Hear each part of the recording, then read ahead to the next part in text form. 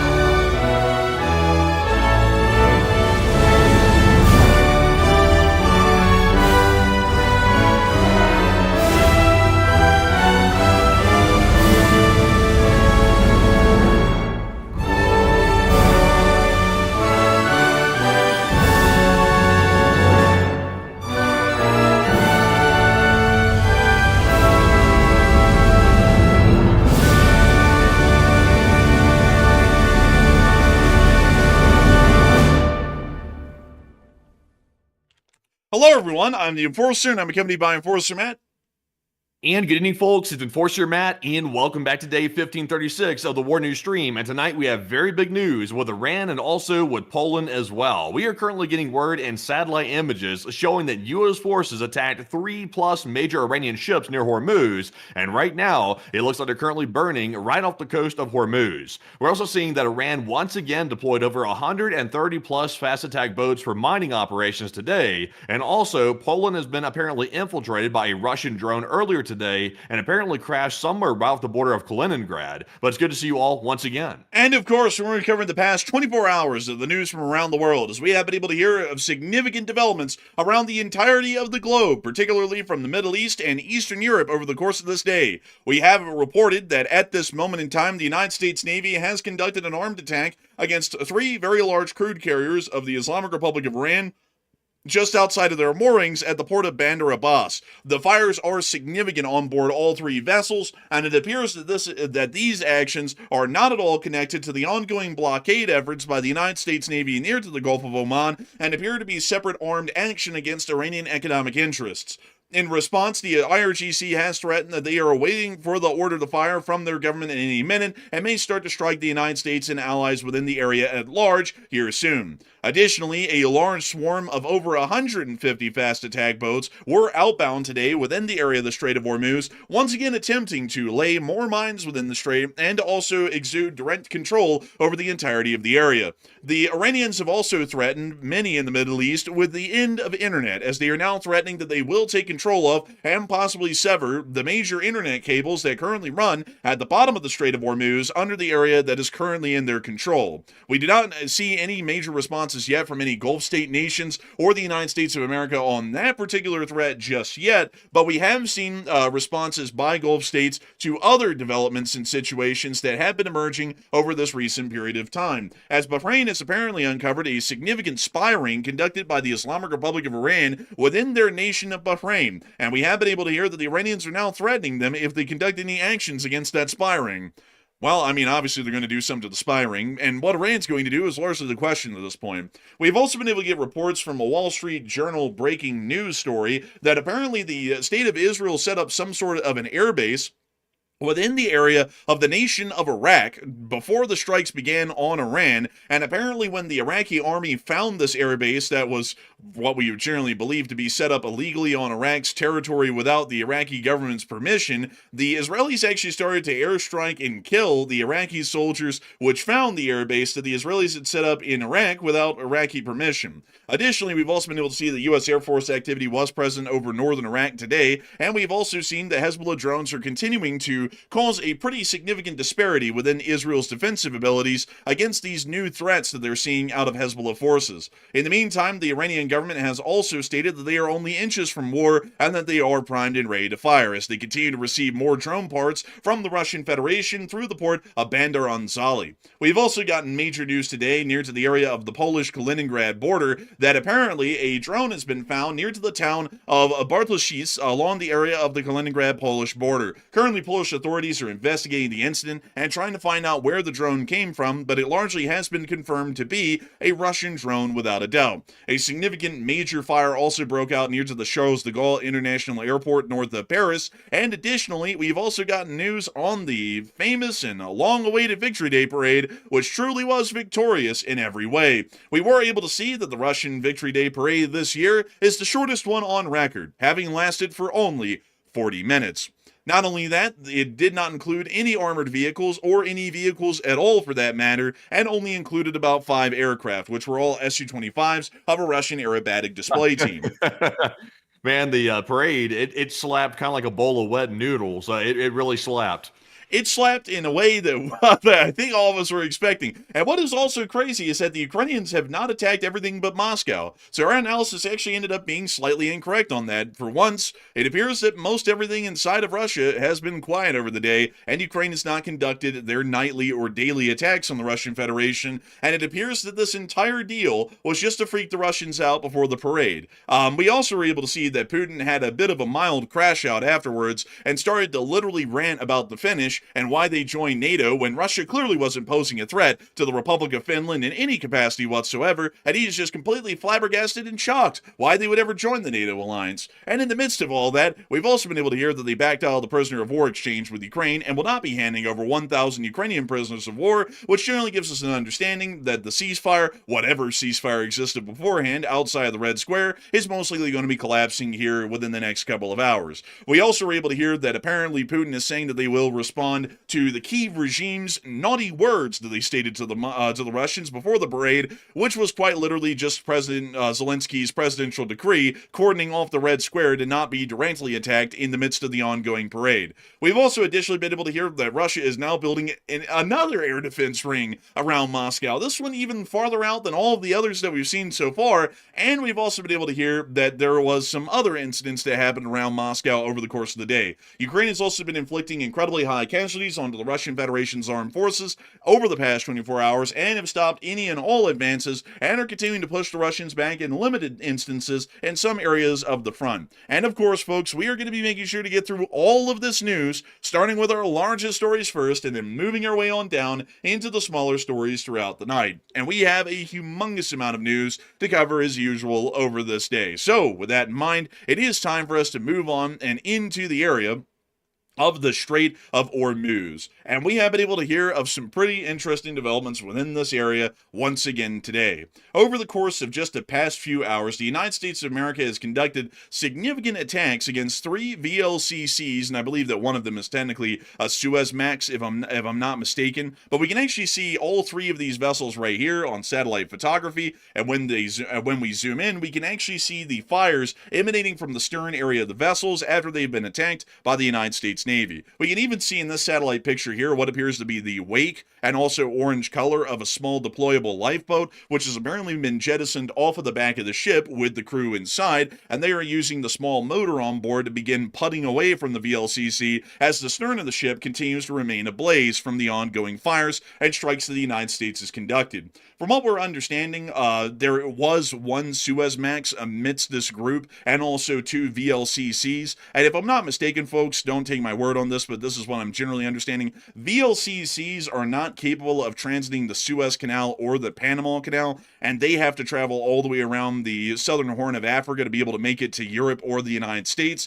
Suezmaxes are the largest allowable size that is currently passable through the Suez Canal and are one of the few ships of these types that actually could pass through the Suez to be able to make their way to Europe or make their way towards the United States of America, significantly decreasing the size of their voyage. Regardless, all 3 of these are incredibly large ships. VLCCs and Suezmaxes, from what we can tell, are not that much more different in size, at least by the satellite photography that we were able to see right here. And this is also something that is incredibly interesting, given the fact that these vessels were not attempting to challenge the U.S. blockade in any way before they were attacked today. These vessels were not near to the blockade line that's at the entrance of the Gulf of Oman. And to quickly show you all this line here, I'll draw it on the map, and so that way we can explain what is important about these attacks that were conducted today. This right here, quite literally, is the blockade line. The U.S. drew a straight line from the closest tip of Oman to the closest border with Iran, and this area right around here is in fact the blockade line. Any Iranian ships or any Iranian affiliated ships or any ships that have been in an Iranian port that attempt to pass east over this line are stopped or fired upon and then seized by the United States Navy or the United States Marines. If any vessels attempt to transit west towards Iran and into the Strait of Hormuz that are either attempting to go to an Iranian port or an Iranian flagged vessel or are heavily affiliated with the Islamic Republic of Iran or are on a current sanctions list for transporting Iranian oil, they will also be warned to be stopped. If they do not stop, they will be fired upon and then seized by the United States Marines or the United States Navy.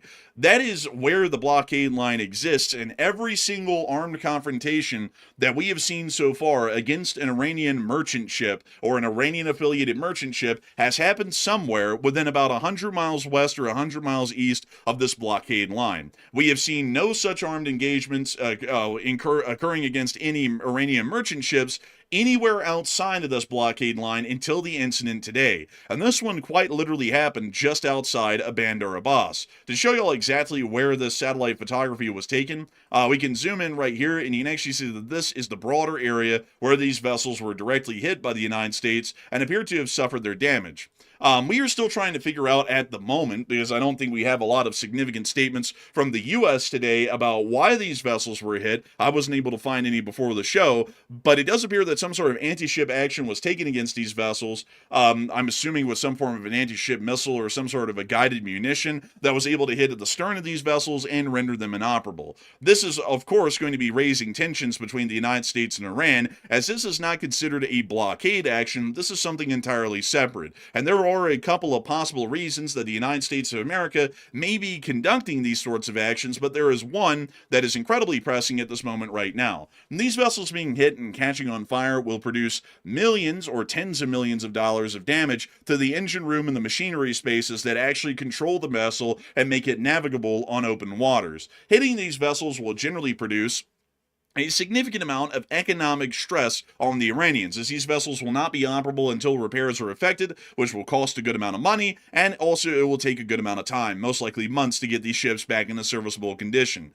The United States might be striking these ships outside of the area of the blockade line to be able to try and put more economic pressure on the Iranians, that if they continue to stall on the Strait of Hormuz and lifting their blockade inside of the strait, the U.S. will just go around and hit all of their VLCCs and tankers until they have none left, which would leave the Iranians, no matter what their situation is in the future, pretty much tied, leaving their hands tied. They won't have any ships to transport their own oil and make the Iranian state any sort of income, because this is their major monetary machine economically for Iran, is the oil industry, and that might start to put some pressure on the Iranians to open the strait. However, I do have to say that once again, like many other measures that has been conducted so far, this sort of an action is going to be very passive in the the amount of damage that it causes, and will have to be conducted over a significant length of time. We're currently running a race against time right now to try and get the Iranians to reopen the Strait of Hormuz before we start to see significant economic calamities here in the West, such as economic recessions and economic depressions. And while we may be able to get Iran in a similar economic condition by the time we're entering a recession, we generally do not fight wars off of the concept of we're going down, but we're taking the enemy down with us. Generally, we like to fight the wars as in we're fine and our enemy is going down on their own. And so that's why we're currently in a race against time to see that the Strait of Hormuz is reopened, and these sorts of passive actions here of just trying to cause passive economic damage over a longer period of time against the Iranians may not produce the kind of results that we're looking for in the quick amount of time that we need to see results start to actually coalesce and then affect the Iranians to where they may break their own blockade.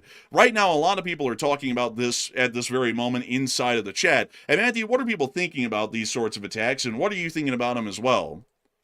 All right. So this actually surprised a lot of people today because the CENTCOM has not made a very big point to publicize this. And also, so surprisingly, we have not heard anything from the United States president specifically about these Iranian oil tankers getting hit left and right near the Strait of Hormuz. We have not heard any official statements yet. The only thing we have so far is we do have a statement from CENTCOM. And Enforcer, I just reposted that, by the way, if you want to go pull that up right now. Gotcha. They did mention that they've redirected 58 commercial vessels from the Strait of Hormuz from the U.S. blockade, and they also mentioned they disabled 4 vessels since April the 13th, which was obviously over about a month ago. So they're saying there was 4 disabled, but they're not specifically acknowledging the fact that there are several that have been hit and attacked as of today, and they're keeping that one under wraps. I guess you can call that an ancient American secret. They're going to keep that one secret. I guess for war powers reasons, I would assume they're keeping that secret. But what are your thoughts about this events today?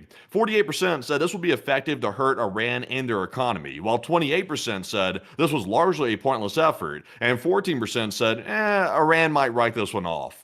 And I think the reason why the U.S. did this, because so far it sounds like it was unprovoked. It sounds like the U.S. Navy simply fired and struck these vessels. It sounds like it's revenge. That's what it sounds like to me. It sounds like the U.S. is trying to level the playing field, basically, because Iran is still taking pot shots at commercial vessels all over the Strait of Hormuz. They're still firing at all kinds of ships. So it sounds to me like the U.S. is simply retaliating in kind and launching attacks of our own on Iranian ships for the large degree. So it wasn't pointless, but I will say this, though.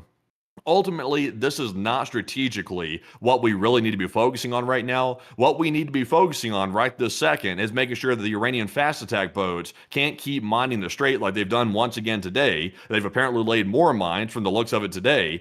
We need to stop those fast attack boats. We also need to loosen up Iran's grip on the Strait of Hormuz, and hitting oil tankers is simply not going to do that. That's a different goal entirely. That's more of an economic side than it is actually getting control of the Strait of Hormuz. And right now, we need control of the strait, and we don't have it. But Enforcer, what say you? I'd have to say that I generally would actually have to be within the camp of the 28% for the larger part, that while it is going to cause some damage to the Iranians economically, it's not going to produce any damage that is going to be noticeable in the period of time that we need. So that generally makes it a pointless effort. If I said, folks, as the President of the United States, I don't like Russia, and therefore the Russian government needs to be changed, and I say, I'm going to plant a palm tree, actually a eucalyptus tree in Russia, and generally it'll eventually grow, and then it'll spread its seeds around the region, and then those seeds will grow into more eucalyptus trees, and eventually they'll all catch on fire and create a wildfire in 300 years that will wipe out the Russians. If it's in 300 years' time, it's a great idea, and it will be devastating in 300 years, but we're looking for results while we're all still alive right now, and that's generally the problem with a lot of the actions that we're taking in the Strait of Hormuz, is that while it won't take 300 years to see the economic damage get inflicted on Iran, it's still going to take such a long amount of time that it's just not going to be anything meaningful for us right now. We have until mid-July at the moment, folks, to reopen the strait in some way, shape, or form, or make it passable enough that some modicum of traffic passes through before we start to physically run out of oil here in the United States of America. That's not just our analysis, that's the analysis of experts in the field that are stating that right now, the United States will be running into physical oil shortages by mid-July if nothing changes at the rate of consumption that we're working with right now. So we have from now, early part of May, until the mid part of July. So we have a month and a half to be able to reopen the strait. If this caused enough economic damage to make the Iranians fold at 3 months, we are now a month and a half over the time window that we have to be able to reopen the strait. That's why I'm saying that this doesn't really produce anything meaningful for us here in the United States of America, because strategically, this is not achieving what we need during the time frame that we have left. We, once again, need something that works in less than a month and a half. And one thing that I would have to say that would definitely work in less than a month and a half would be to reopen military operations against the Islamic Republic of Iran, bombard the Iranian coastal defense forces around the Strait of Hormuz, and start moving ships through the area as quickly as we possibly can, providing them escorts to be able to make sure that they don't get fired upon and destroyed in the midst of their transit.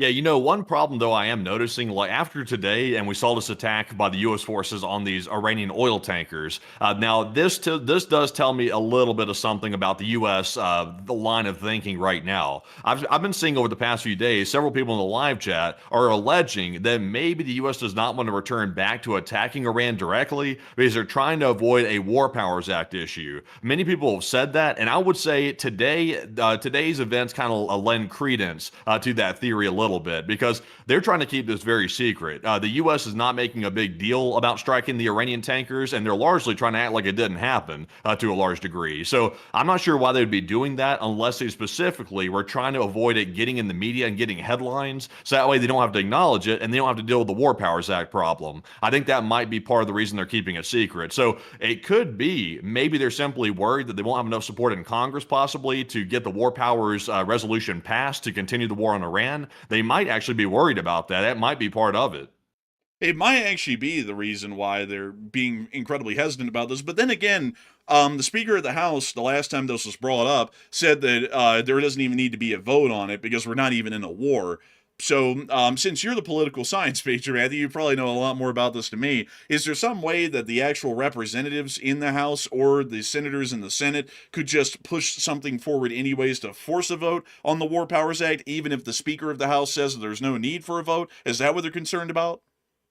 Well, see, it's not really a thing about the Speaker of the House can prevent the vote. He can't prevent the vote himself, to my knowledge. But what he does do is he generally is control of the rank and file members of the political party of the president to a large degree, and they're generally not necessarily obligated on paper to abide by what the Speaker says, but, if they go against the Speaker, that might cause, issues with their political career possibly. So a lot of the rank and file members will not step out of line and try to do something outside of his good graces. So it's largely just of influence. He has a lot of influence over the members, and he can generally kind of stop a vote that way by using his influence, but nothing on the books that allows him to prevent it. So, it could be that maybe they're worried some are going to possibly flip on them or something. I did hear that in the Senate, there was a lot of people questioning whether or not they were getting enough information from the president's office about what their future plans are about the war. So, that's a big deal as well. Apparently, there's not much information sharing going on between the presidential office and also the Congress and the Senate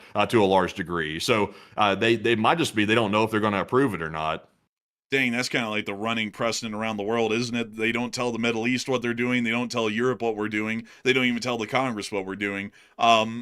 So, I guess that is what it is. But that's a little bit interesting here, and I would also have to assume that probably is the reasoning why. But still, that may be the point of contention that we're seeing why they're not resuming any significant strikes. But the problem is, folks, is that if the administration would just be transparent with everybody, not just our allies, but also with the Congress as well, at this point in time that we're in right now, a resumption of military activity against the Iranians, what we call a war for short, is necessary for our strategic position.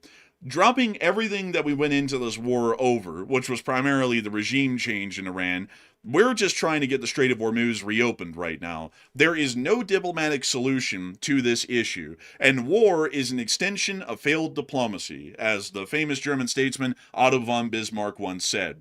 And right now, we see that diplomacy will not succeed with the Iranians in getting them to reopen the strait. And also, I would believe that based off of our current demands, we would never be able to see diplomacy succeed no matter how hard we try. So that means that we have to take The next step, since diplomacy doesn't work, which the only other step left is war and the continuation of it. And that is the only way that we have a chance of reopening the strait. Literally the only one. Because everybody keeps saying, let's come up with, six-dimensional chess moves that completely implode in real time when we try and make them. Then that might get the Iranians to reopen the strait. That isn't going to work. A direct problem requires a direct solution. If a door is shut and you have to get through it, you don't sit there and you don't beg the other people on the other side to try and open it, and you don't try and figure out how to dig under the house to pop up under the floorboards and get inside the house that way. You pull out a battering ram and you slam the door open. That's what we need to do right now with the Strait of Hormuz. Yeah, I really do not see any scenario where the U.S. admin goes to Congress and they say, hey, look, we would like to extend this. We'd like an extension of the War Powers Act, because obviously I think most people will agree that we need to reopen the Strait of Hormuz. And if we don't reopen the Strait of Hormuz, our economy might be doomed at that point. So can we all agree that we need to continue a little bit further to finish the job as we started it? It turned into a bit of a quagmire. The planning wasn't so great. So please help us clean up the situation by providing a small extension to fix this thing. I don't see them saying no, personally, unless they know something that we don't, and maybe there's some rumblings behind the scenes that we are not aware of or something. I'm not sure why they would say no, because I think most people would agree with that if we don't reopen the strait, we're in some deep trouble. And not just us, everybody's in deep trouble at that point. Europe is, Asia's in deep trouble. I mean, hell, even China might be in trouble too, and that's an ally of Iran themselves. So we got to reopen it. That's the bottom line. Yeah, everybody in the Middle East is in trouble. Everybody everywhere is in trouble if this continues. We can't allow it to continue. There has to be something done, and the only answer is to go back to war with them and clear out the strait forcefully. That's the only answer. Anybody else who says that there's another way to do this is trying to sell you snake oil right now, because there's no way in hell that it's going to work. Because let's have some critical thinking here, folks. Everyone has tried everything but just going back to war with them to get the strait open. How many things have we tried at this point, folks? We've tried something new about every day or every other day. So at this point in time right now, we're looking at about 21 days that have passed, maybe an entire month. So 3 to 4 weeks. And so that means that at a minimum, we've tried maybe 22 different things or 30 different things, and none of them have worked. So if we're going off of that idea, trying the 30-second different thing rather than going to war isn't going to work, because the other past 30 to 20 or so haven't worked. So what we need to do is just go back to war. That's the only answer to this. And also, Iran is loving this, by the way. Like, Iran is loving this. Can you imagine, like, for example, today, or actually, it was more like last night, really, in their time zone. But we saw that the U.S. attacked those vessels we were just talking about. Here's my question. Why do y'all think Iran didn't retaliate? I mean, they could have easily retaliated. They could have launched attacks in the Gulf states. They could have launched attacks on Israel. And usually they would have. But for some reason, though, they've chosen not to. It's like, why do you think that is? Because if they did that, they would immediately run the whole narrative that there's allegedly peace talks happening between the United States and Iran, and then the war would have to restart. It would be inevitable at that point. The war would have to restart. What Iran wants to do is they want to keep this thing going. They want to keep this thing stalled out as long as they can, because while we're stalling, they're currently threatening to take control of the undersea internet cables. They're also further mining the Strait of Hormuz. They're continuing to attack and intimidate the vessels that are stuck on the northern end of the Strait of Hormuz, and they are even solidifying it with their own port authority that's taking control of the strait. So all this stalling is giving them a chance to pull all that stuff off. If it wasn't for the stalling, they would not have a chance to put any of the stuff into place. So that's why they're keeping it going like this, because they want it like this. And that's why we're saying, why does the U.S. keep stalling? They're literally giving Iran permission to go ahead with that kind of stuff.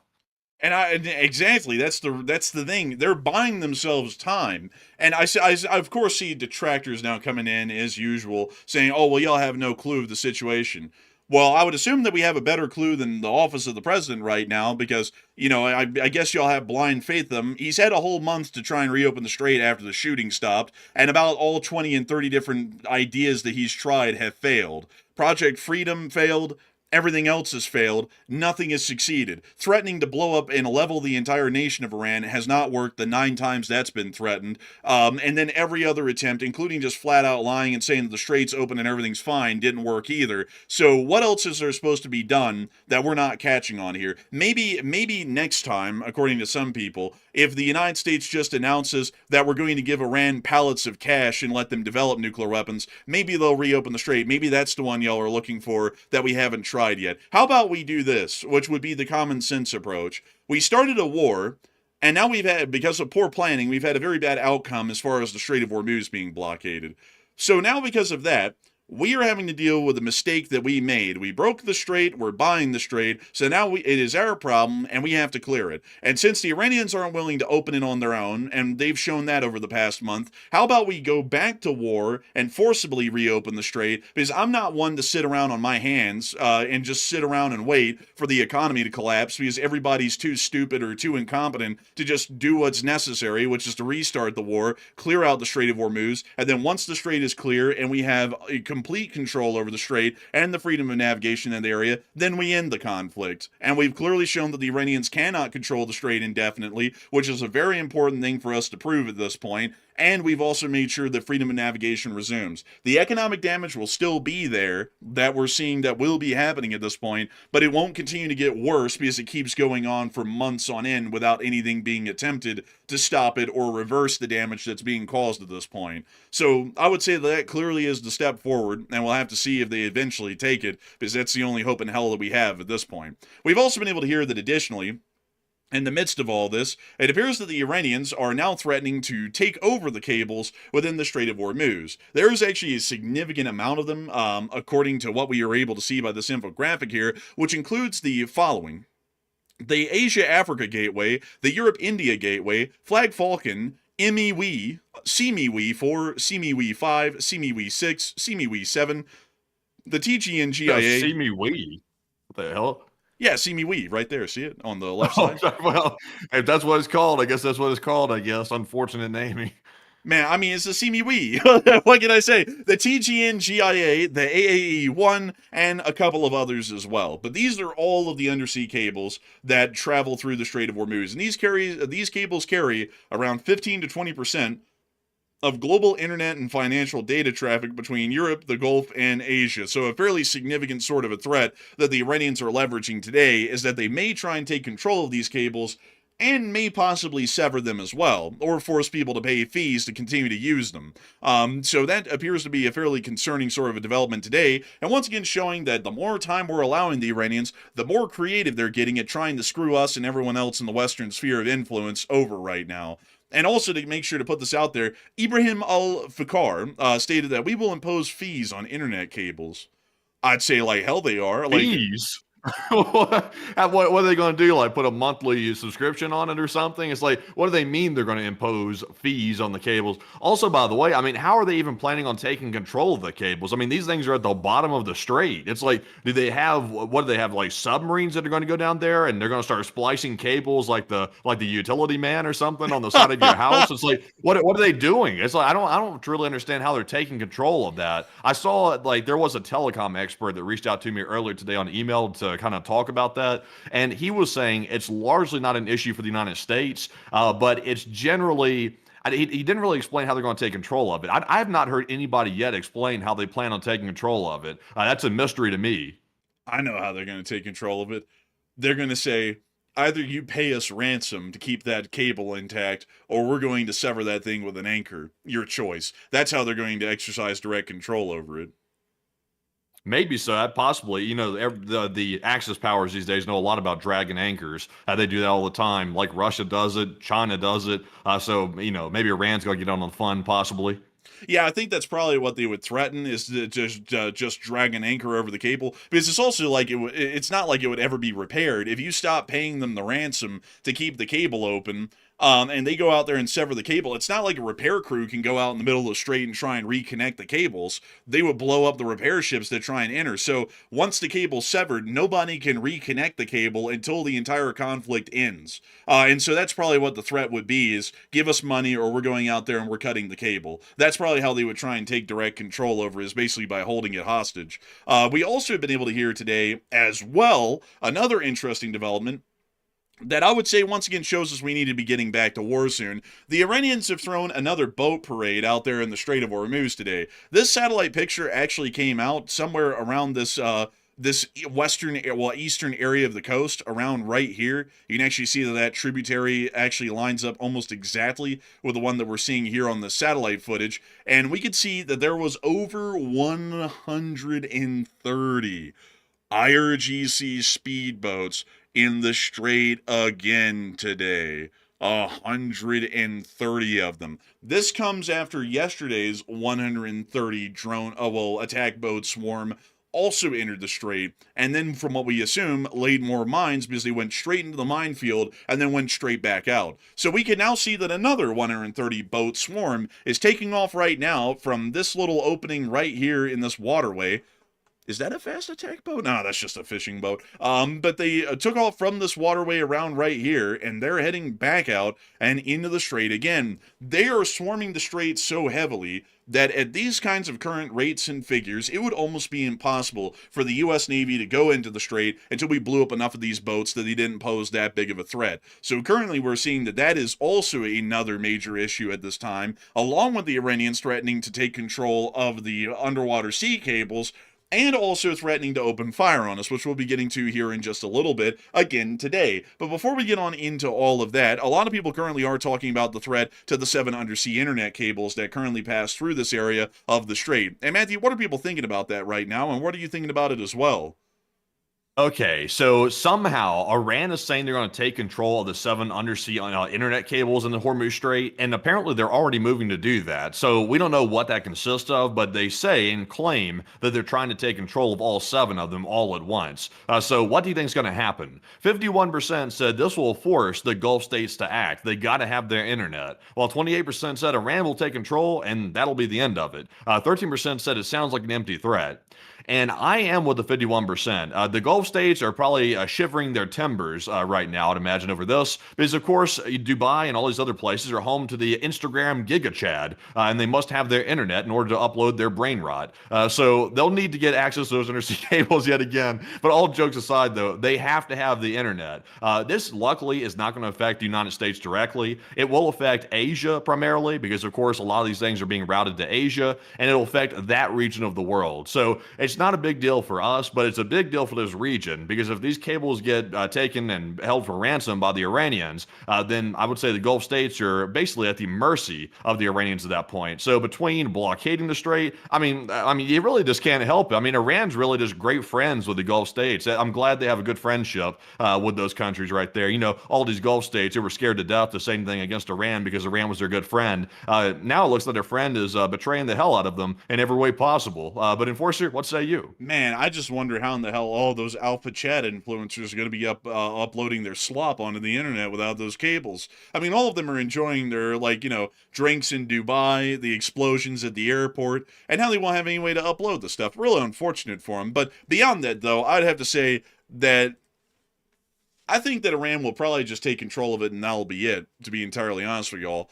Right now, they're really, there is nobody who can really stop that rather than the United States. Most Middle Eastern countries do not have a navy that is significant enough to be able to try and challenge the Iranians in that area and stop them from dragging an anchor over these cables at some point. Only the U.S. really has the capability of doing that right now out of everybody involved, and the United States still isn't doing anything, and we're still pretending like a peace deal is coming right around the corner, and, then every single weekend, everyone's going to die in Iran and all that stuff, and then on the weekdays, everything's great and peachy, and peace is right around the corner. And because of that limbo land that we've been in for a month, and it looks like we'll still continue to be in, I don't really think there's any way to actually challenge this. I would like to think that the Gulf states would act, but considering that so far they've hardly acted at all, even on unsolicited attacks that Iran has conducted against them and them only, I'm kind of having my doubts at the moment that they would even react to this. Because it's almost like, I gotta say, folks, this whole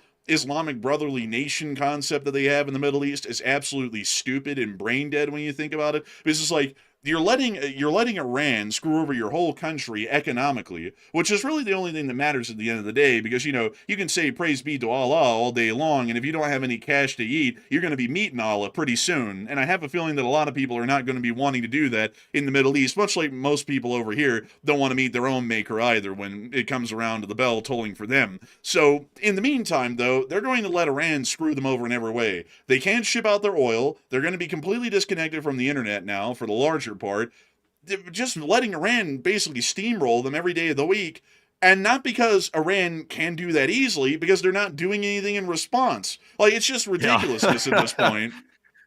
Man, I tell you, like, I'm kind of like halfway joking when I say it, but I mean, if you really look at it, folks, like, they say there's a brotherhood here, like in the Gulf states with Iran, etc. They say there's like a big brotherhood that goes on. I mean, you don't want a brother like this. If you have a brother that's acting like Iran toward the Gulf states, I mean, that's not one you want to have right there. I really, honestly, the biggest losers so far of the Iran war have been their brothers, they call them, in the Gulf states. I mean, Iran has done more to harm the Gulf states than they have done even to the United States directly.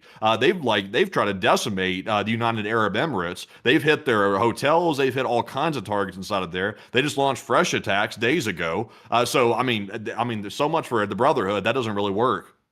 Yeah, it doesn't really work too well. And also, I see some people not really knowing what we're talking about, so I'll explain really quickly what it is.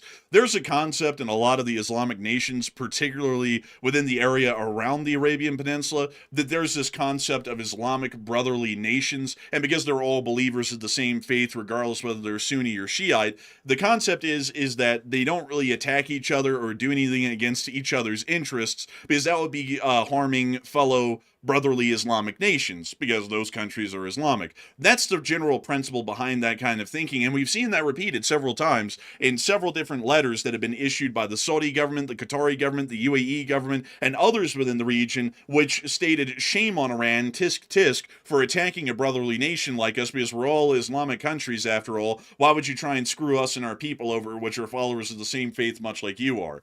And that didn't really seem to really fall on any ears within Iran, within the Islamic regime, because they haven't cared, they still don't care, and they're still hurting these countries and steamrolling them. And the Middle Eastern countries keep on acting like this whole Islamic brotherly nation concept even exists. It doesn't. The country they keep asking to be a little brotherly nation is literally taking them out to the cleaners right now, because they're not doing anything to them. If the Middle Eastern countries would get off of their ass with this whole concept and actually start doing something to Iran, this situation would be a lot more manageable for everybody involved right now. But instead, they still sit around and do nothing. It's absolutely mind-blowing. But in the background, though, on the bright side, folks, in the background, they're begging the U.S. to return back to the war, but they won't join it actively. I mean, I gotta say, folks, the Middle East is just...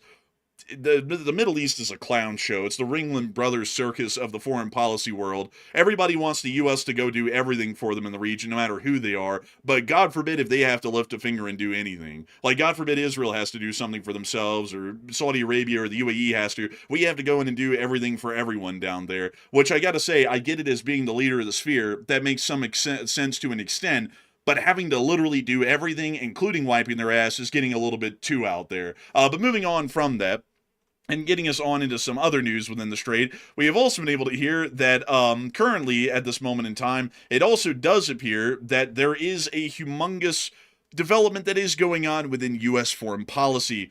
We are still waiting for a response by the Iranians to the prior peace deal that we asked them about. The president has been silent on whether or not a response was received last night from Iran, choosing not to speak to reporters on the matter last night when he arrived back at the White House. We then were able to hear just before the stream recently that apparently the United States is still waiting for a response from the Iranians. So I'm having a feeling that the answer is probably no at this point if they're taking that long to respond. Apparently they're not that apt to try and accept any of our demands. And in the meantime, we also were able to hear that in Bahrain has apparently uncovered a significant spy ring by the Islamic Republic of Iran within their country. Then, right after that, the Iranians then threatened Bahrain, stating the following. The head of National Security Committee in the Iranian parliament stated, "We warn small countries like Bahrain that aligning with America will lead to dire consequences." So I don't know. Like, I guess that was directed at the whole spy ring that was just uncovered and threatening them to not do anything about it, or else there's going to be consequences for Bahrain. But that appears to be somewhat related at the moment, from what we could tell. We've also been able to hear of some other significant developments out at sea today, as CENTCOM did publish a brief amount of footage of the F-35Bs of the United States Marine Corps taking off from the USS Tripoli. Let's take a little look. And there it goes. Oh, yeah. Look at that.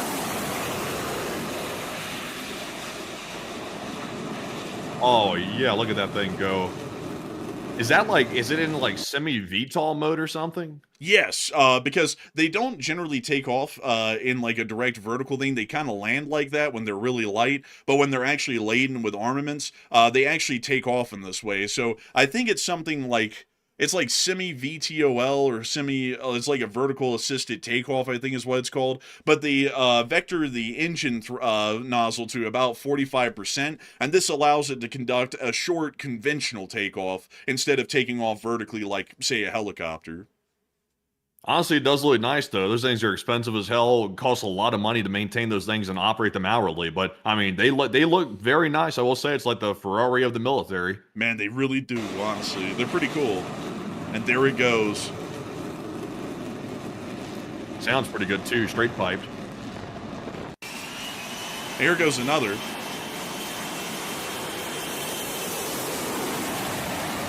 Oh, Briaga. So apparently it's called stole, apparently. Or that's what people in the chat are saying. Takeoff. Stole. Yeah. Yeah, apparently so. Short takeoff and landing. That's what that stands for. Thank you, everyone, for coming up with the exact terminology there. And look at him go. It's kind of wild to watch a plane take off that slowly. But moving us on out of that clip, we've also been able to hear of other interesting developments within the area of the Middle East. But before we get to that, though, a lot of people are talking about this statement that came out of Tehran today, a fairly interesting one. The Iranians have stated in several iterations today, and we'll just be getting to the one where they actually put out in a letter, that the commander of the IRGC Aerospace Forces stated, "The Aerospace Forces missiles and drones are locked onto the enemy, and we are waiting for the order to launch." Doesn't really sound like they're getting close to a peace deal, does it? And a lot of people are wondering what's up with that US-Iran peace deal that the president keeps talking about that's just minutes away from being signed, but it's been weeks now, and apparently minutes must be about the length of weeks up in the White House, because we haven't seen a deal get signed yet, and this doesn't really sound like they're getting closer to making a deal. So Matthew, what are people thinking about that right now, and what are you thinking about that as well?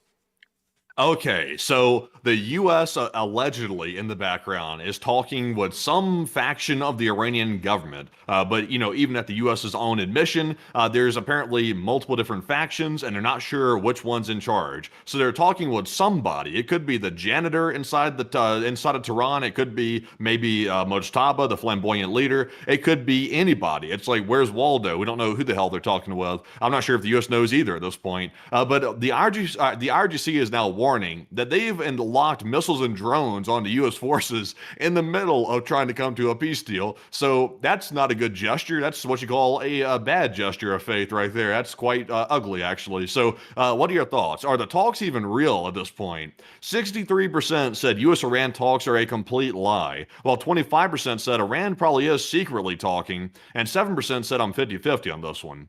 And I'm actually with the 25%. Iran is probably secretly talking, and they're talking for the sole reason of dragging this thing out. That's why they're doing that. It's like the good cop, bad cop thing. Like, if you've ever seen, like, police interrogations, they'll do this routine called good cop, bad cop, where they'll bring in one guy who's really violent, who wants to really just get at the person really badly. Then they'll bring in the good cop who's like, oh, don't mind my buddy, he's just having a bad day. That's what Iran is doing to the United States right now. And the whole point is to keep the suspect talking, which is the United States. So it's an old trick in the booketh, and I think the U.S. is falling for it. But Enforcer, what say you? I would have to agree. The U.S. is falling for it hook, line, and sinker. The Iranians are not legitimately talking, and I just wish that people in the U.S. government would understand that. Have you realized how big of a failing that's been?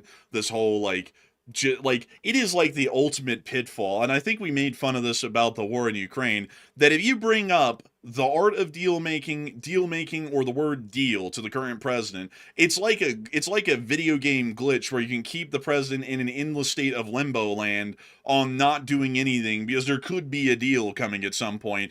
I want to remind you all, that's what the Russians have done in Ukraine during the entire time that this current administration has been in charge. They have stated over and over that we are going to blow up Ukraine, but the U.S. says that they would like to make a deal. And then, hold up, stop the presses, send them over, send Kushner over. And then we send them over, and then the Russians come over here, and we keep the whole war in Ukraine in limbo land. Is it ever going to end? No, because the Russians are playing us for clowns. Then we got stuck in limbo land for a while with Maduro, because Maduro said, hold up, I want to talk. And we were like, okay, stop the presses, send them down. And then we sent them down, and they talked to Maduro. And then finally Maduro did that whole thing where he went up in front of everybody, and he just started yelling, if you want to get me, I'm here in Miraflores. And then that's finally what stopped that.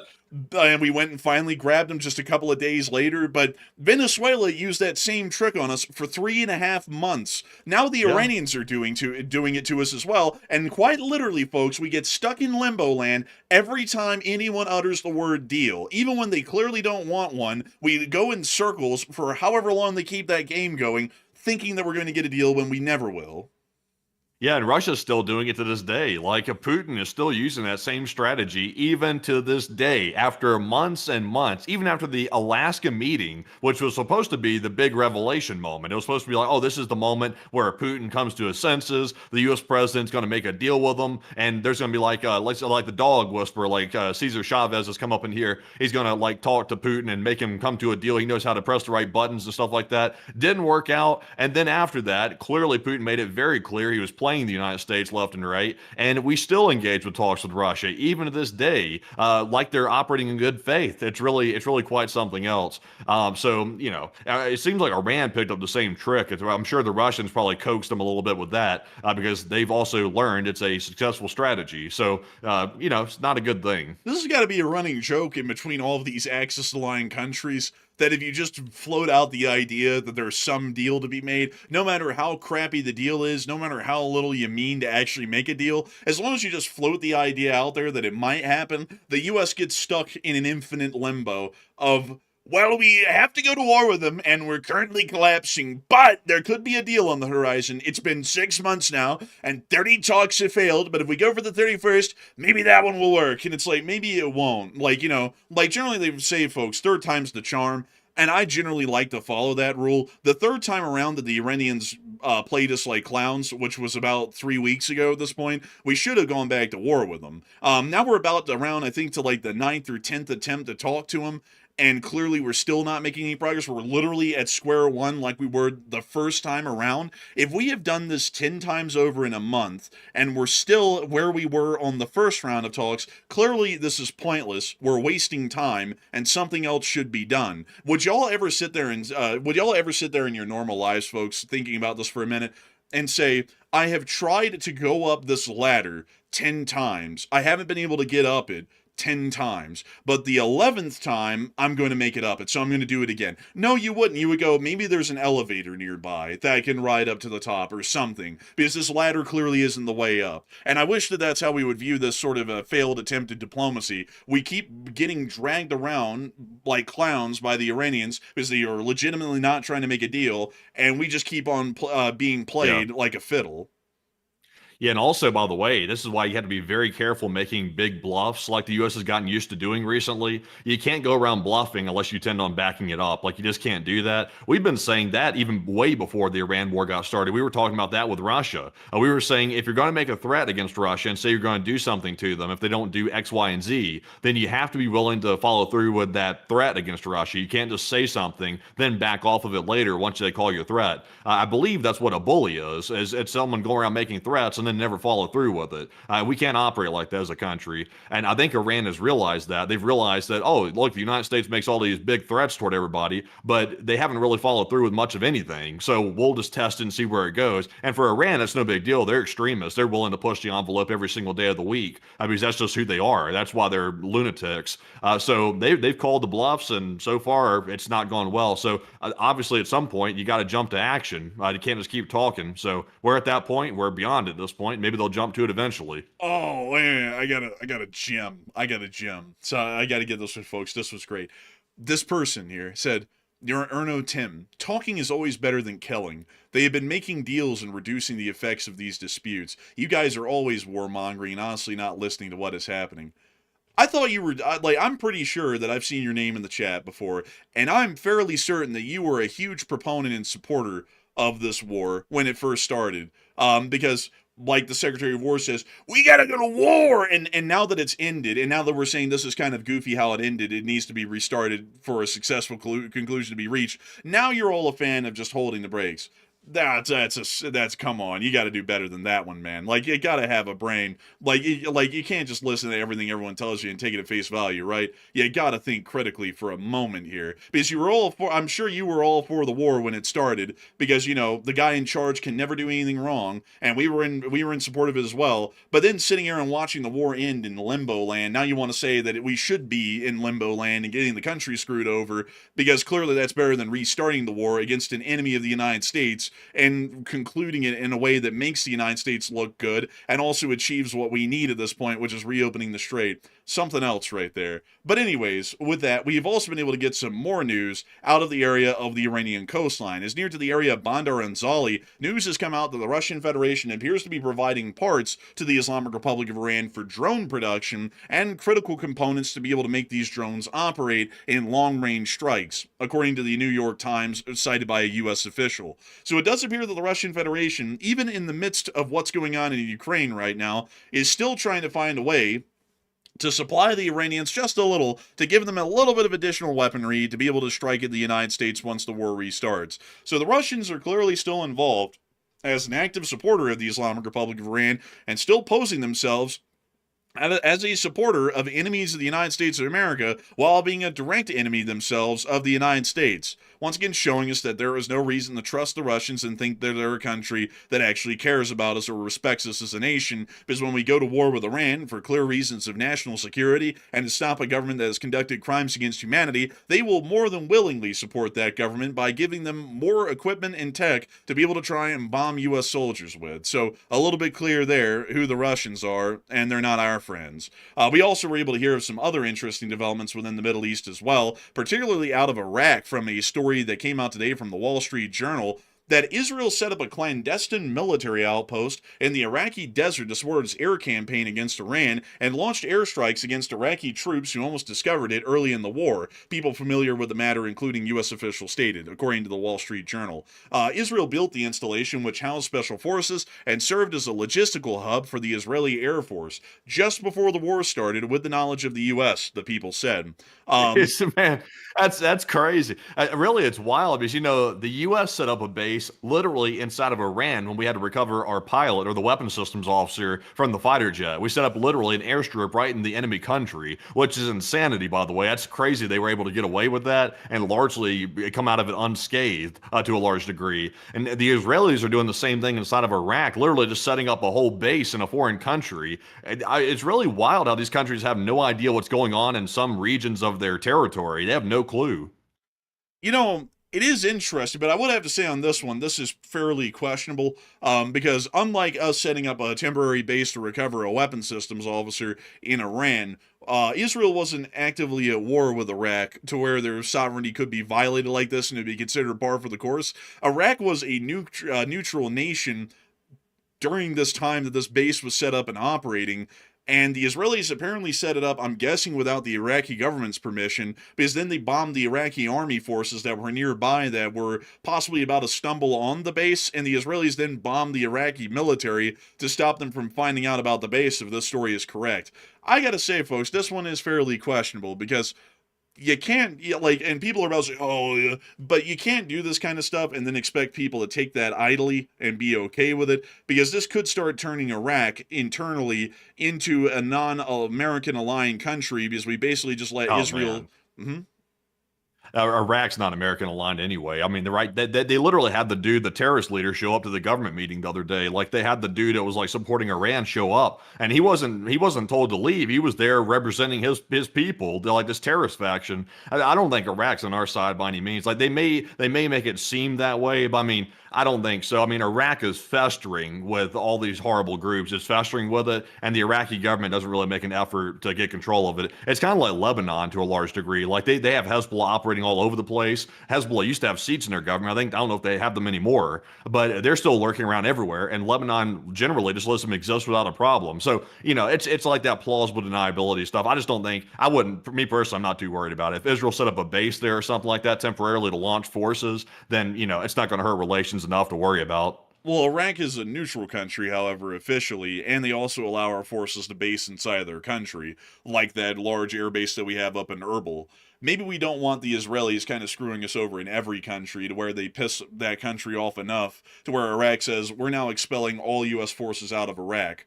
That might not be something that we want, because we do have forces based in Iraq, and we generally don't want to let Israel just do whatever the hell it wants and act like it has no impact, because we've been doing that with other countries, like not informing Saudi Arabia, the UAE, or anyone else what we're doing, and we're starting to get them angry enough, and we're starting to run their patience out quick enough that they're now starting to bar us sometimes from using their bases to be able to conduct actions against Iran or at all in the region. And we don't want to keep doing that to every single country, no matter how pro-American or how neutral they are to us, because we're going to end up burning every connection that we have in the region with any country that allows us to base our forces in any capacity.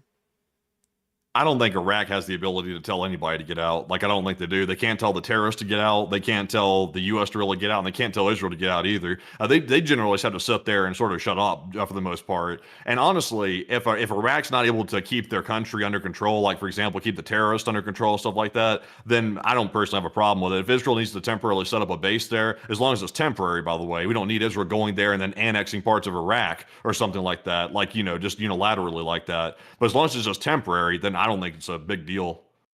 Well, I mean, they bombed the Iraqi military. I mean, that's a pretty big deal to stop them from discovering it.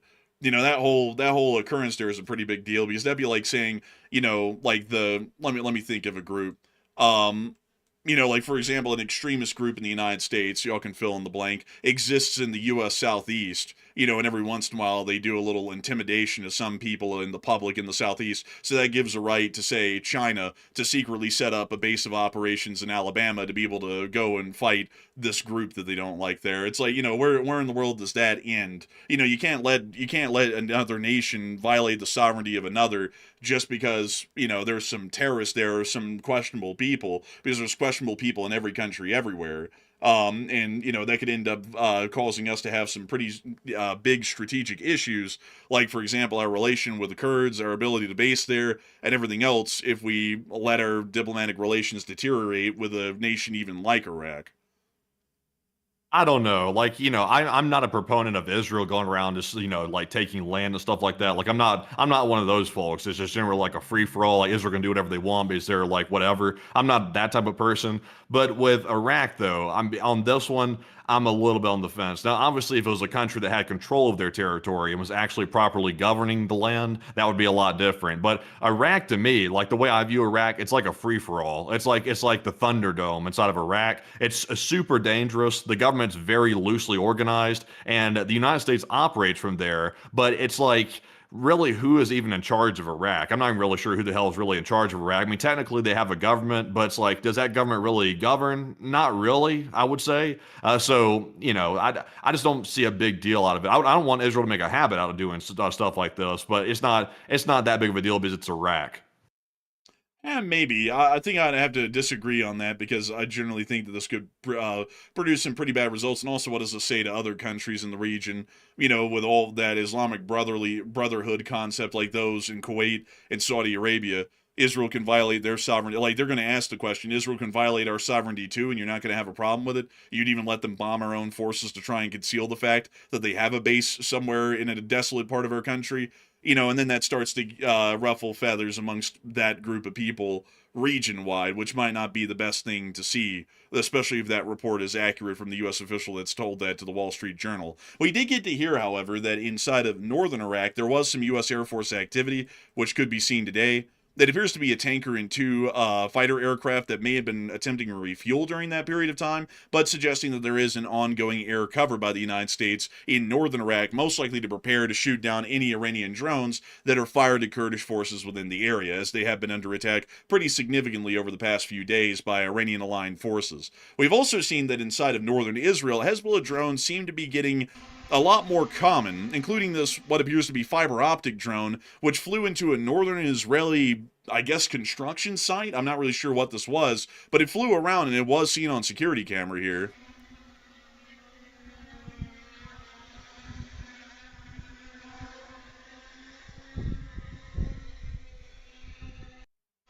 But that's the end of the clip right there, and showing us that the Hezbollah forces are still beginning to use drones to a far greater degree than they had in the past. But with that in mind, folks, it is time for us to finally move on out of the news in the Middle East, because we've gotten through all of it. And it's time for us to start moving on up into Europe, where all the rest of our news is for the day, to cover the major developments that are ongoing up here. But before... Oh man, are we about to get to that? We about to get to that parade news here in a second? Because we got some stuff out of that parade. I'll tell you what, Putin looking like a clown out there at the parade, the no equipment and stuff like that. I mean, that was a crap show. Like, we got some stuff on that for sure, and also that Poland situation too. Oh, we are. We're about to be getting into all of that. All the good stuff for the day. I mean, if y'all want to see some comedy, folks, we're about to be going into comedy hour in the Victory Day Parade. It was a joke. It was a literal physical joke that happened in history. So before we get into that, I do have to say a huge thanks to everyone who has been watching so far tonight. We have had a peak viewership tonight of 18.1 thousand people, and 101,000 people have been here at this point of the show, an hour and 10 minutes in. I'm going to thank you all so much for watching so far. We still have a lot of news to go and some really good stuff at that, so make sure to stick around. It's about to get comical up in here, and I don't mean we're not going to be forcing the comedy. It's just going to appear. The Victory Day Parade was a living joke, so make sure to stick around for it. It's something that you'll never see again. But before we get on into that, I do want to make sure that we take a brief moment to get to chit chat with all of y'all, and thank y'all for spending your time here so far by getting to answer 3 questions from the chat. So Matthew, what do we got? All right, so our first super chat is going to go to none other than Jenna, last name Tolls. And thank you very much for that $100 support right there. And we do appreciate that very, very much. And Jenna said, I have a good idea. Let's use our 20 trillion, I don't know, but it's expensive, dollar Navy to reopen the strait. You know, I feel like that's too genius. That's just too obvious. I mean, coming up with an obvious solution to an obvious problem? What are you, Jenna? Some sort of a genius? I'm just playing. A big thanks to you for the massive support, Yenya Tolls. And thank you for helping this channel to keep running. And I would have to agree with you. I would say that we should just use the U.S. Armed Forces to forcibly reopen the strait. There is no other option at this point rather than that. Anyone who says otherwise, I don't mean to discredit statements off of the bat, but at this point, I'd have to. People who say otherwise, that doing another goofy routine, like we've done for a whole month now, for the 30th time over, is actually going to work this time, those people either don't know what they're talking about, or they're so heavily biased, you shouldn't take anything that they say at face value, because they are not thinking with a level head. We need to see that the strait is reopened in less than a month and a half, and the only way to do that is to conduct military actions within the Strait of Hormuz. But I do thank you incredibly for that amazing support and helping this channel to keep on running. Because if it wasn't for folks like you, we wouldn't be able to make this channel possible, we wouldn't be able to keep it running, and we wouldn't be able to provide obvious solutions to obvious problems. And so a big thanks to you so much once again. I hope that has addressed that incredibly well. And with that, it is time for us to move on and into the next one. All right, and our second one here is going to go to Chris Feilbach. And thank you very much, Chris, as well, for that $50 support. And this was actually who I was talking about earlier, reached out to me on email to tell me about those cables. This was the guy I was talking about. It was Chris. And Chris said, the real technical question is whether the traffic can be rerouted through other cables. That's what all the analysis that people are posting on X is missing. And it's very unlikely that the world infrastructure has a single point of failure like that. And I wonder, Chris, because a lot of people don't know this. I'm sure you do, though, because you're in the field. But there's a lot of data centers inside of Dubai, the UAE, like those countries in general. There's a lot of data centers there. We've even seen some Western-based companies' data centers get purposely struck by the Iranian regime during some of these attacks. They specifically targeted, I think they targeted an AWS center, if I'm not mistaken. I might have that wrong. They don't take me to the bank on that. But there was some data center there in the Middle East that was hit pretty badly. And they're apparently trying to target those on purpose. So they're trying to hit it in any type of infrastructure they can. They're trying to hit it, and it looks like now they're going for just the actual cables themselves, it looks like. So it's quite a bad thing. So I don't know if it is a single point of failure. I'm not sure. But Enforcer, what say you? Here is a map of all of the undersea cables in the world. Wow. That's a lot of cables. That's actually a lot of cables, like legitimately, like that's a load of them. But there actually does appear to be some workarounds, at least within this area, to a degree, that don't go through the Hormuz. So it probably is the case that there are workarounds to this. It looks like most of them though go through the Bab el-Mandeb. So how much of a workaround is that? Maybe not a lot. The Houthis might drag an anchor over those cables as well, making it complete. But there are some that skirt all the way around Africa. It's just that there's not a whole lot of them, at least from what this map is showing. So, generally, I would assume that there probably is a backup, but I would have to say I don't really know enough about the undersea cables and how it would work to be able to speak on it with a great deal of knowledge. I would assume, like you, that there is redundancies built into the design. I mean, that looks like a redundancy right there, right through the Bab el-Mandeb. You would think, but the problem is this though. Like this might be very simplistic. I'm obviously not a server expert, so I don't know anything about this except for service level knowledge. But somebody can correct me if I'm wrong, and Chris can as well. But I believe, for example, if you have like the data center inside the UAE, and that data center is servicing, like let's say parts of Asia or something, and simply based in the UAE, if that cable, which is going through the Strait of Hormuz, is cut or somehow severed or redirected, then I think at that point the data center has no outside way to communicate with the areas it's servicing. That's the way I understand it. I'm not sure if that's oversimplifying it possibly, but that would seem to be a problem because, it's like that data center is going to be replaced, or either they're going to fix the cable, one or the other. Someone's saying I am wrong, but, I would like to hear why I'm wrong instead of just I'm wrong. But you ought to see if that's the case or not. Look at this guy. This people is crazy, man. Like this dude is going crazy over this. People are psychotic over certain topics. Damn. Man, we sit there, we have to cover every single topic in the world every night sometimes, and then we're like, well, we don't really know a lot about this, but maybe this is how we're idiot. Oh. Suck it. It's like, well, damn. It's like I just literally gave a whole long ass disclaimer talking about if I'm wrong, correct me if I'm wrong. This dude talking about suck it. No, you can suck it instead. I'm not. So, Enforcer, what were you gonna say? Best you can do is ride on it. But I mean, whoa, what the hell, man? I'm just saying. But beyond that, though, listen, folks. Sometimes I just gotta be like a little bit more uncensored sometimes. But getting us back into the answer, I'm sure there has to be some sort of redundancy or a workaround, maybe even overland cables that exist in this area to reach the UAE. Because I mean, there can't just be a single connection point. Like, there has to at least be two. I mean, that's usually how everything is designed. Yeah, you would think so. I'm still trying to give you a comment. I was trying to get past this one right here. My communication was severed after that comment right there. But in all seriousness, though, I don't know. Like, we'll have to wait and see what the case is. But these also, by the way, just a side note, these damn data centers are all over the place. I didn't even know they had them in the Middle East like that. I had no idea until this war got started that apparently there's massive like data centers of Western companies, like American companies, operating out of that area. I had no idea. So eventually the entire world will just be full of data centers eventually, from the looks of it. Man, honestly, it's kind of weird how they build them in places that have no water. Don't you find that odd? It's so stupid. It's like, but usually in places that have no water, it's usually like there's some sparse, like empty land, like desert type area. So there's land available, but the water rights become a problem. Like out here in Utah, for example, starts becoming a big problem.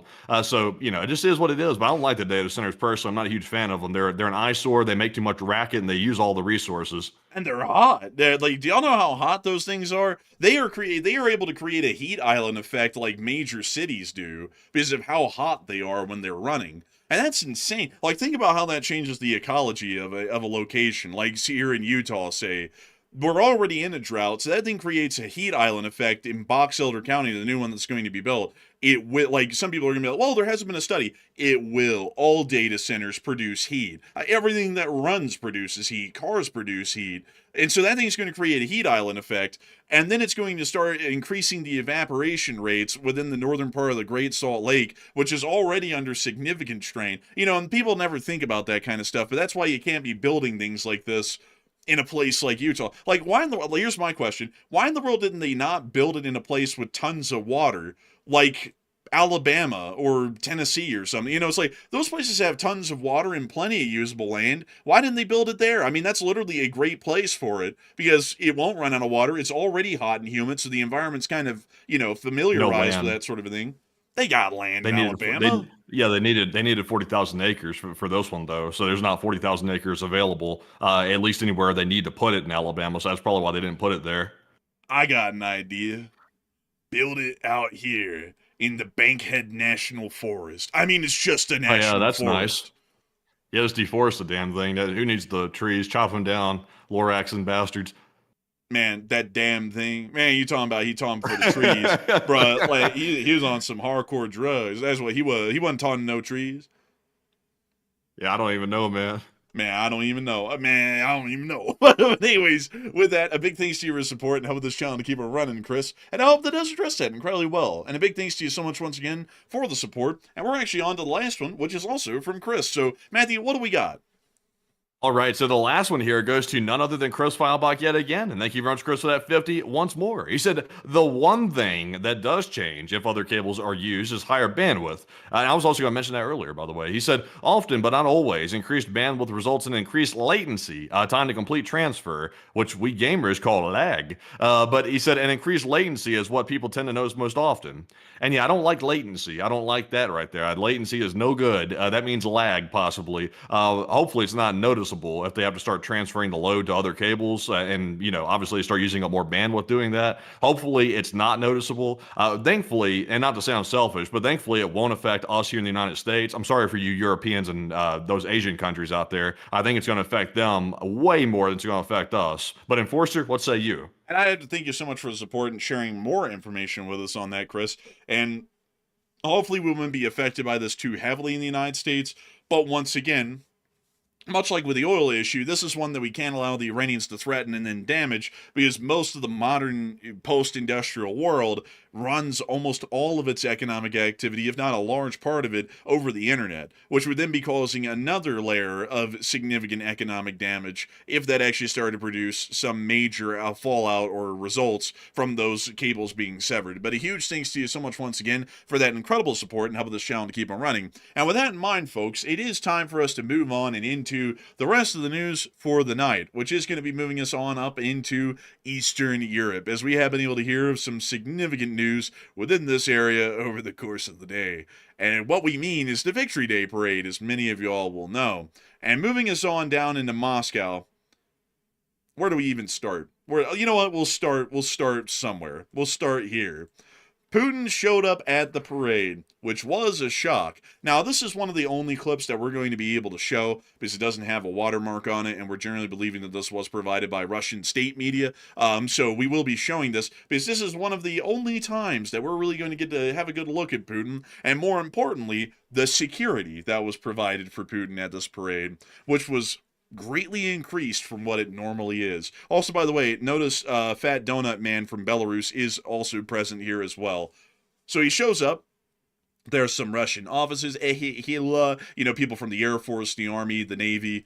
Let's see, and then he passes all of these guys here. Hello, everybody, how are you doing? Also, by the way, let's keep up a count of FSB officers if we can here, folks. So let's start back. Okay, 1, 2. We have 2, 3, 4, 5, 6, 7, 8, 9, 10. Let's see here. 10 so far. They're keeping an eye. They're keeping an eye on their own people while they're dealing with Putin. That is crazy right there. They're literally eyeballing their own generals that are literally put in charge of Russia's own military while they're interacting with the leader. That's crazy. Man, it's insane. And you know what's even crazier? We're averaging almost one FSB bodyguard or a Putin detachment bodyguard a second in this clip right now. We're 15 seconds in, and we've seen so far 10 FSB agents at a minimum in the bodyguard detail. Almost one for every person in the stands at this point, which is insane. So then Putin finally makes it up to one of the veterans of the Second World War. And this is a huge thing that they do every single year, by the way, folks. It's for propaganda. They always bring up Grandpa, who served in the Second World War. Nobody, like, the truth is, folks, because people are like, how dare you say it like this? Look, the guy did serve honorably and everything, even in the Soviet Union, but the thing is that they don't give a shit about the old guy. They just give a damn about the optics. So Putin always has to shake the hands of the old guys and go, you're the real heroes. He doesn't give a damn. And you'll see why here in a little bit, because he didn't lay a wreath on the Tomb of the Unknown Soldier Memorial this year for the first time ever. But they shake the hands of the guys. They have all the FSB dudes surround them. And you see, I believe that is another FSB bodyguard right there, so that might be the 11th. Oh, the woman right there? Yeah, possibly. There are women in the FSB. Why she doesn't look like a security officer? Well, it's the ones that never look like security officers that are. Also, Lukashenko just started bebopping on. Like, where's my dog, please? I've had enough of this garbage. I'm leaving. So then he gets done shaking all their hands. And then they move on along. See, this woman is clearly in security. You see how she's standing? That's an aide. That's probably not security. That's like a presidential aide or something. Maybe. She's carrying like a Chanel bag or something around. She's definitely not security. Man, she's gonna whip out the Makarov out of a Chanel bag. Man. But then when you see him shaking hands with another old veteran, most likely of the Russian Navy. Let's see. Oh yeah, they're definitely 11 and 12 right here. Let me see him walking on down, meeting some more veterans. This appears to be veterans of the VDV, the Russian Airborne. He makes his way on down. 12, actually 13, correction. And then he walks back over. He's got to do the little mafioso walk. This whole charade won't be lasting for too long. And he sits down near the podium. And that was his little meet and greet with everybody up in the bleachers. There was another moment where he actually met a North Korean colonel and shook his hand. It doesn't appear that was shown in this clip for some reason. And then also they sit one of the veterans by him, so that way he looks like a personable kind of a guy, but he doesn't give a damn about him. I mean, we know that because they pull out one of these people every single year and put them there. Also, before we move on from this clip, we're about to get to this in a second. This car, this limousine right here, is the only vehicle that was in the whole parade. I'm not even kidding. It literally was the only one. So I got to tell y'all, folks, the Russians are pressed these days for equipment. The only vehicle they had in the whole parade was this limo. That was it. That's rough. That's pretty rough. Fun fact, this is the Russian ripoff of what their interpretation of a Rolls Royce is in their minds when they designed it. This is called an Aris right here, and it's a Russian-made vehicle. They even have the drop-top version right here. I didn't even know they had that, but they also have like a hard-top version too. They gifted one to Kim Jong-un a while back, but he doesn't really drive it anywhere. I think he still uses that Mercedes, that Pullman that he's got. But this here is the Russian nasty version of the Rolls Royce right here. It's honestly kind of ugly. Also, something I find stupid, Matthew, about Russian, peaked caps, kind of like officers' caps is what some people call them, is that they've got these stupid, Party City, headband things that they put under their chin that makes it look like a little party hat almost. It's that looks so stupid. Yeah, it really does. Also, I see people saying it looks like a Chrysler 300. It really does. Well, man, pull up a picture of a Chrysler 300B. Punch in that on the Google. Punch that on Google real quick. Let's see that Chrysler 300B right here. Come on, we gotta see this, man. It really does look like it. A new one or the old ones? The old ones. Oh, the old ones. Let's see. Like this? No, not like that, man. Newer, I guess. I'm not this old, but newer ones. Well, this is the only ones that are pulling up for a Chrysler 300B. So, nah, man, there's one. No, go back up and punch in new Chrysler 300B and let's see it. Yeah, that's like the sport model though. It's not the chrome one. Man, I just punch it up there, new Chrysler 300B. There you go. This one? Yeah, and look at one with the chrome. It really does look like this. Go to that white one right there in the middle. Yeah, it looks like that. It kind of has a look like that to it right there. It kind of does, like the general lines of the car and also the grill and stuff on it kind of has a similar look, which is obviously not supposed to be a Rolls, obviously, to say the least.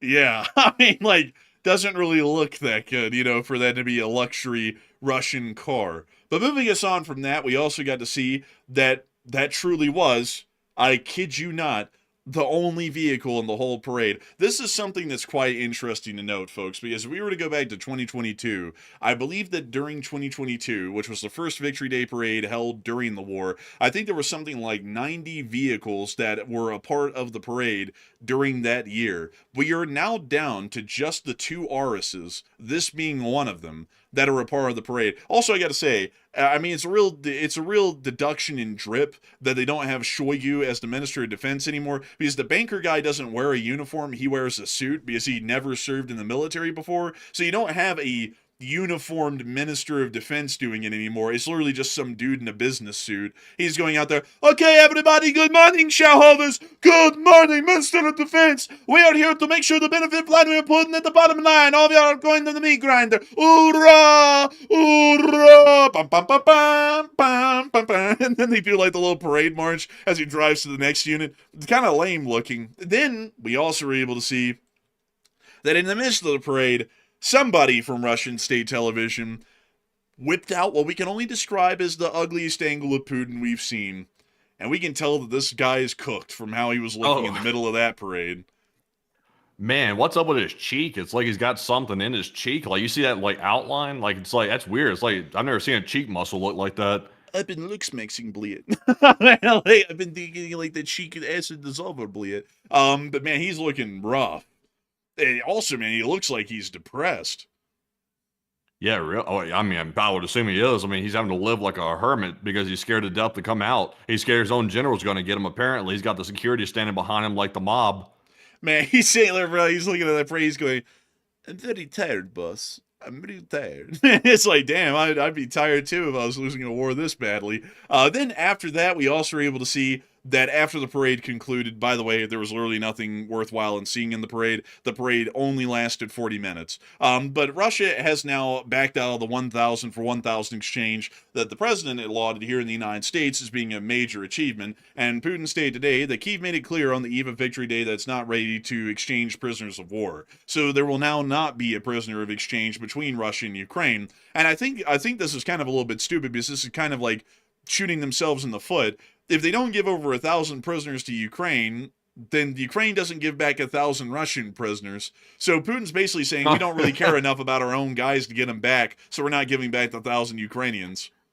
Man, they had the parade honoring the guys on Victory Day, talking about all the people that have sacrificed for the Russia. And then they leave the parade, and Putin says, also, by the way, screw those bastards, too. We're just not going to do the prisoner exchange anymore either. Really, though, it's like, where's the outcry from this? Like, the U.S. had a role, allegedly, in helping to come to the ceasefire agreement, and a part of the agreement was the 1,000 for 1,000 exchange. And where's the outcry? It's like Putin just reneged on the whole thing and just did it by the wayside, and we haven't heard a word. It's like that's very unusual that Putin gets away with whatever he wants, but the moment Ukraine does something, all of a sudden there's a ruckus. Man, it's crazy, honestly, how that works. It's very one-sided, really, if you look at it the way it really is, folks. It's so one-sided to the Russians. There's clearly, at this point, without a doubt, an inherent bias in the U.S. government to favor the Russians over everything, because there's no other way to explain it at this point. Why the hell they get away with so much? That would be a make-or-break scenario with any other country, but Russia can do whatever the hell they want, and not even a peep comes out of the U.S. government. An insanely biased sort of an approach to a country that clearly does not have the best intent of the United States in mind, and hates us more than just about any other country on the planet right now. We also were able to hear that that there was also another video that was taken of Putin right here. I don't know what the hell that look is, but that ain't looking good. Constipation. Oh yeah, constipation for sure. Look at him. Like this dude right here, he's thinking about if I can make it to the bathroom. It's a long way. It's a long walk. You never know. Like, how old is Putin, by the way? Let's pull this up. Let's see. Like in his 70s. Putin age. Oh, he's 73.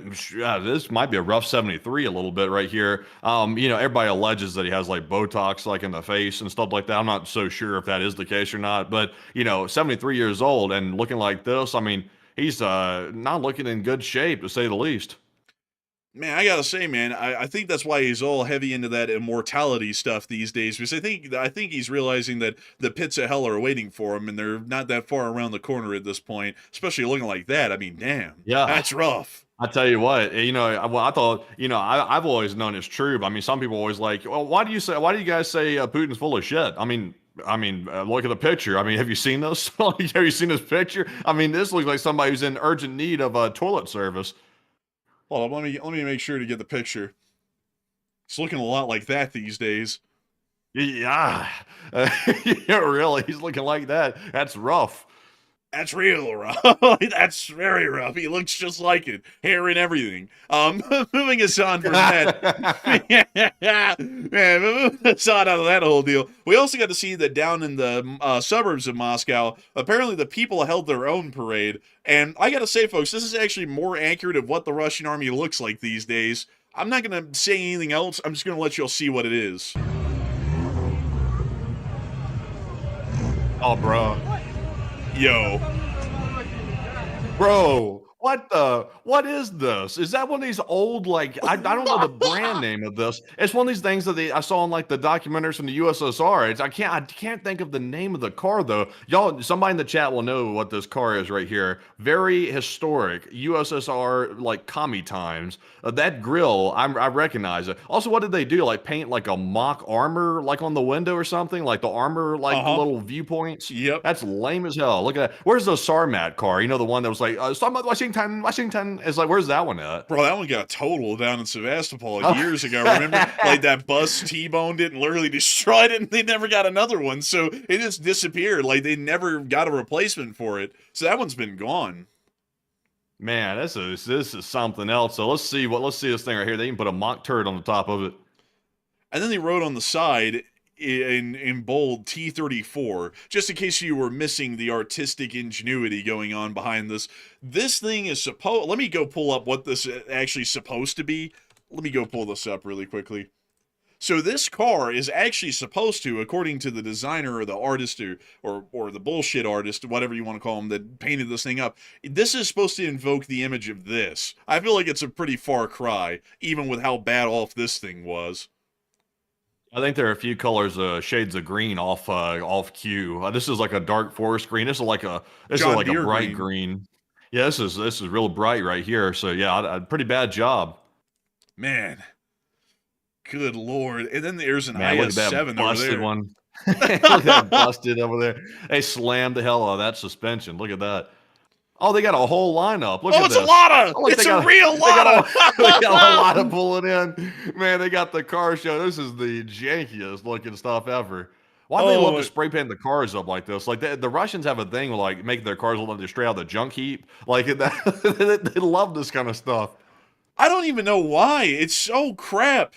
Like, it's so bad. And then they put, like, some cheap little slogans. So 1941 to 1945 is on the headlights. That's the beginning and the end of the Great Patriotic War. And then on the side, it says, Na Berlin, which means something like to Berlin, basically. Which was, like, a big slogan during the Second World War. Has a lot of connotations as well these days in Russia. But, I mean, rough as hell. I mean, that's bad. Like, that is rough. But moving us on out of this whole deal, it does appear that a lot of people are talking about the actual victory parade that was held in Moscow. How short it was, how bad it was, how bad Putin looked. Putin looked like he was in his final hours. A lot of people are really starting to talk about that whole deal. And, Matthew, what are people thinking about that, and what are you thinking about it as well? Okay, so the question here is Russia collapsing? Is the parade embarrassment, is that indicative that Russia is starting to have such major cracks in their foundation that they can't even keep up the image anymore, that they're generally still functioning and thriving, or at least trying to put forth the image they're thriving through their propaganda? Because obviously it was only 45 minutes long, there was zero military equipment, and it was generally just a massive embarrassment. It was like they were going through the motions just to say they did it, and there was no effort whatsoever put into it. And obviously, Putin showed up looking like he was on death's doorstep, showing up to this thing. And usually, he tries to show up and put forth this image that he's macho man, but this time he didn't pull it off. Like, he was not able to pull it off this time. He showed up looking very haggard, to say the least.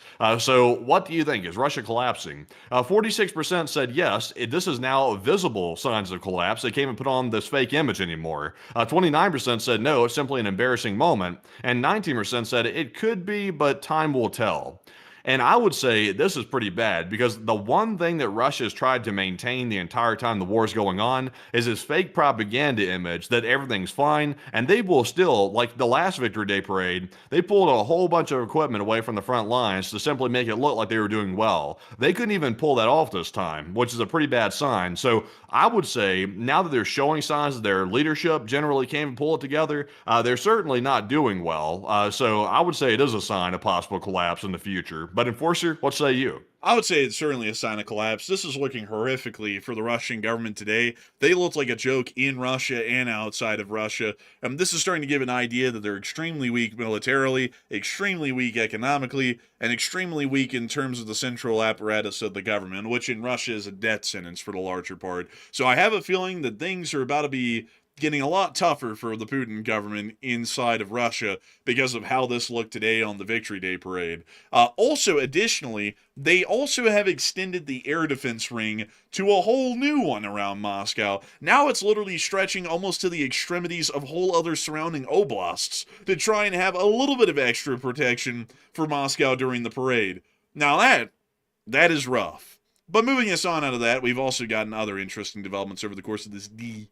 Moving us on into some other news, after the whole Victory Day parade was over, Putin literally went on a rant, like a literal unmitigated rant, I'm going to let y'all listen to it, about Finland joining NATO. And this is what he said word for word. Finland, why did they join NATO? Did we have any territorial disputes with Finland? Everything had long been settled. And he says it in such a way that it's like he's literally crashing out, so listen to him.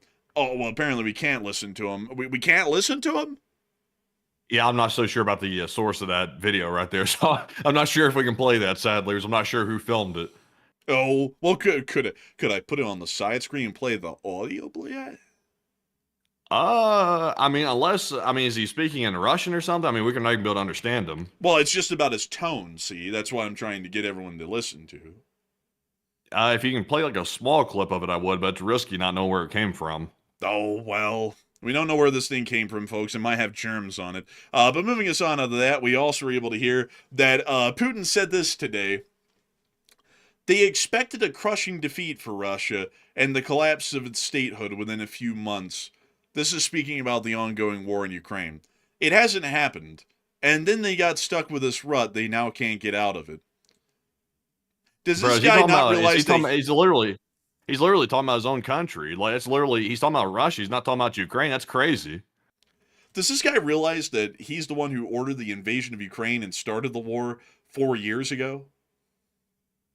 Yeah, really. That's why I'm saying here. It's like when he says they were expecting a defeat, it's like, well, that's what Russia was saying 3 days it would be over with, Ukraine would fall. It's like Ukraine wasn't saying we're going to go fight Russia and in 3 days it'll be over with. They never said that. They weren't the ones that started the war.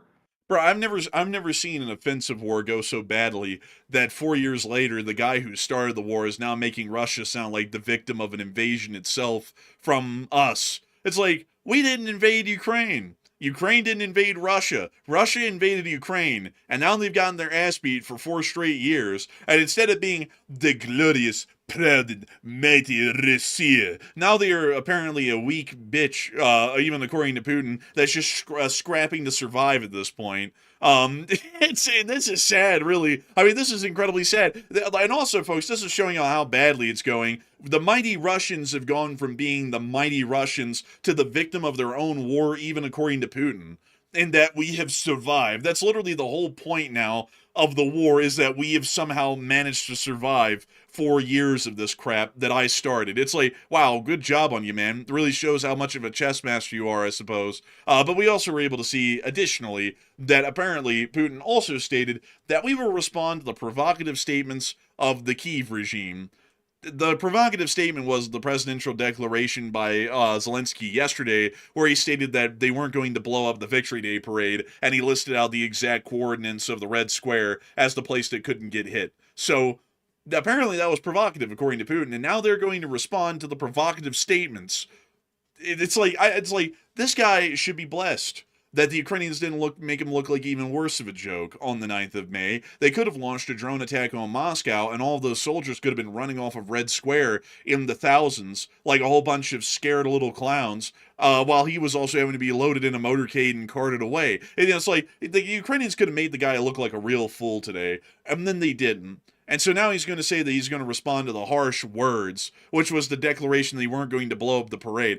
Honestly, they're struggling hard at this point to try and save face in Russia. They look like a joke from start to finish at this point.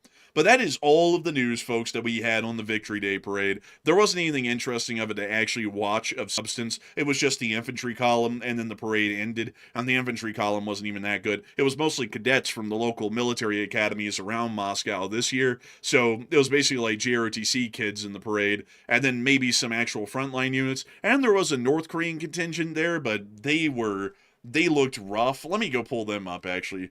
North Koreans V-Day Parade 2026. Let me see if I can get y'all some pictures of this. Oh, let's see here. Any pictures that don't have a giant gleaming watermark on it?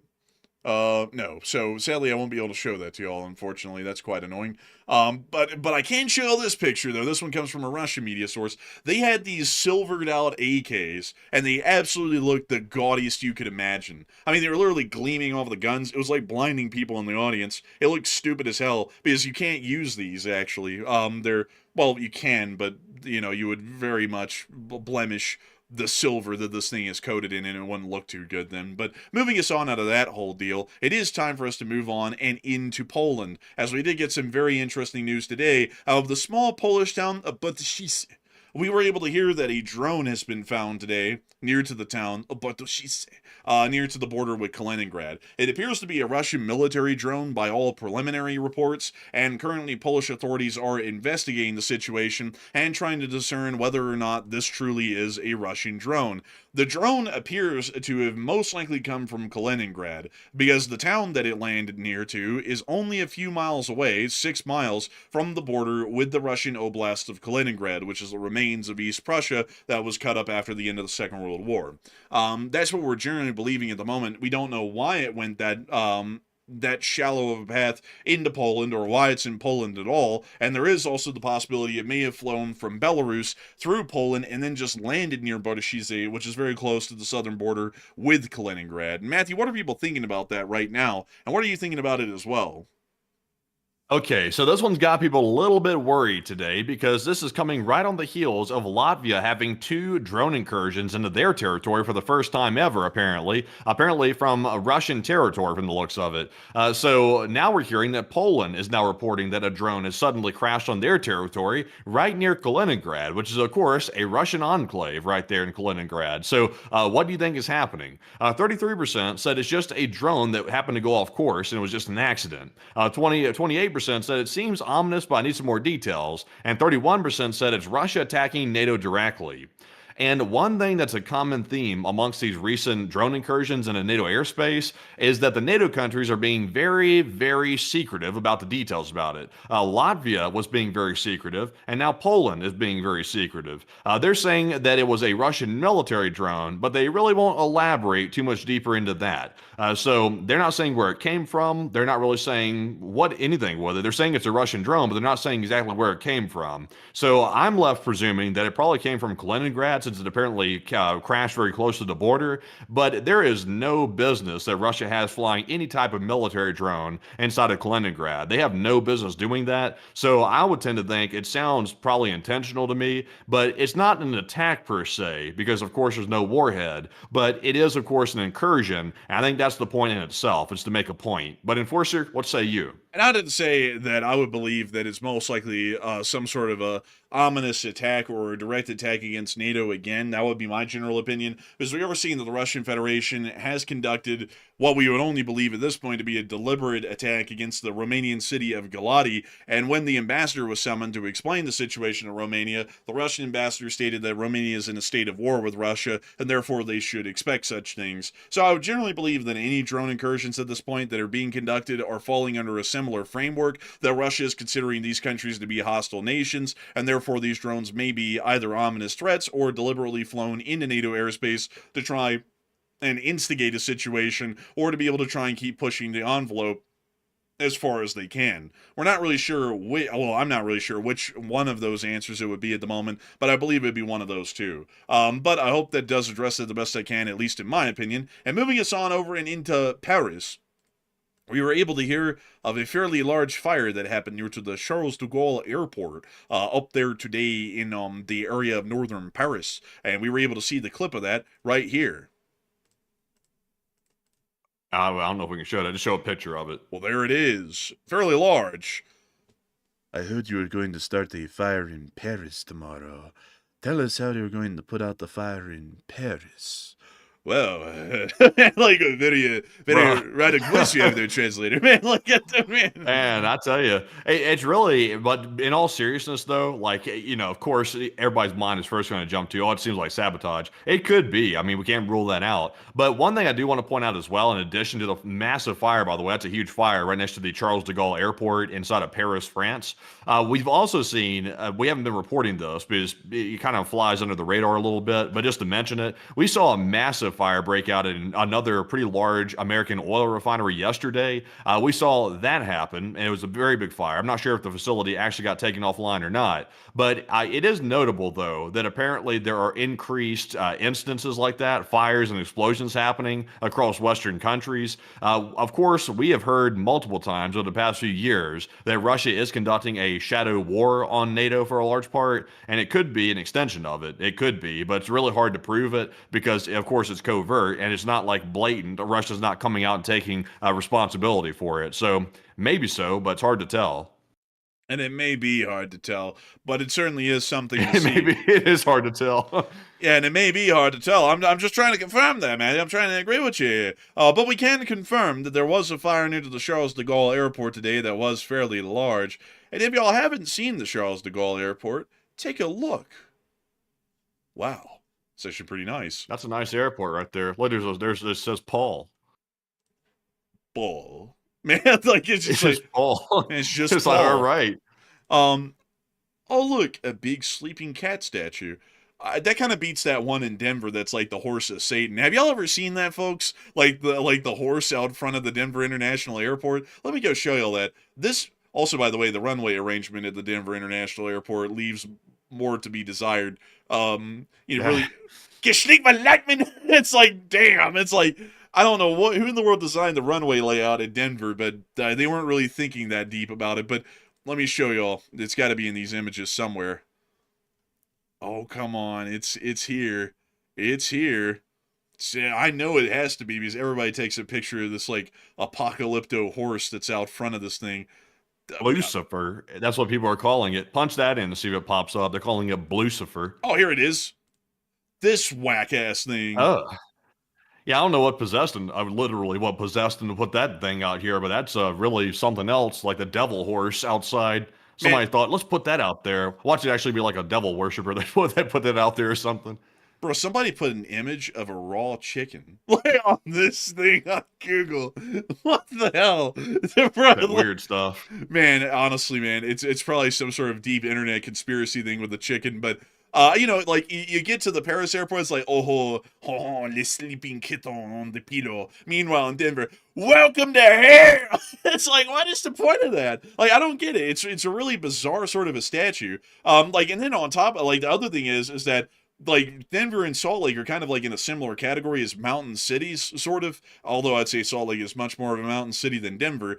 And then outside of Denver, it's like they have like something incredibly tame. It's just like a little like tent deal. It's somewhere around here, somewhere at this entrance. I just don't know what the horse was for, and I don't really think there's ever been a good explanation as to what that is actually supposed to symbolize. Hot take, if it came between having to choose between the Lucifer statue that's currently out there or that Mar-a-Lago golden statue, I think I'd rather have the Mar-a-Lago golden statue. Hot take.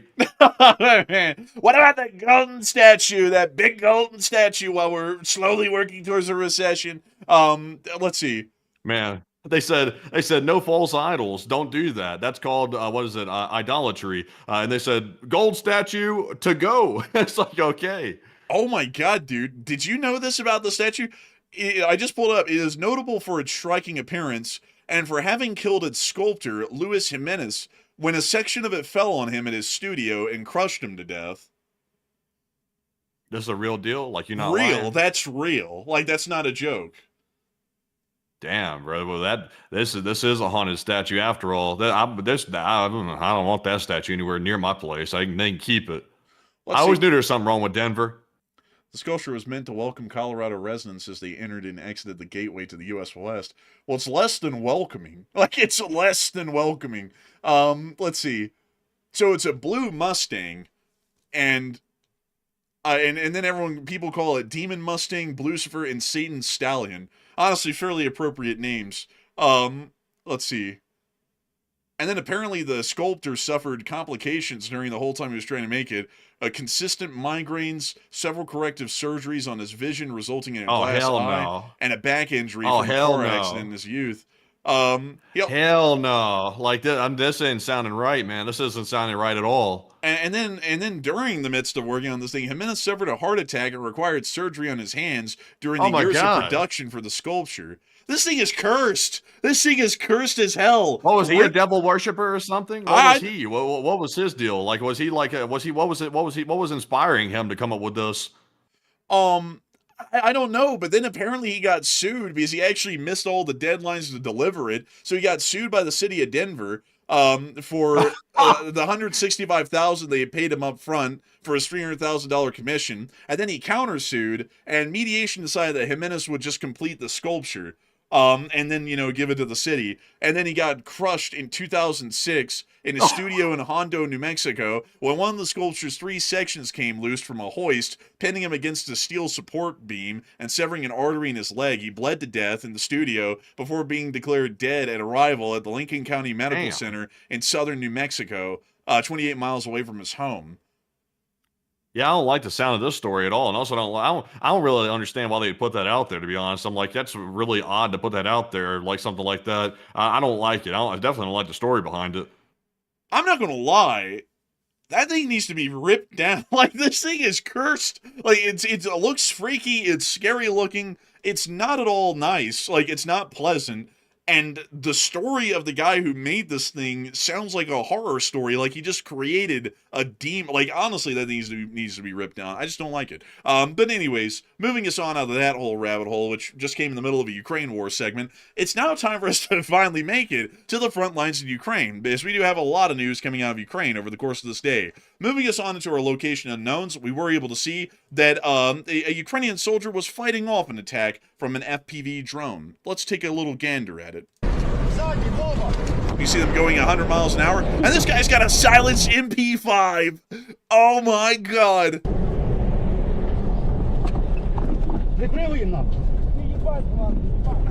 We see them whipping around the corner, once again at full speed. The guy riding shotgun, screaming at the driver as they all get out. He whips out the drone is right overhead, and he fires at it with a suppressed MP5 as they try and make a run away from the vehicle.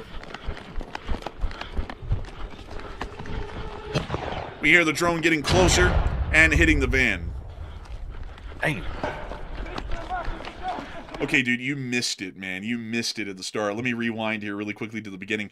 This guy, I've never seen this in the war in Ukraine. He had a suppressed, I think, Navy version of an MP5. I have never seen that in the war before. That is insane. That looks familiar. I've seen that one somewhere. Yeah. Yeah. I wonder where. But getting us back to where we were a second ago, we now see them going back up towards the van after the drone has exploded.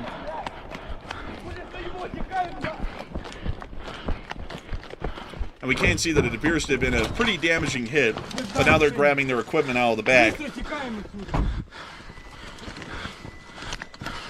Ёбаем! Назад! Стой! Все нормально. We hear the car tone going off. We see them inspecting the truck. And honestly, folks, I don't know if the vehicle was knocked out. It looks like it might still run.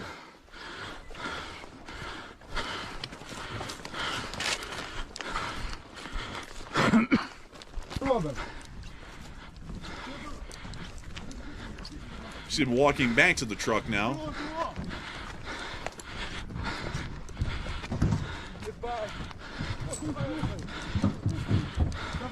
And honestly, it just doesn't look that damaged, really. But now you can see them handing out the fire extinguisher. Oh, actually, it's pretty damaged, just on fire. So it's a bit of a wash, unfortunately. Oh, they're putting the fire extinguisher on it. Maybe that'll recover the car? This guy is breathing heavy. He sounded like he just like survived an attack. Man, honestly, he kind of did.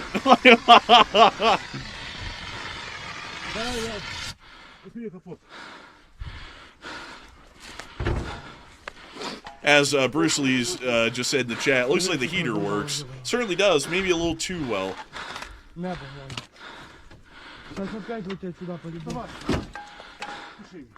We now see them extinguishing the engine.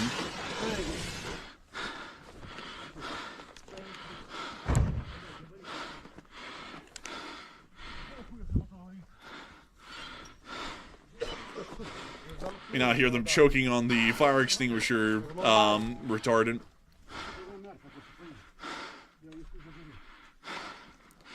And I don't know if they're trying to figure out if the car is still usable or not, because they're extinguishing the fire like it might possibly still be. I should be able to run still. It should be good.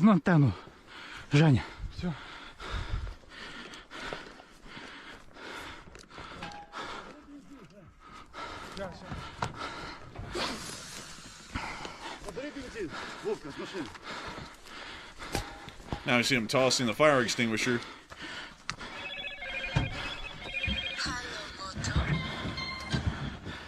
Sick ringtone. Hello, soldier. The fact, GI, like it would be good for you.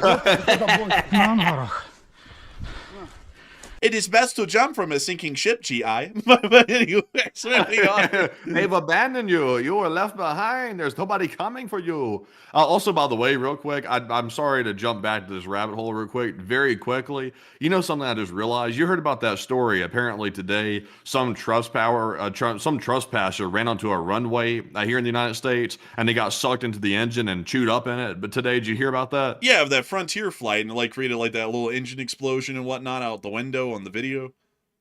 It was in Denver International Airport. No way, really? No way. Like, it was actually, that's where it says here on Google. It says Denver International Airport. When I'm looking at the AI overview of it, apparently the person ran on the airport somehow, got onto the airport. Nobody's really sure how. Ran out there and got sucked up in the engine. Apparently.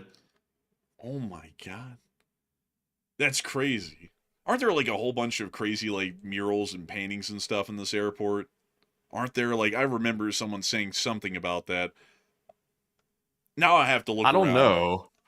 You know, back in the day, like I will say back in the day, I think it was like a year or two ago or something like that. There was somebody that was working around planes at an airport in Alabama. I can't remember if it was at the Montgomery airport or which airport it was. It was one airport in Alabama.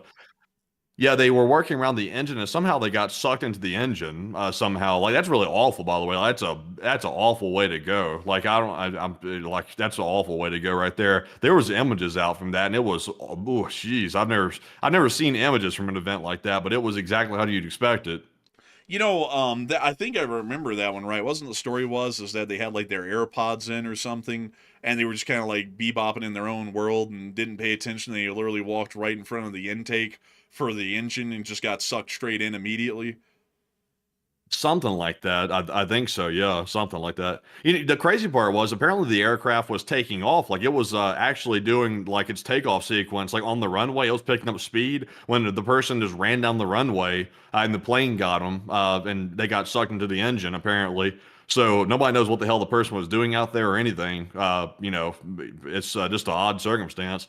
Yeah, I saw, folks. I gotta say, folks, every time I get on the internet these days, I'm losing faith in people because there was a load of comments like, "Why didn't the pilots see the guy and like stop the plane?" It's like, what the hell? It's like there's You supposed to can't be stop a nobody on plane the like that. runway. You know, it's like, yeah, and you can't stop a plane like that. That's like the stupid people who say, "Why in the world did the freight train run into that 18-wheeler? Why didn't they just put on the brakes?" It's like they can't. It's like it's not that easy. But I don't know what it is with people out there these days, folks. Everybody acts like they don't know anything about nothing. But that was a weird one. It's like, how in the world do they trespass that far onto the airport and then make it on a runway without a soul knowing about that or seeing it?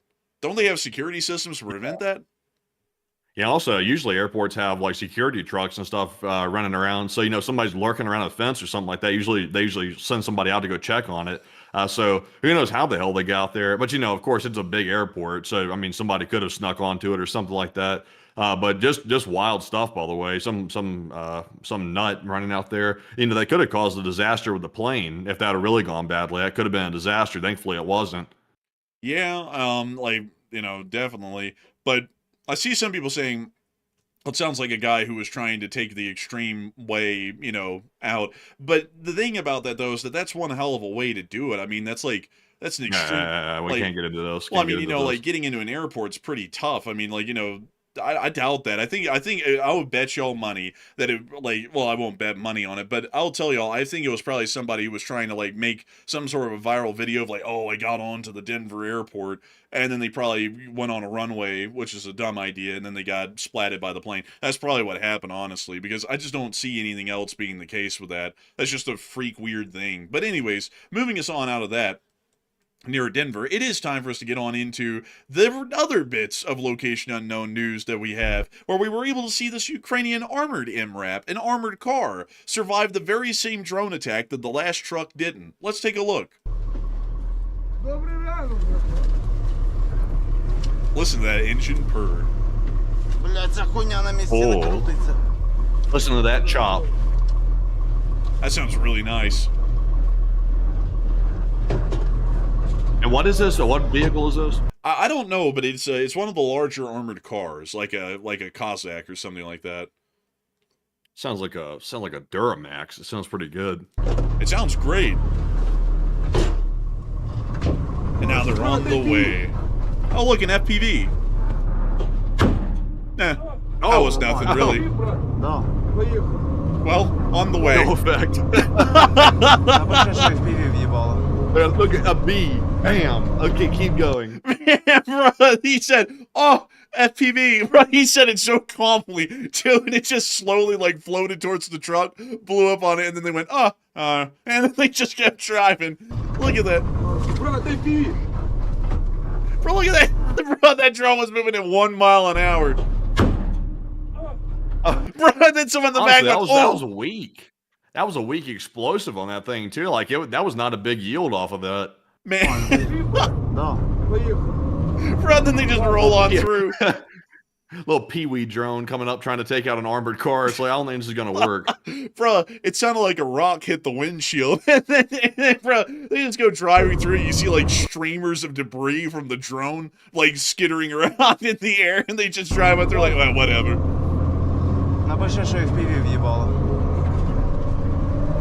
Man, that's that cheap Chinesium versus strong Ukrainian. Doesn't really work against it all too well. A lot of clips came out today, crazy ones of drones, really, to be honest. But we also got the Russian casualty report, thanks to Miss Disa, keeper of the records. And today, folks, there were no Bobcat skid steers that were destroyed, unfortunately. But over the past 24 hours, according to Miss Disa, keeper of the records, 82 artillery systems is tied as the 15th highest daily loss. 7 ground robotic complexes rank as the 4th highest, and 373 supply trucks is the 3rd highest. Over the course of the past 24 hours, we have been able to confirm that 1,080 Russian soldiers have been wounded and killed, along with 1 main battle tank, 3 APCs, 82 artillery pieces, 2 MLRS classes, 1 air defense system, 1,479 drones, 7 ground robotic systems, 373 supply trucks, and that was it. Still a pretty decent day, and good to know the Ukrainians are still holding them back. Hold them down. We also got to see up in the Vovchansk area that Ukrainian drones of the 159th Mechanized Brigade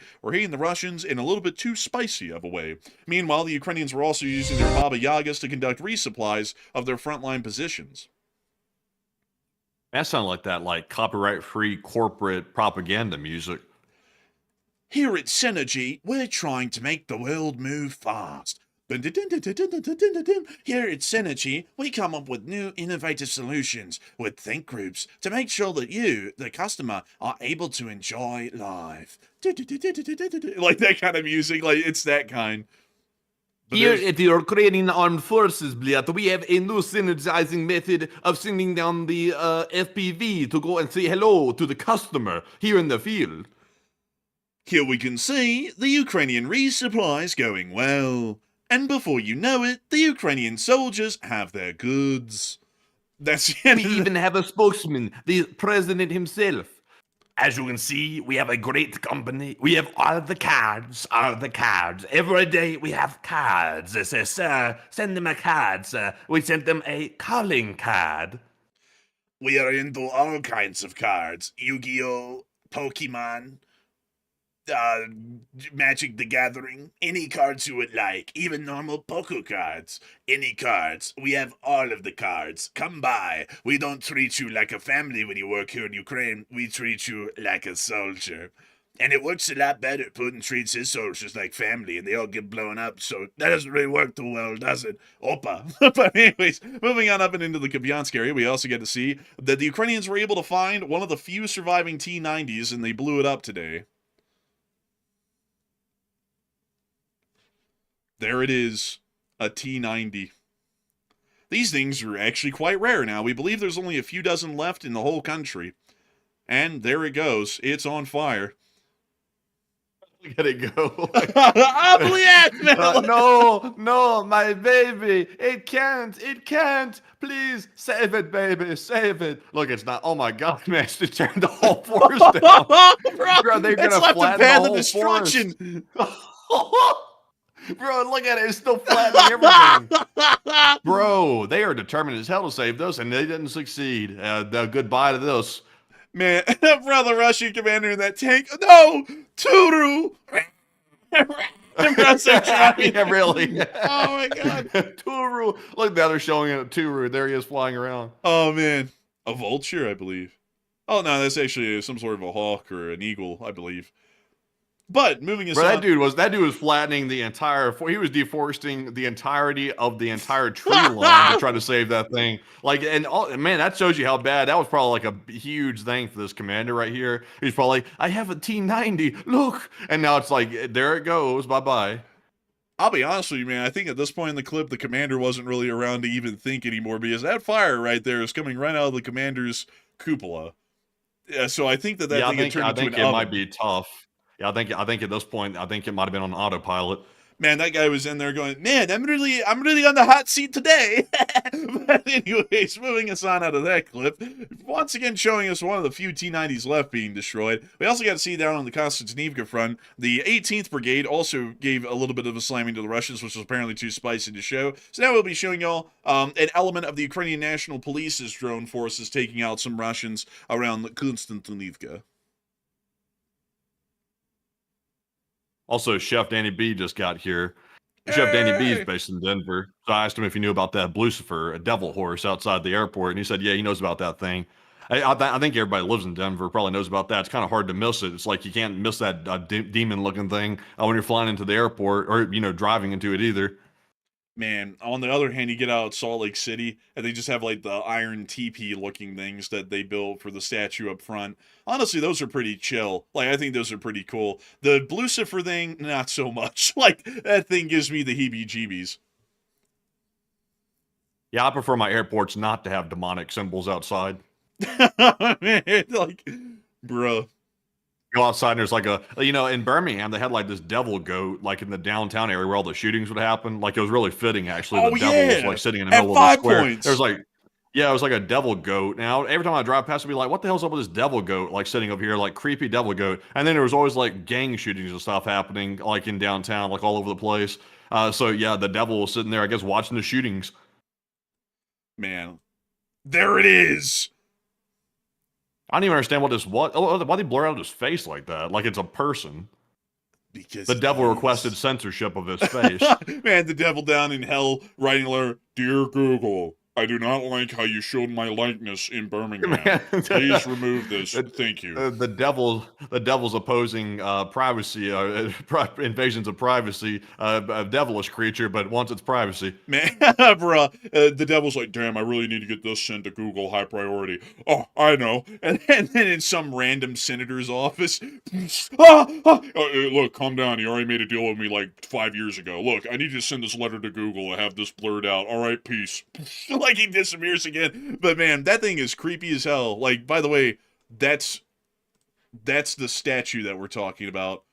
Creepy as hell. I don't like that. Yeah. I don't even understand why this is here. I don't know what's up with this stuff. It's like, everybody always talks about, there's like this satanic, like, cult running around, like, they occasionally put stuff up. It's like, well, I mean, somebody's putting it up. I don't know who the hell's coming up with the idea to put this stuff up, but it's like occasionally it pops up from place to place. And I see a lot of people like, what the hell? I know, it's so weird. And this is this is literally, folks, where most every type of like gang shooting or gunfight happened in the city, it was like around this area. Honestly, I think it's like a Twilight Zone episode thing where they like walked by and they looked at that thing for too long and they became possessed or something. Because it is kind of odd. A lot of like gang shootings would happen in this area of 5 Points here. But anyways, well, not as many as like the northern part of the thing, but there would be a couple that would happen around here, around that devil statue, from time to time. Before we left, there was a bad one that happened there. Like there was some like a whole bunch of like machine gun fire or something that went apparently gone off. They were like getting into a gun battle over something. I can't remember what, but yeah, there was a couple there. also, I just saw DWRB in the super chat say, "Is the devil's in Birmingham? I thought the devil went down to Georgia." Well, yeah, he went down to Georgia, and then after the fiddler beat him, he came back to Birmingham. So, like, that's the story. That's where he came from and went down to. He had to go down to it. So he came from up in Birmingham and went down to Georgia. But anyways, all jokes aside about that weird statue in 5 Points, it is time for us to move on to our next clip around the area of Konstantinivka, where the 100th Mechanized Brigade was also taking their turn on the Russians today. Looks like they took out a landscaping vehicle. They had a ladder in the back of it.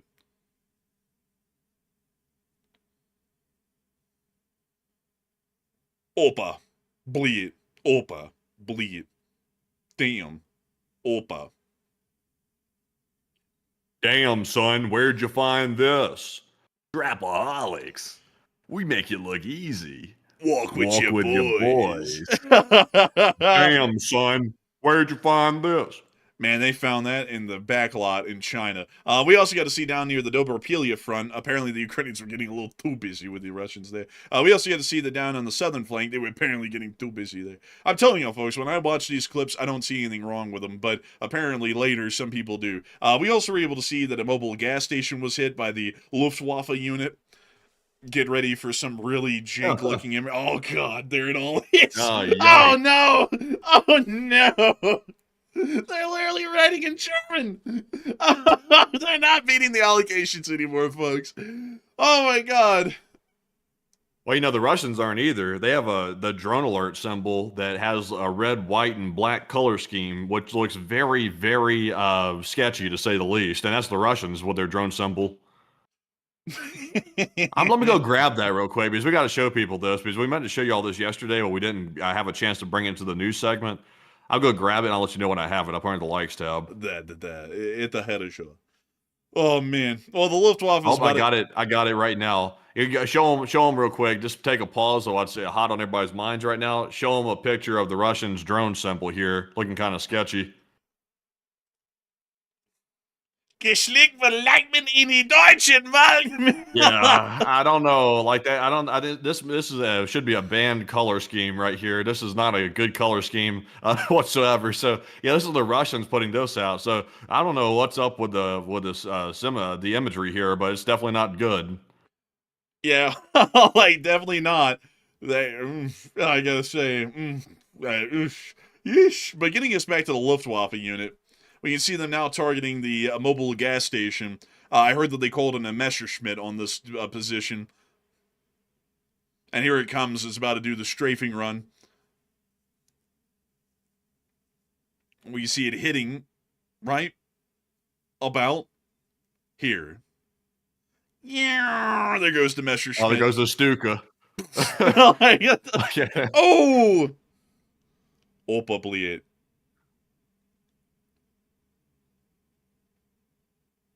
Oh, man. Oh, and there goes the Russians running for the hills over there.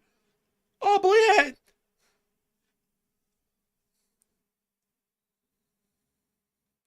Also, Brett said you should look at the murals. I was trying to find those murals in the Denver airport just a minute ago when we were looking through the photos. We'll have to save most of the stuff like that for the question segment because we're almost done with the news. We just have a little bit more to go. But yeah, I've heard the murals are nuts, and I think I've seen a couple of them before.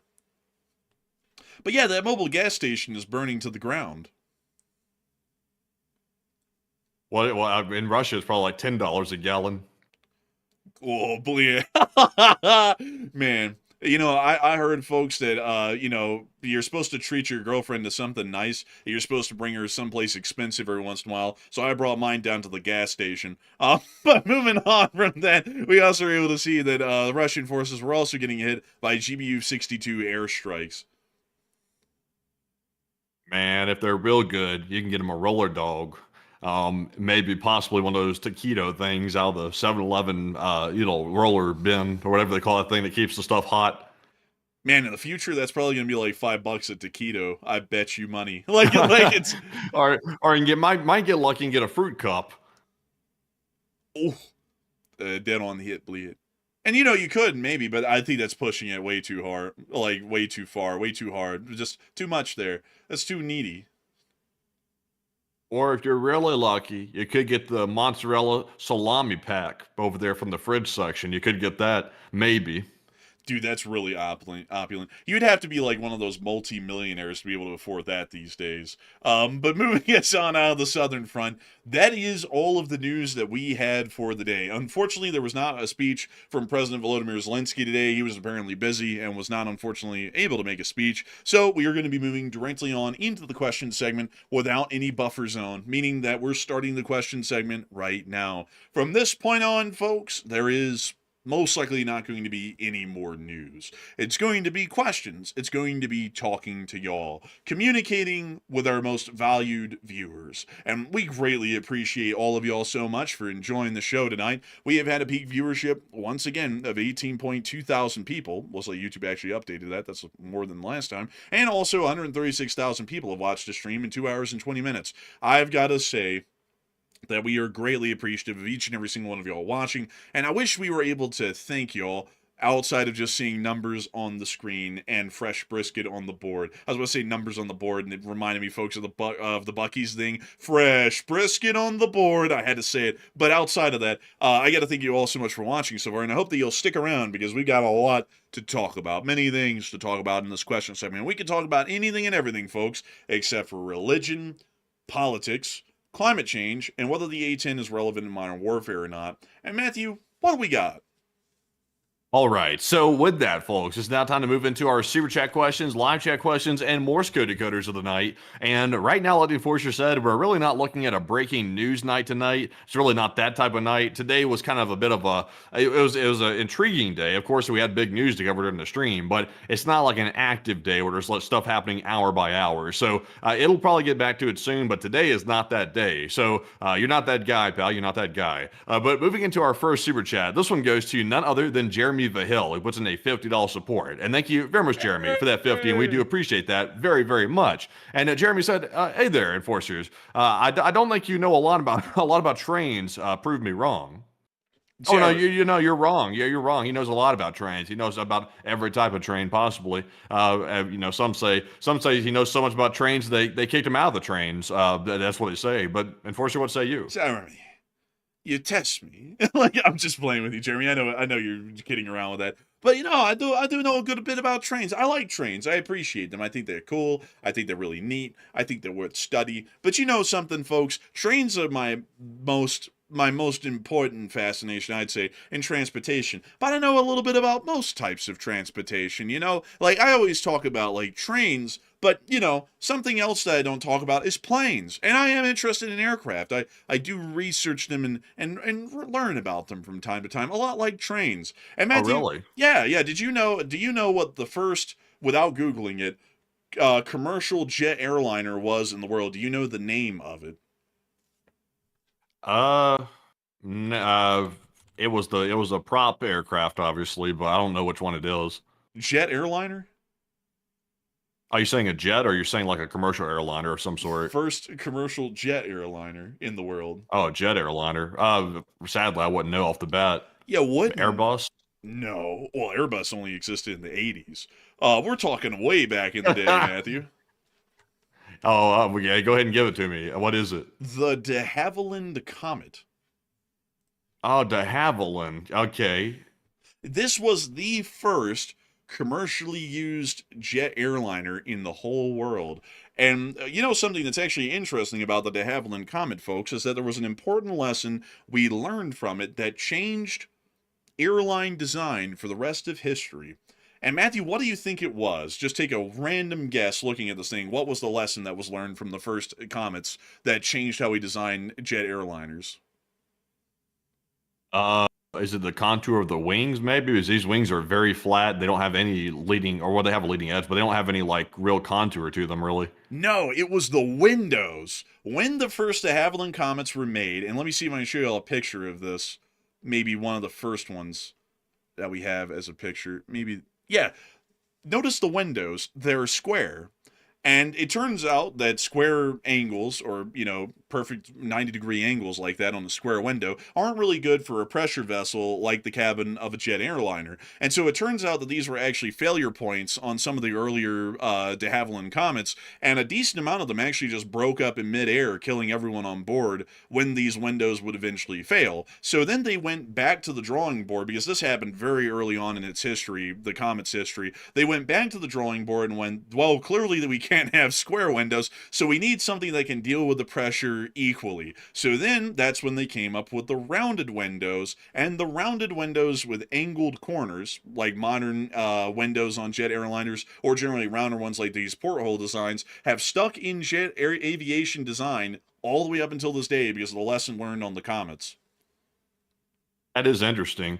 Do you know what the first wide body airliner was? And also, by the way, I'm not talking about Chris's mom, but I'm being serious here. Do you know what the first wide body airliner was? Let Don't me look it think. up. I'm trying to think. Wide body, wide body, wide body. Let me think. Not big body, wide body. Wide body. That would have been like a Boeing 767, wouldn't it have been? Well, no. Wait a minute. No. It had to have been a tri-jet. Was it the McDonnell Douglas TriStar, DC? you mean? That was a Lockheed, by the way, a TriStar. But no, it was a Boeing 747. That's universally recognized as the first wide body airliner. It was a 747. Really? And that was introduced back in 1970 with Pan American. They got the first one right there. Yeah, so that's the first. It's a long-range wide body. Huh, that's crazy. I actually thought it would have been a little bit smaller to start, you know, because then they came up with a 767, and I was thinking, folks, let me go look at this really quickly, because that's kind of, well, now I'm starting to see why. Because back in the day, folks, there was actually laws in aviation that required that if you did transatlantic flights, you actually had to have more than 2 engines, because of the engine reliability back then wasn't that good. So most jets were designed early on with 4 engines, so that way if any one of them failed, you still had 3 to run on. And then that's also what brought about the era of the tri-jets, like the Lockheed TriStar L1011, the MD-11, and the DC-10. That's why all of those came around, is because companies were looking for something that was more efficient and didn't need 4 engines, but could still was still qualifying by the 2-engine rule. So that's why the tri-jets became incredibly popular during the 70s and the 80s. But now that's making sense, because clearly a twin-jet airliner wouldn't be used for wide-bodied transatlantic or trans-Pacific flights, because the law wouldn't have allowed for that back then. So let's see here. Yeah, 1981. So this came way after the 747. That's actually really interesting. Sad thing Pan Am went under. They had a really cool paint job. Let me see if I can find one on Google. Well, Wikipedia here for y'all real quick that's in the Pan Am paint scheme. Look at that was so cool. I like Pan Am's paint schemes. Yeah, that is pretty cool right there. Do you know who operates the oldest fleet of aircraft in the world? Do you know who operates it? Airliner wise, that is. Isn't that like Air Koryo? Yeah, it Yeah. actually, I think it is the Air Koryo. And that's, I believe they operate old like Illusions, like the Russian-made airliners. I think they operate the old versions of those. I think Mahan Air, which I believe is the Iranian state airline, I think they actually have more modern aircraft, believe it or not. They don't have like the really old stuff. I think they have some of it, but they're not like heavy into it like Air Koryo. Air Koryo is operating stuff that belongs in like a straight up museum, like the stuff they're operating. I would be scared as hell to ride on one of those aircraft. Yeah, show them a picture of what they're got going here with this. Oh, they actually upgraded to a Tu-204. That's fairly new for Russia, at least. But let's go look at their conventional types that they normally use that aren't 204s. Here we are. So they run two Antonov 148s. These. These were first produced in 2009. Huh. That's fairly new. And then they also have two IL-62s. These were introduced into service in 1963. These are very old, and also Soviet.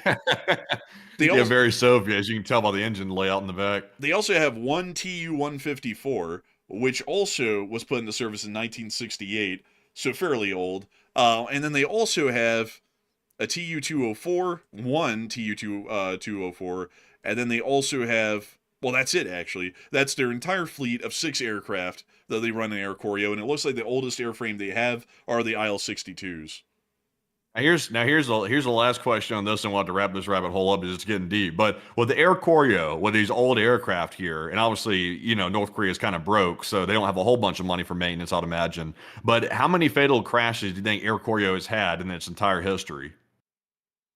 None that we know of. There's been one known fatal crash, one fatal accident with Air Koryo. Believe it or not, I thought it would have been more than that. But there was a IL-62 crash in Guinea. It was apparently an Aleutian that crashed there back in 1983. That's the only one that's been recorded. If there's been any other ones, we haven't heard about it. But that's been the one fatal accident they've recorded. But they don't have a whole bunch of aircraft to simply replace like destroyed aircraft with. So I'd imagine it's probably one of the few they've had. Man, when that one crashed, they say, well, it's a wash. After I pay all my pilots, all my pilots and coach, it's a wash. But anyways, man, honestly, Air Koryo is a rough one. But I do know a good bit about trains, but I do have a broad and varied interest in things. It's just that trains are the most interesting to me because they're cooler, in my opinion, at least to me. But a big thanks to you for support and helping this channel to keep it running. And we're on to the next one. And our next one here is going to go to none other than Jeremy Vahill yet again. And thank you for that support, by the way. He said, Enforcer, I don't think you know anything about the droid attack on the Wookiees. Prove me wrong. I can't prove you wrong on that one. I actually don't know much about the droid attack on the Wookiees. I know that they wrote a whole bunch of Star Wars lore about that, actually, to expound on that one line that was said in that one prequel movie from that guy. And he was like, what about the droid attack on the Wookiees? And I think they actually wrote a couple of comics about it. But I'm not that big of a Star Wars enthusiast to have, unfortunately, actually read them. Unfortunately, I really would have to declare ignorance on that one. But I do thank you incredibly for the support, Jeremy, and helping this channel to keep on running. Because if it wasn't for folks like you, we wouldn't be able to remember the unfortunate droid attack upon the Wookiees. But a huge thanks to you for the support and helping this channel to keep running. And with that, we're on the next one. We also have here a $50 support. Excuse me, goodness. From Larry Champagne. And thank you very much, Larry, for that $50 support and very generous support once again. And Larry said, LSA family forever and much love to my brothers enforcers. Hey, and a big thanks to you for the support, Larry. And thank you so much for the kind words. We love to know that people really do enjoy this channel and us here on air every night. And I got to say that we're greatly appreciative and extremely grateful for you being here and enjoying the show and supporting it so that way us brothers can keep this thing running. And so a big thanks to you so much once again. I hope that does address that incredibly well. And with that, we are on to the next one. Our next one goes to Frosty Rotor X, who puts in a 50. And thank you as well, good sir, for that generous support. He said, as a Colorado native, I love that you have found the Denver lore of the Blucifer, the horse. But I have to point out that even though you say it's cursed and needs to be torn down, Denver International has had 0 fatal accidents since opening in 1995. That is, I think that might have changed today. Like that is, I think that might have changed today. Unfortunately, sadly, I don't know why the person ran out there, but whatever the case is, it's tragic. Thankfully, nobody else got hurt though, because obviously a plane taking off, having a strike like that. I mean, I think that's obviously worse than a bird strike. So I mean, if the thing took off then lost an engine, we could have been in some trouble, possibly, depending on what happened. Man, I'm not gonna lie, man. That super chat right there. I thought of that meme of that guy, man, who was dressed up like a pilgrim, and he looked at the camera and he said, "That one didn't age quite so well." That's what I heard in my head, dude, when you were reading that super chat. Well, I think that changed, like Matthew was saying today, with the guy getting sucked into the jet engine. But I mean, there has to have been something more that's happened. Let's see here. Also, by the way, I pulled up those murals, speaking of which, for the rabbit hole about that, because someone brought it up earlier. And I'm not going to lie, folks. I found out, luckily, though, that these have been removed from the airport in 2025. And apparently they don't know when they're going to put them back up. They're saying they might be put back up in the future. But, these are pretty whack looking. Yeah, really. I mean, they had somebody in here that was just really like letting loose like some dark thoughts, apparently, like some of this like devil stuff right here. Like, what the hell is this? I don't know who thought that. I don't know who thought this was a good idea. Like, I was like, whoever thought this was a good idea, it's like they're a little bit different. Like, what is this right here? Like, this guy's got a scimitar. He's stabbing a pigeon up its ass, holding an AK in a building, in ruins, in a city of ruins, with a whole bunch of people like disappearing into the distance. Some kid holding a teddy Houthi bear commander on the wall. Praise be to Yallah. Like, it's like, damn, bro. It's like they couldn't make this weirder though. Like they couldn't if they wanted to. It's just so bizarre. Like, it's like, who in the world thought, like, and also, why the hell do they have dead people in coffins in some of the murals? Like, and why does this kid look so distressed while he's holding this whack-ass looking squirrel? Like, what's up with these things? Why is this airport so weird? Like Denver is not a bad place. Denver is pretty neat from what I've heard. I haven't been through it enough to know myself. I've only been through it once. And I don't really remember a whole lot about it because I remember we drove out of there about as quickly as we got in. But, I mean, they have you looking at pictures of despair and gloom, like before you get on your flight. Like, for people that are like nervous flyers, they're like, this could be it. If the plane could crash. It's like they're not doing any favors by showing pictures of people in coffins and stuff like that when you're walking in the door. It's like also devil horses and stuff. It's like, what a way, like it's like the complete opposite of blessing your flight. It's like, now they're going to show you devil imagery for you on the plane. It's like, this is a bad idea. Man, you walk into this airport, you hear that Instagram creepy music, that one that goes, that one. It's like, bro, this is just creepy as shit. It's like, bro, I would not want to get on the plane in Denver. I would feel like I would be going to my death and not going anywhere good afterwards, going straight to hell or something. This is like, it's psychedelic. Like, this one is the most psychedelic. You've got 2 kids in coffins, crying kids all over. This one's doing jazz hands for some reason in the middle of it all, while there's a forest fire. And this other kid's got a penguin in a glass box. Like, there's nothing about that makes any sense or seems at all like, settling or calming. This is unnerving. It's just so weird. Yeah, I don't know about this art right here. I'm not understanding. Like, can we get some positive art? Like some things that are like positive. Like, do we have to have this? Like, I'm not sure if this is like putting forth the right image. And then they apparently got this gargoyle in the airport? Man, a gargoyle in absolute sheer pain. As you see right there, even the devil statues are in pain. Man, bro, he's going, maybe he's having to look at all these paintings. Oh, my Lord, man. The Denver airport does not make any sense. Like, but I do have to say, it's been a fairly safe airport until today. I will say that. I will agree with you with that. It's just that it's so bizarre. And of course, folks, because of the bizarreness of it, there's like an insane amount of loony conspiracy theories that have been made by people who have been oh, rocking the mental issues a little bit too hard out there recently. Like, some people say that this is like where the Antichrist is going to spawn or something. It's like, dude, it's just some weird paintings, man, in You know, Denver.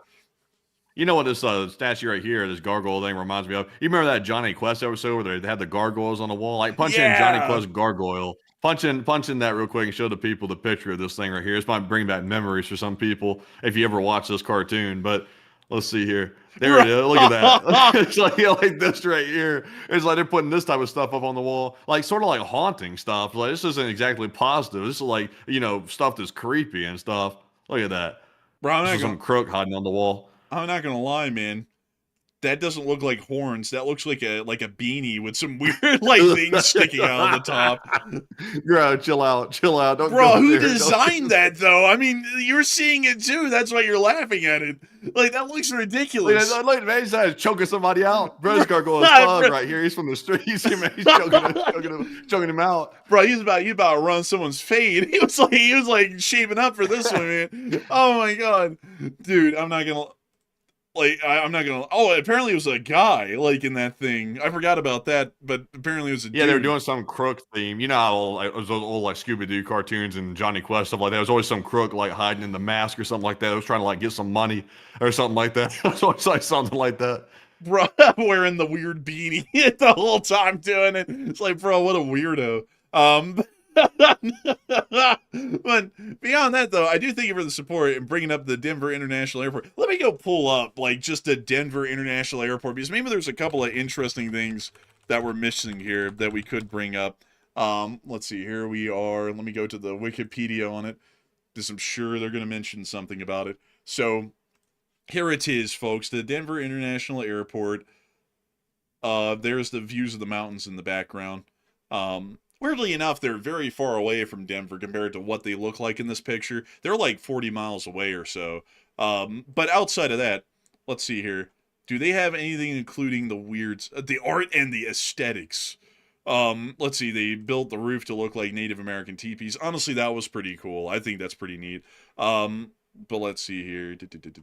Ground transport. I would like an airport. Like, why, if they're going to spend all this money on an airport instead of doing the devil art and all this stuff like that, it's like, why don't they have it to where as you walk in the airport, it goes from like the oldest airport and starts gradually, like, as you walk through the airport, starts getting more modern and more modern until you get to the modern day airport. And then maybe you walk into like a future like version of an airport or something. And then you get to your terminal. That would be pretty cool if they had it like going through the ages of like the progression of airports as you walk through it.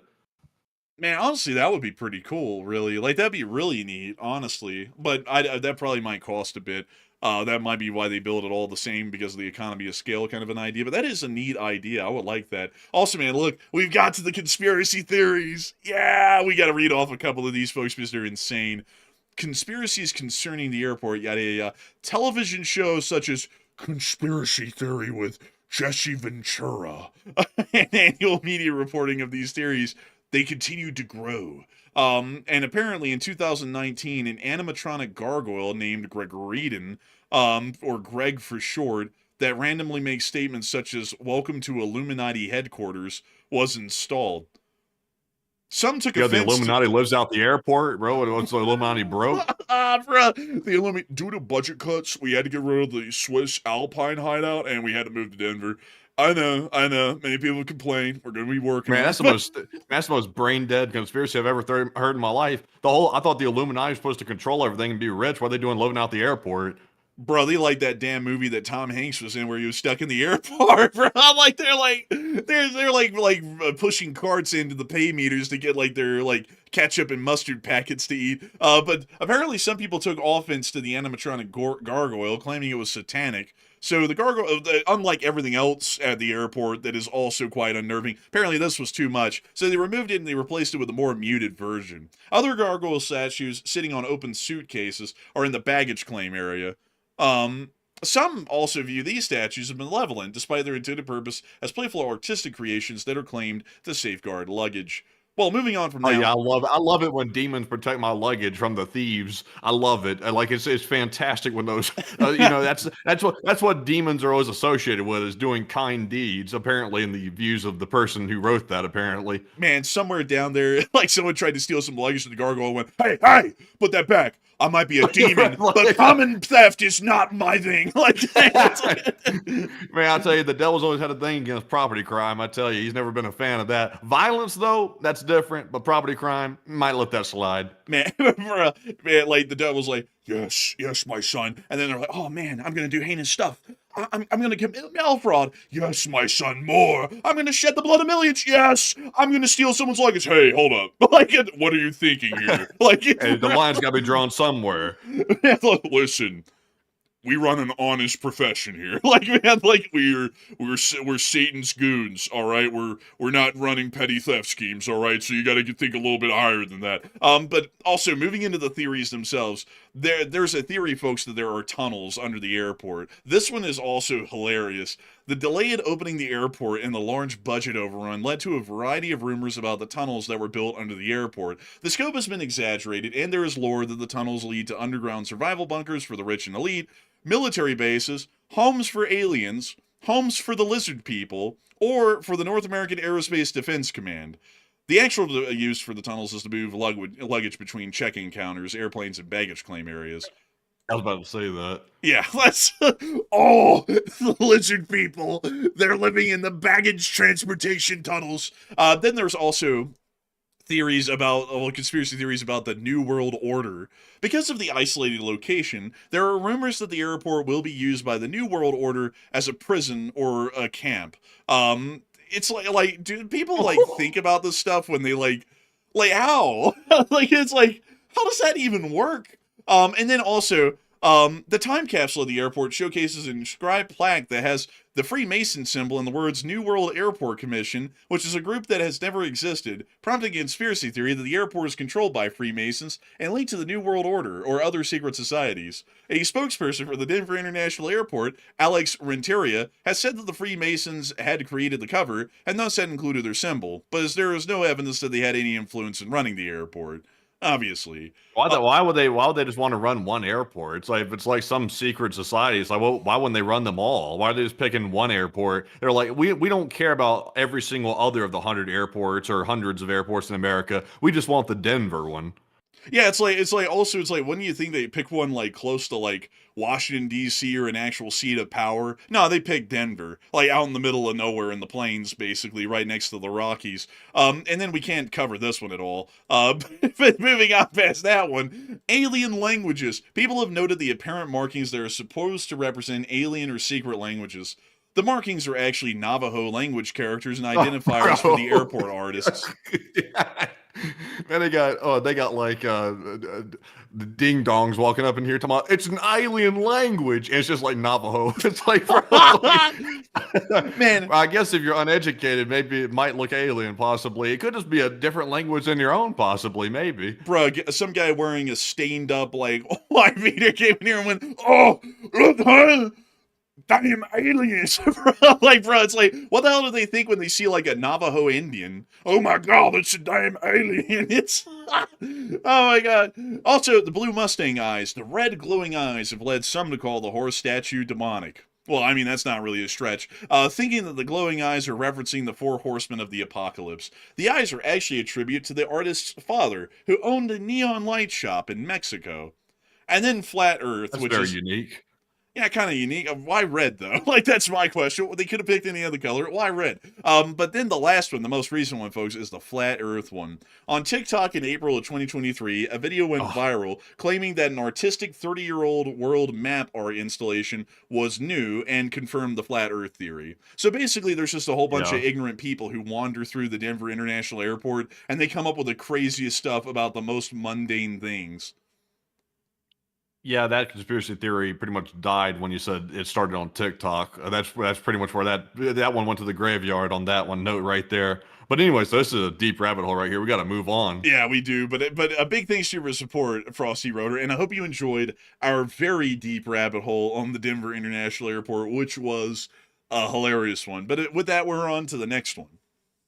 We also have a $50 support from none other than Fred Vreeman. And thank you, Fred, for that $50 support. We do appreciate that. He said, hey, enforcers, that whole Iran section was just hilarious. You guys did a great job with it. Your coverage is so much funnier than those dweebs on the news channels. Damn, he's really letting it loose on him, I tell you. Honestly, I'd have to agree, actually. He said, by the way, could you message Denis Davidov to lighten up? He's gotten kind of dark.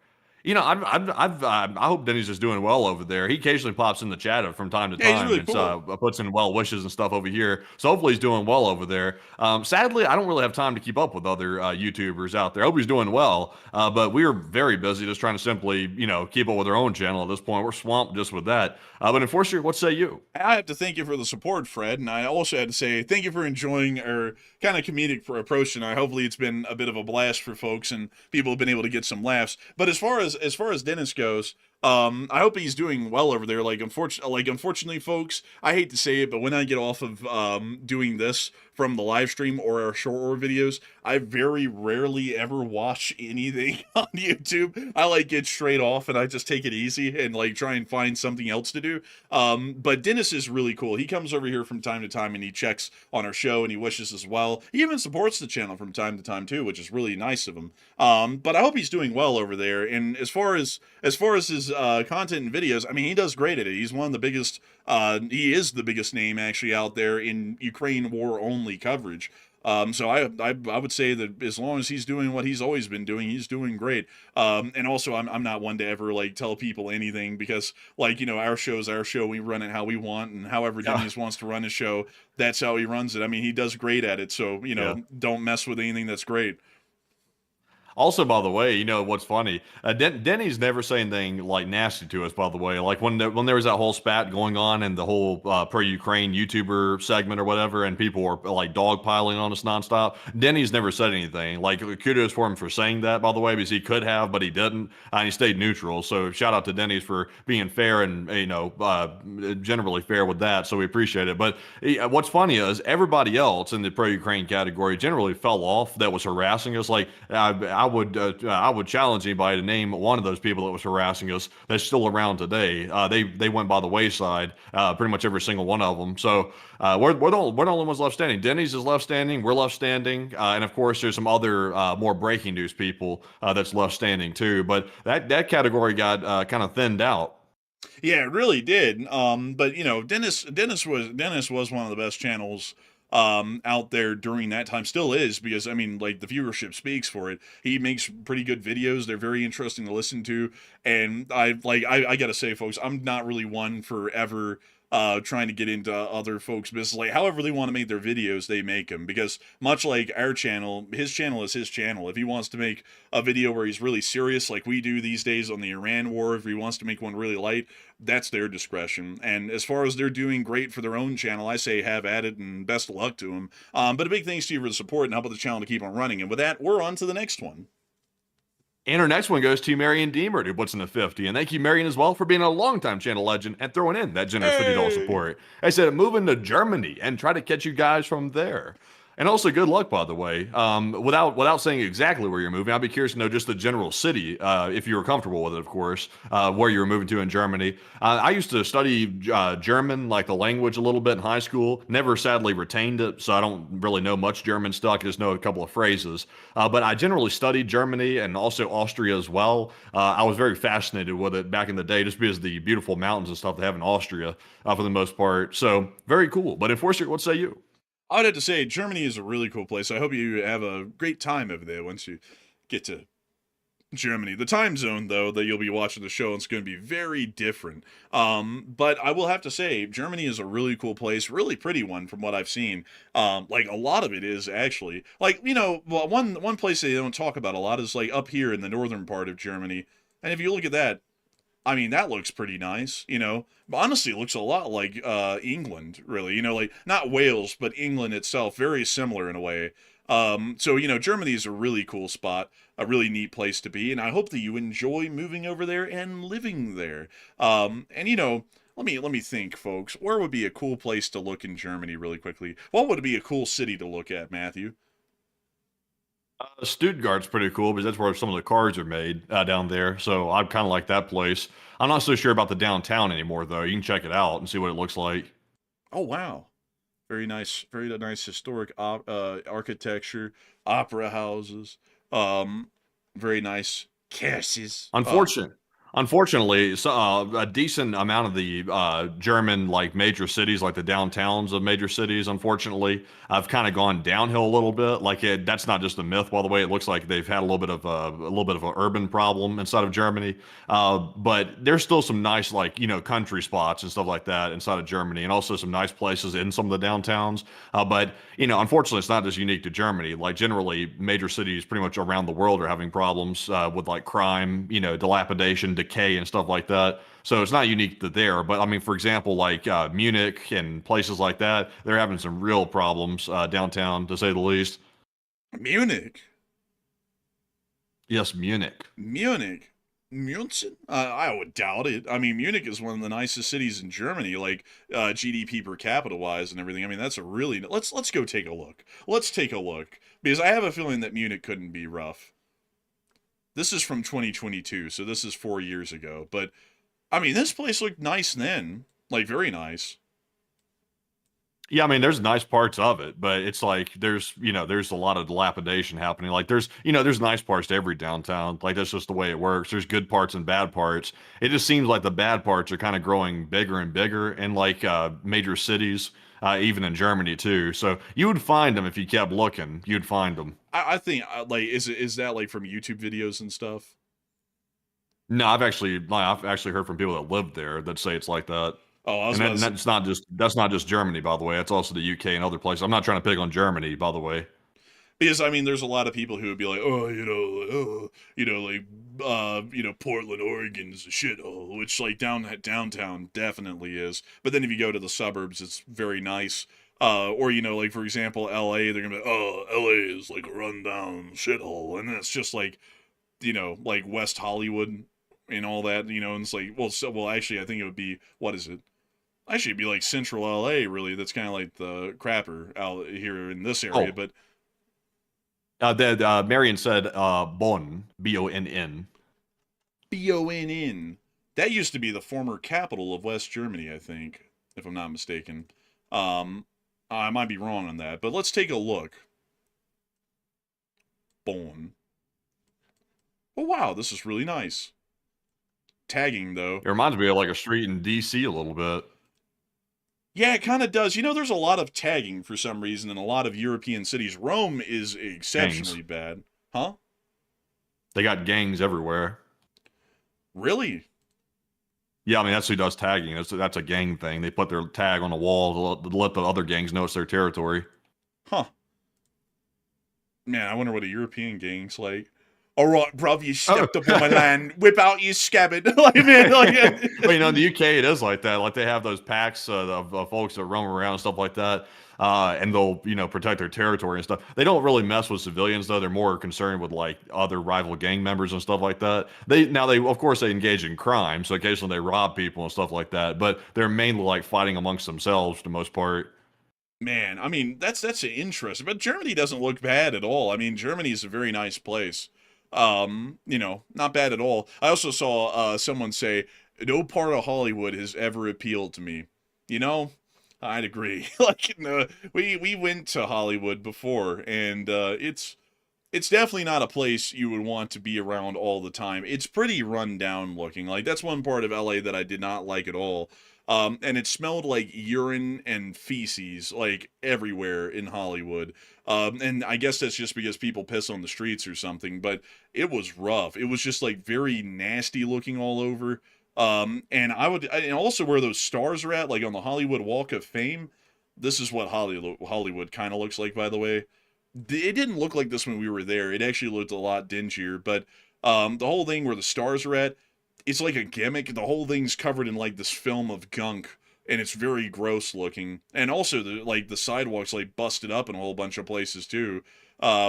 Honestly, just not really the greatest place, Hollywood. But the rest of it, like other parts of LA, were pretty nice. Like down near the Beverly Hills, which obviously was super nice, and Santa Monica, and other places like that. Those places were really nice. And downtown LA was kind of nice to an extent, but that was very iffy block to block from what we could tell. But beyond that, though, like each city kind of has its own good side and bad side. But I always feel like people overblow the bad sides to like unbelievable proportion everywhere. Because like if you go to China, you will see the same thing, but you never hear that about a major Chinese city like Xinjiang or Beijing or anything like that. That there's slums and there's crime-ridden despotic hellholes there because China doesn't allow that stuff to be said about their cities, and they hide that from people who visit.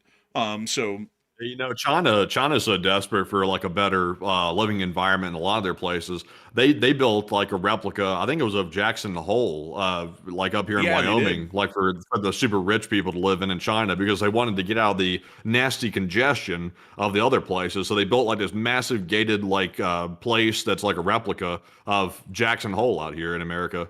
It's literally called Jackson Hole, China. Oh wow, they literally stole the name and everything. Jackson Hole is a resort town on the border between Huilai County in Zhangjiakou, Hebei province in China, and the Yangqing district in Beijing. So it's right outside of Beijing. And its translated Chinese name is Hometown, USA.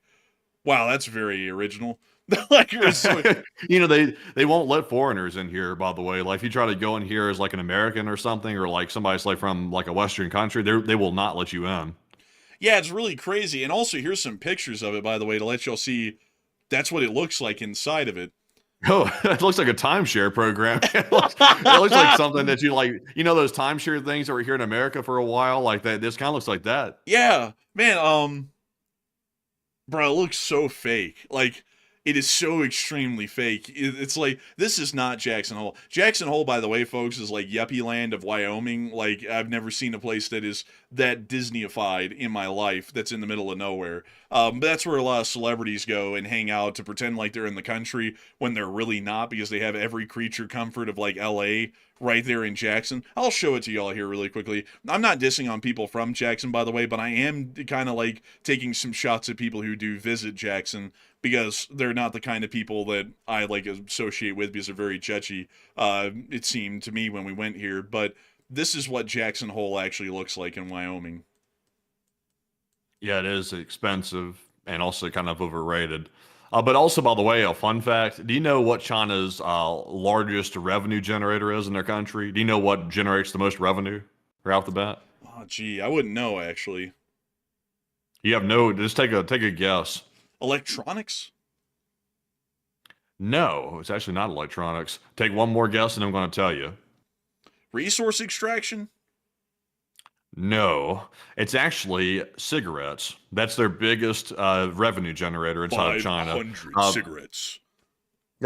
Well, every single cigarette company inside of China is owned by the state. It's owned by like there's a corporation that was created in China just to control the tobacco market for cigarettes and stuff like that. I think they've even gotten into e-cigarettes too. But it brings in over $220 billion a year Oh my between God. all those different. Yeah, between all those cigarette companies, and there's like a whole bunch of subsidiaries of the major company inside of China. But yeah, it's how they get most of their money, and that's a crazy thing, by the way. There, and also I will admit I kind of got a little bit of this information from another YouTube channel out there. I'll give them a shout out. It's Fern, by the way. I'm sure everybody's heard of them. They recently did a video on it. I didn't know this until I watched the video. I was completely ignorant to it. But apparently, obviously, China has to regulate cigarettes because they're the government. But also at the same time, though, they sell the cigarettes and they make a hell of a lot of money off of it. And they use that money to fund their military to a large degree. So when the people in China smoke a cigarette, there's a joke that goes around that every single cigarette, every single puff of smoke you take, you're supporting the communist military inside of China. And it brings in a hell of a lot. I mean, over $220 billion of revenue. I mean, that's a lot of money. That's about 8% of the central government's total tax income. Bro, they must be chuffing like steam trains out there in China to make 220 billion Man. on cigarettes. China, out of all the countries left in the world, China is one of the most heavily smoking countries on the planet. Like everybody smokes over there. It's considered a status symbol still in China. That must be why all those memes come out from China, man, where they build those stupid carousel things and they really like put 100 cigarettes in them, light them all at the same time and smoke them. Haven't you seen that before? Yeah, yeah. Everybody in China smokes for the most part. Like everybody over there smoking, and they don't have strict laws like we have. Like here in America, I think they might be trying to change it, by the way, which isn't good. But they in China they make it totally legal to like flavor the pods that go in the e-cigarettes. That like cotton candy and stuff like that. I think they had banned that here in America because they said that was basically marketing to children, which obviously isn't good. But in China, it's a free for all. Like as long as the Chinese Communist Party gets their cut, they're okay with it. They sell them in vending machines. They sell them all over the place, pretty much everywhere. So it's a massive industry there, huge. Man, you know what? You know what else? I just saw someone ask, like, is the quality of a Chinese cigarette better? No, way worse. Like, they're way worse than an American cigarette. We have all of these laws in America about certain things that they can't do to the cigarettes. In China, I believe the last time I heard of a study out of China from their cigarettes, I think that they found that there was like industrial grade pesticides and arsenic that were found in very high quantities in a lot of their cigarettes that came out of China. And I think that's why Chinese cigarettes are banned in a lot of countries around the world, is because they're considered to actually be toxic because of how much poison, like literal poisons in them from pesticides and rat poison and everything else that ends up in the tobacco fields that they don't ever clean out. They just get rolled into more so put into the cigarettes with the tobacco and then sold it to the public market, which is insane, honestly. Interesting. Yeah, I'm not seeing that they're banned anywhere personally. Anything about that? I'm not seeing that necessarily. But I don't think they sell them here in America. I don't think. But I'm not saying that they're banned everywhere. But it is interesting though that they sell so many of them. It's a massive industry. It's really wild. So when everybody's over there smoking cigarettes, by the way, everybody's over there basically taking years off their life. Also, by the way, Miss Deesa said adds flavor. LOL. I don't want that flavor. I don't smoke, but I wouldn't want that flavor, the arsenic and everything like that if they have that. But yeah, it's tough. A tough industry in China. Well, let me see here. Are they banned in some countries? Well, I just pulled it up. Chinese cigarettes are restricted and banned in various countries, primarily due to their illegal status as contraband, failure to meet local health standards, or lack of authorized importation. Let's see, and let's see here. Yeah, it does. I can't find a list off of the top of it all, but it does appear that Mexico looks to be a country that is a big smuggler of Chinese cigarettes due to the cartels and all. But it looks like a decent amount of countries, at least from what I'm able to see quickly online, are stated to abandon, but I can't get an exact list of them. Yeah, well, also it says that apparently China won't let anybody, like no foreign tobacco companies can sell inside of China, which is pretty crazy, by the way. China has a very closed economy when it comes to protecting their national brands and stuff like that. Unlike here in the West, we let China come over here and do whatever the hell they want for the most part. They can come over here and sell everything except for automobiles. That's the one thing we put our foot down on. But China won't let anybody sell anything inside their country. Like it's just a national brand or go broke, basically. Man, that's that communist centrally planned economy. Like, man, it's like the holdovers from that. You can't compete against our communist companies. It's like y'all are basically capitalists. It's like what are y'all even complaining about at this point? But I would tell y'all, folks, Fun fact as well. Fun fact. Apparently, for the cost of one American electric vehicle, you can buy 4 Chinese electric vehicles for the same cost. But of course, I'm not so sure about the quality. Like the quality might be up for debate. I see people saying that the quality of them is on par with what we have here in America, which at this point, I'm not so sure if that's false or not, because I mean, I've seen videos of like panels being glued on to vehicles and stuff like that over here in America. So I'm not totally sure if that's a thing or not. I think not to give the Chinese any credit because they're an enemy of the United States, but at the same time, though, I will say there is definitely an element of protectionism that goes into that about banning the Chinese vehicles here in America because our vehicle quality has gotten pretty crappy here in America. Like I will admit that it's gotten pretty low. The manufacturers are cutting corners left and right, and they're charging even more money for crappier cars. So it can't be that worse for the Chinese vehicles. Like I would imagine it can't be horribly worse. well, I mean, maybe not, but I mean, then again, they have everybody working in the Shanghua factories over there, so I mean, that's why they're able to make them cheaper, is because these people are literally working for like basically nothing. and for like 16 hours a day. So I think that might be why they're able to get them a little bit cheaper, or a good bit cheaper, is because they don't have any like labor laws like we have. That man, those labor costs here in America are not that much higher. Like they're paying people more money, but it's like in the scheme of how much money these companies are making, they could easily not charge like 80 grand for an EV and instead charge the 40 that China is charging for it instead. They're just trying to they're padding their profits like hell. Like they of course the labor costs are higher, but they're padding a hell of a profit in there.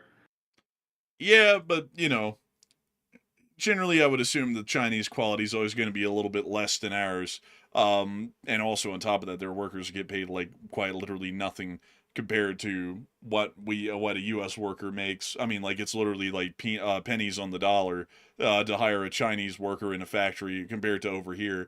That's why everything went over there. Because if it wasn't that different, then the shipping and handling cost of shipping stuff back to America would have evened it all out, and it wouldn't have made sense to go over there. So there has to be a reason that they're staying over there, and it has to be because the cost of raw materials and labor is probably a lot cheaper there than it is here. Who knows? Like there's probably a lot of aspects to it, probably. But with that, it is time for us to move on and into the next one.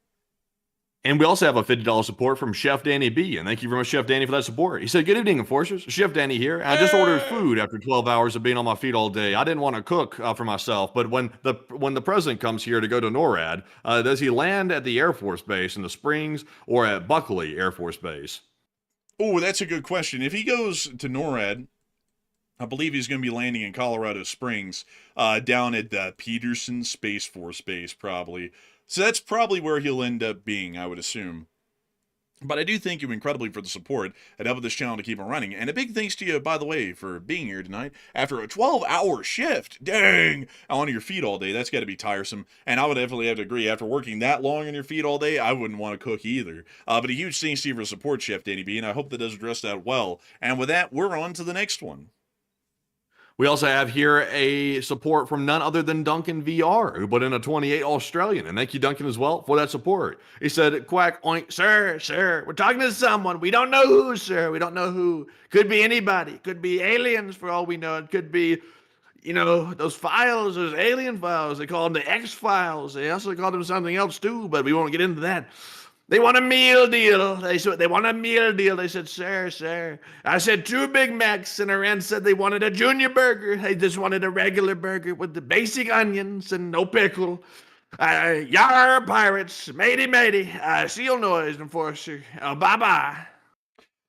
Ah, yes, that wonderful file about the aliens. I heard that the aliens came from this planet called Steen, and that means that they came from the Eckstein files, a really interesting one about the aliens. Y'all should Google it sometime, take a look at it. But beyond that, I do have to say a massive thanks to you for the support and helping this channel to keep running. Because if it wasn't for folks like you, we wouldn't be able to make this thing possible. We wouldn't be able to talk about the great deal making that we've done around the world, an incredible thing. And a big thanks to you for the support and helping this channel to keep on running. And we are going to make sure to remember you when we get done putting out these files. It's like every other form of files. It's just a distraction for the larger part. Really sad, honestly, but big thanks to you once again. And we're on to the next one. And our next one here goes to Salt K, who puts in a 20. And thank you very much, Salt, as well, for that $20 support. They said a question from the chat, if you please. And thank you so much for the support, Salt K. And we will make sure to take a question from the chat in your honor. So what do we got, Matthew? And this one goes to Jack Rabbit, who said, what happens if the U.S. unilaterally withdraws from the theater?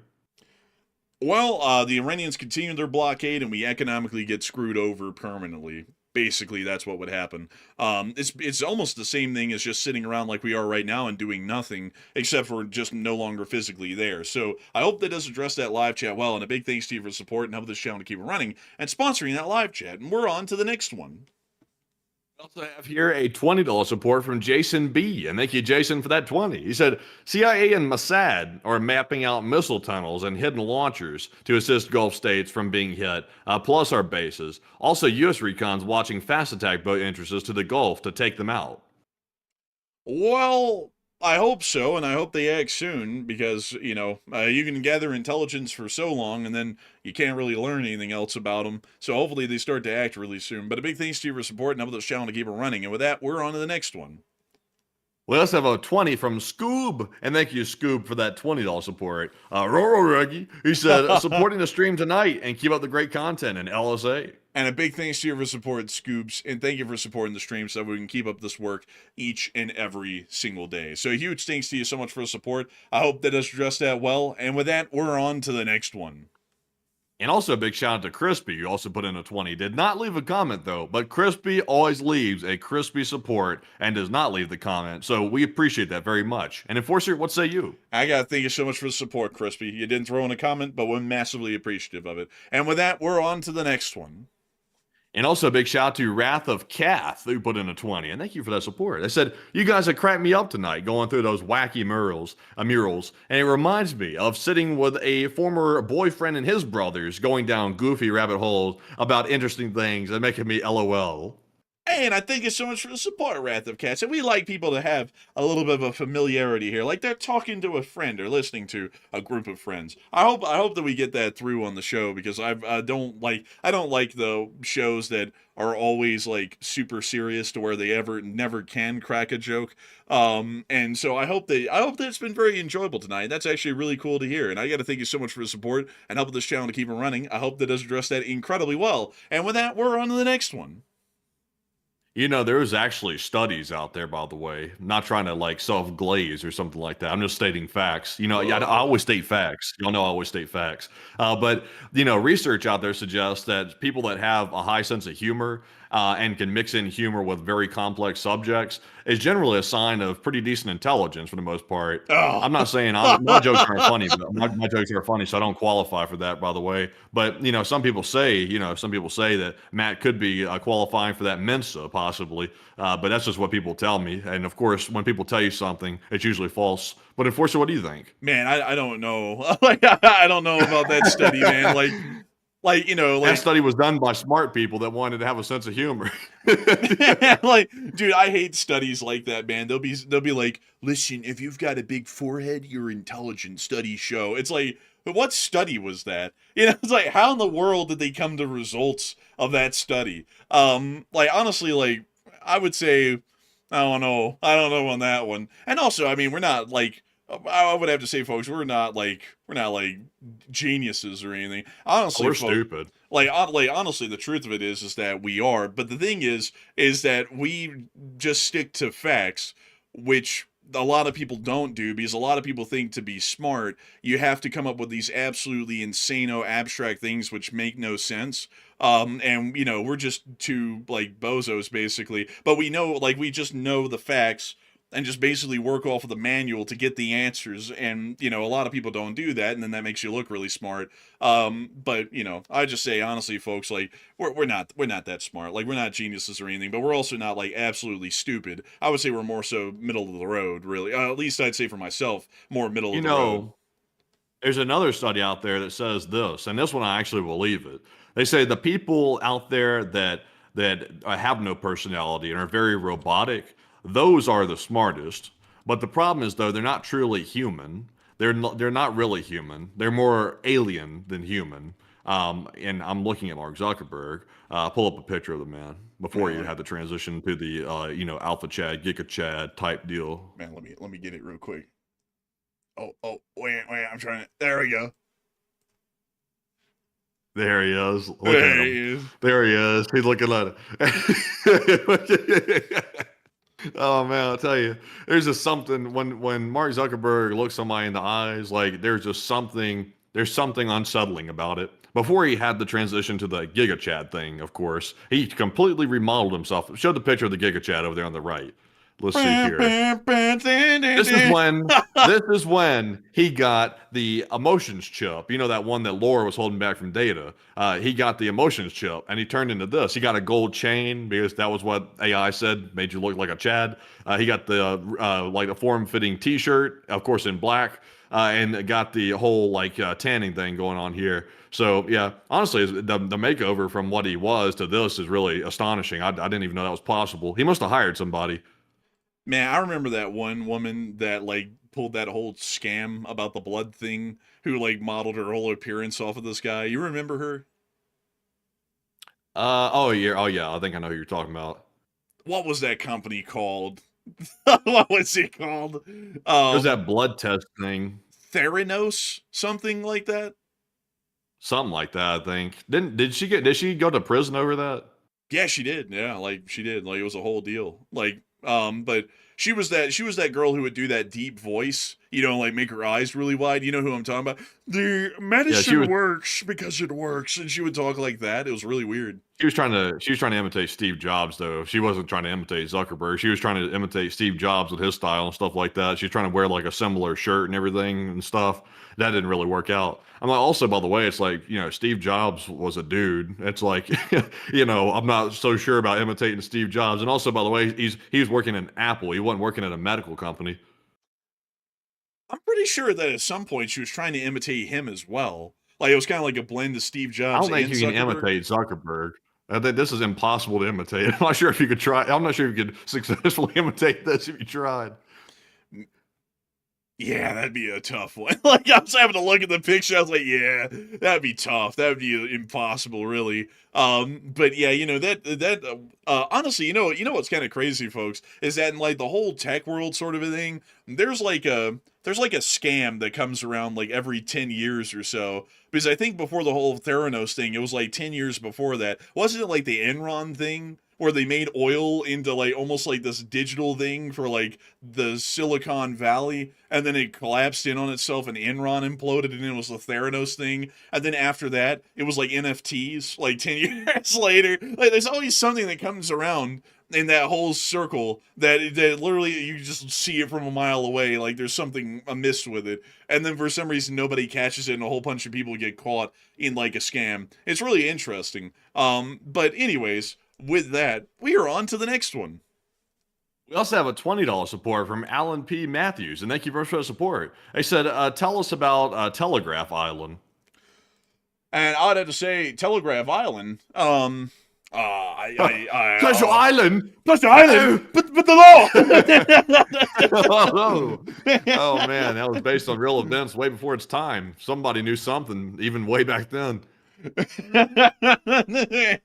Oh man, I might get a voice acting role for that one, man. Like I put some real emotion into it. Oh man, I actually don't know a lot about this Telegraph Island. Apparently, it's one of the more northernmost islands in the Gulf, in the Strait of Hormuz, actually, which is right here. This is apparently Telegraph Island.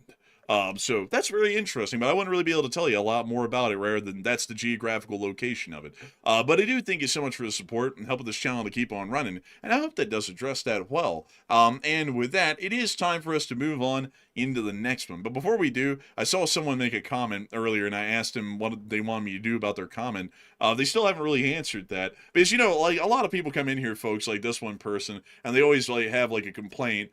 And I just got to be a little honest here. Like if y'all tell us that y'all don't like something about the show, what do you want us to do about that? Cry? Like You're relapsing again. You're Oh yeah, relapsing again. You're starting to look, address the man, boss there's nothing constantly. but it's just goofy stuff. It's like like coming in and saying, But see, they're "Oh, I don't playing you like though. They're playing you. They're playing you like a fiddle though, because they're coming in here to get attention. Then you're giving them the attention, so you're feeding the bots. But You're feeding the bears. but I give them attention, Matthew, because it's so absurd. It's funny to point out what they even say, clown on it, and then move on. And it gets people a little bit of a laugh here and there. That's why I do it, because some of this stuff is just crazy. Because it's like, like if you don't like my comments about a certain country in the Middle East, tough for you. And what am I supposed to do about it? What do Yeah. you want me to do? Cry? You want me to grovel? You want me to beg? Yeah. Whine? What do you want me to do? But anyway, so that we're on to the next. Yeah. Man, you sound like a rapper we got a getting lot ready more for a super song. chats, man. Like, Man, honestly, man, I don't think you realize it, but nobody, like the bots, like nobody really wants to hear about those bots. Like, I don't even want to hear about the bots, to be honest with you. I mean, everybody's got an opinion, and they can have their opinion. But our next one here goes to Ulf Hednar, who puts in a 10. And Ulf Hednar said, if the Iran war continues the way it currently is, do you think the Gulf states will start seizing American bank accounts and assets in those countries, and could be good leverage to force the U.S. to act? I would have to say probably not. That would probably not go well with the United States if they started to try to do that, because that could be considered a pretty hostile act. So I would generally doubt that. But I do thank you for support and helping this channel to keep on running. And with that, we're on to the next one. We also have a 20 from Game Theory, and thank you, Game Theory, as well for that 20. He said, tell us about the U.S. Virgin Islands. The U.S. Virgin Islands, they are Which one? they're an acquisition of ours that we got after the victory in the Spanish-American War. And there's a particularly special one right here called Little St. James Island that has been incredibly popular these days due to a criminal situation that surrounds the existence of this island. So I hope that answers your question well. But beyond that, I wouldn't really be able to tell you much more about the Virgin Islands than that. But a big thanks to you for support and helping this channel to keep on running. And with that, we're on to the next one. And our next one goes to Miss Paula Thomas, who puts in a 10 and said, I suspect the talks are part of a strategy to avoid the war powers vote.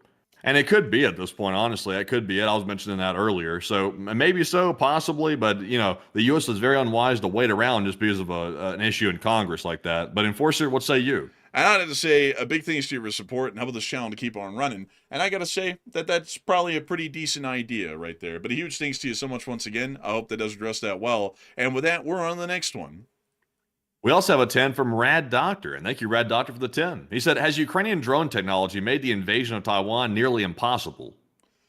And I'd have to say nearly impossible. Kind of. It depends on what kind of drone production that the Taiwanese have, and generally that is what we don't really know at the moment. We know that they are producing drones, we just don't know to what amount, and we also don't know what their drone production capacity would really be in the long run. So it kind of would make it obsolete, but it depends on how well the Taiwanese are able to implement drone warfare and sustain a significant amount of fire as a result. But a big thanks to you for support and helping this channel to keep it running, and I hope that does address that well. And with that, we're on the next one. We also have a 10 from D. Muscle, and thank you very much for the support. He said OG Internet, DARPANet, was originally designed to survive nuclear war, self-healing, and multiple routes. I'd have to say, that's very interesting right there. Did you know that, by the way? No, I actually didn't. That's actually news. Yeah, DARPANet was a DARPA creation. DARPA is it's like the cutting edge technology development division of the military, basically, that I think works with the intel agencies too. But they're usually like the first to develop brand new technologies. Like a lot of the stuff we use commercially today was actually developed by DARPA. This is where the whole myth, by the way, comes from, that they're like, oh, the military has technology that's like a decade ahead of what the commercial companies have. And that's generally true. DARPA is usually the outlet for that. And a lot of stuff has leaked its way into the commercial applications after they finally declassified it to a large degree. But yeah, DARPANet was the first internet. That's pretty cool, actually, and I thank you so much for sharing a new fact with me. So a big thanks to your support and helping this channel to keep it running, and we're on to the next one. Our next one goes to Nick Levine, I think it said. But thank you very much for that $10 support. He said Denver Airport has extremely weird murals and vibes going on, and I love you guys to voice opinions on it. And definitely worth it. And cheers, folks. And side note, found you guys last week and best news period. And thank you so much for the kind words, Nick. And I hope you enjoyed our rabbit hole on the Denver International Airport we did earlier, because honestly, the murals are just bizarre. I don't really think there's any, I'm not a huge believer in conspiracy theories. And also, I think that if there was, secret societies and stuff, they're not going to make it, exceptionally obvious that they exist. It's is it really a secret society if the secret society is always giving you breadcrumbs to know they exist and what they're doing? Not really. It's I always find the conspiracy theory people funny, because it's do you think that if a secret society of ultra wealthy, ultra intelligent people existed in the world that was controlling everything behind the scenes, why in the world would they make it to where you,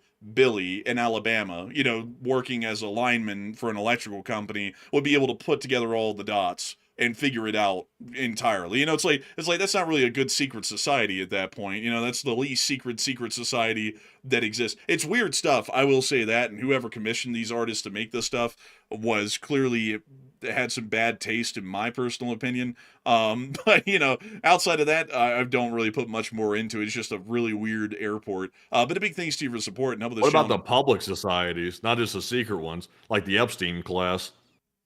Oh, well, those, well, that's pretty public now.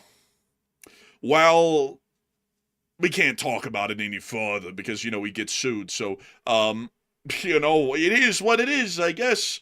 Shouldn't be, but, not really much more to say on that. But anyways, with that, we're on to the next one.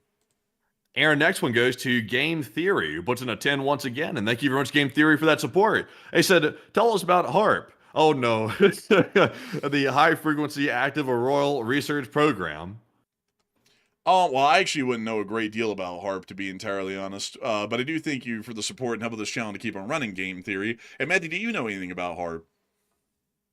Well, there's a bunch of conspiracy theories around it, but the truth around it is, though, is it's basically just a big, like, I think the best way to describe it's like a radio transmitter, basically, and it's made to study the ionosphere, which is a part of the atmosphere, for atmospheric research. That's what it's technically supposed to be used for. But there's a whole bunch of like stuff that people claim it's involved with weather manipulation and stuff like that, and but apparently it's just for weather research, apparently. It's interesting. I don't really know a lot about the whole HARP deal. That would be beyond me. But also I saw someone say in the chat, the secret societies get jollies out of putting cryptic stuff in public. That's not how secret societies work. Like, is a secret, if there was any sort of a secret group, the whole point of a secret group is for no one to know about them. Like Area 51, for example. Does anybody know exactly what they do at Area 51 right now? No. And will anybody ever know exactly what they're doing right now? No. You'll know in like 70 years, when it's no longer pertinent. But the whole thing about keeping stuff secret is that it's secret. They're really kind of defeating the whole point of being a secret society if they're like, oh, let's go drop breadcrumbs so that way literally anybody can find out everything about us. That doesn't really make it secret. It's basically what that is it's like a publicly imagined treasure hunt at that point, where you go around trying to find all the little crumbs and put the puzzle pieces together and get the answer. And that's not how a secret society actually works. Like, if you look for Yeah, example, and also the people there, like for example at Area 51, the people that work there, they don't even really know what's going on either, because they purposely compartmentalize everything to where one person will be working on one little small aspect of a project, but there'll be like one small part compartmentalized of a larger project. So, I mean, just because somebody works there doesn't mean they know like the overall picture. There's only probably a handful of people that probably know the entire project from front to back, the managers of the project, whoever those people are. But it's like not even the people working there generally know what's going on. yeah, and then also a lot of people talk about these secret societies, and they come up with these whole secret society ideas because they actually don't know how the world works, like how global governments work against each other or for each other, and all the interest groups that are involved in lobbying these governments, and all of the different social groups that are also involved in lobbying these governments.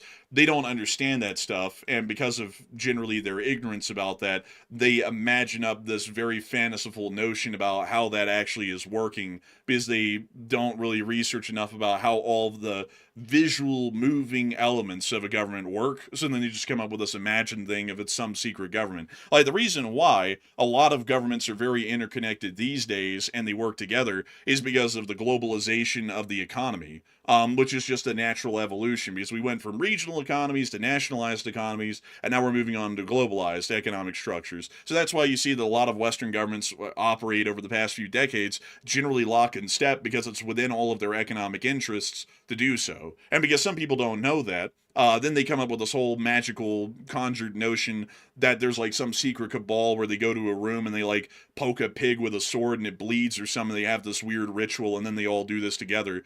The reality is that the driving motive behind everything's the dollar, in every country in the world. So, you don't have to look much farther than where the money's flowing publicly, and that gives you a complete understanding of why things work the way they do.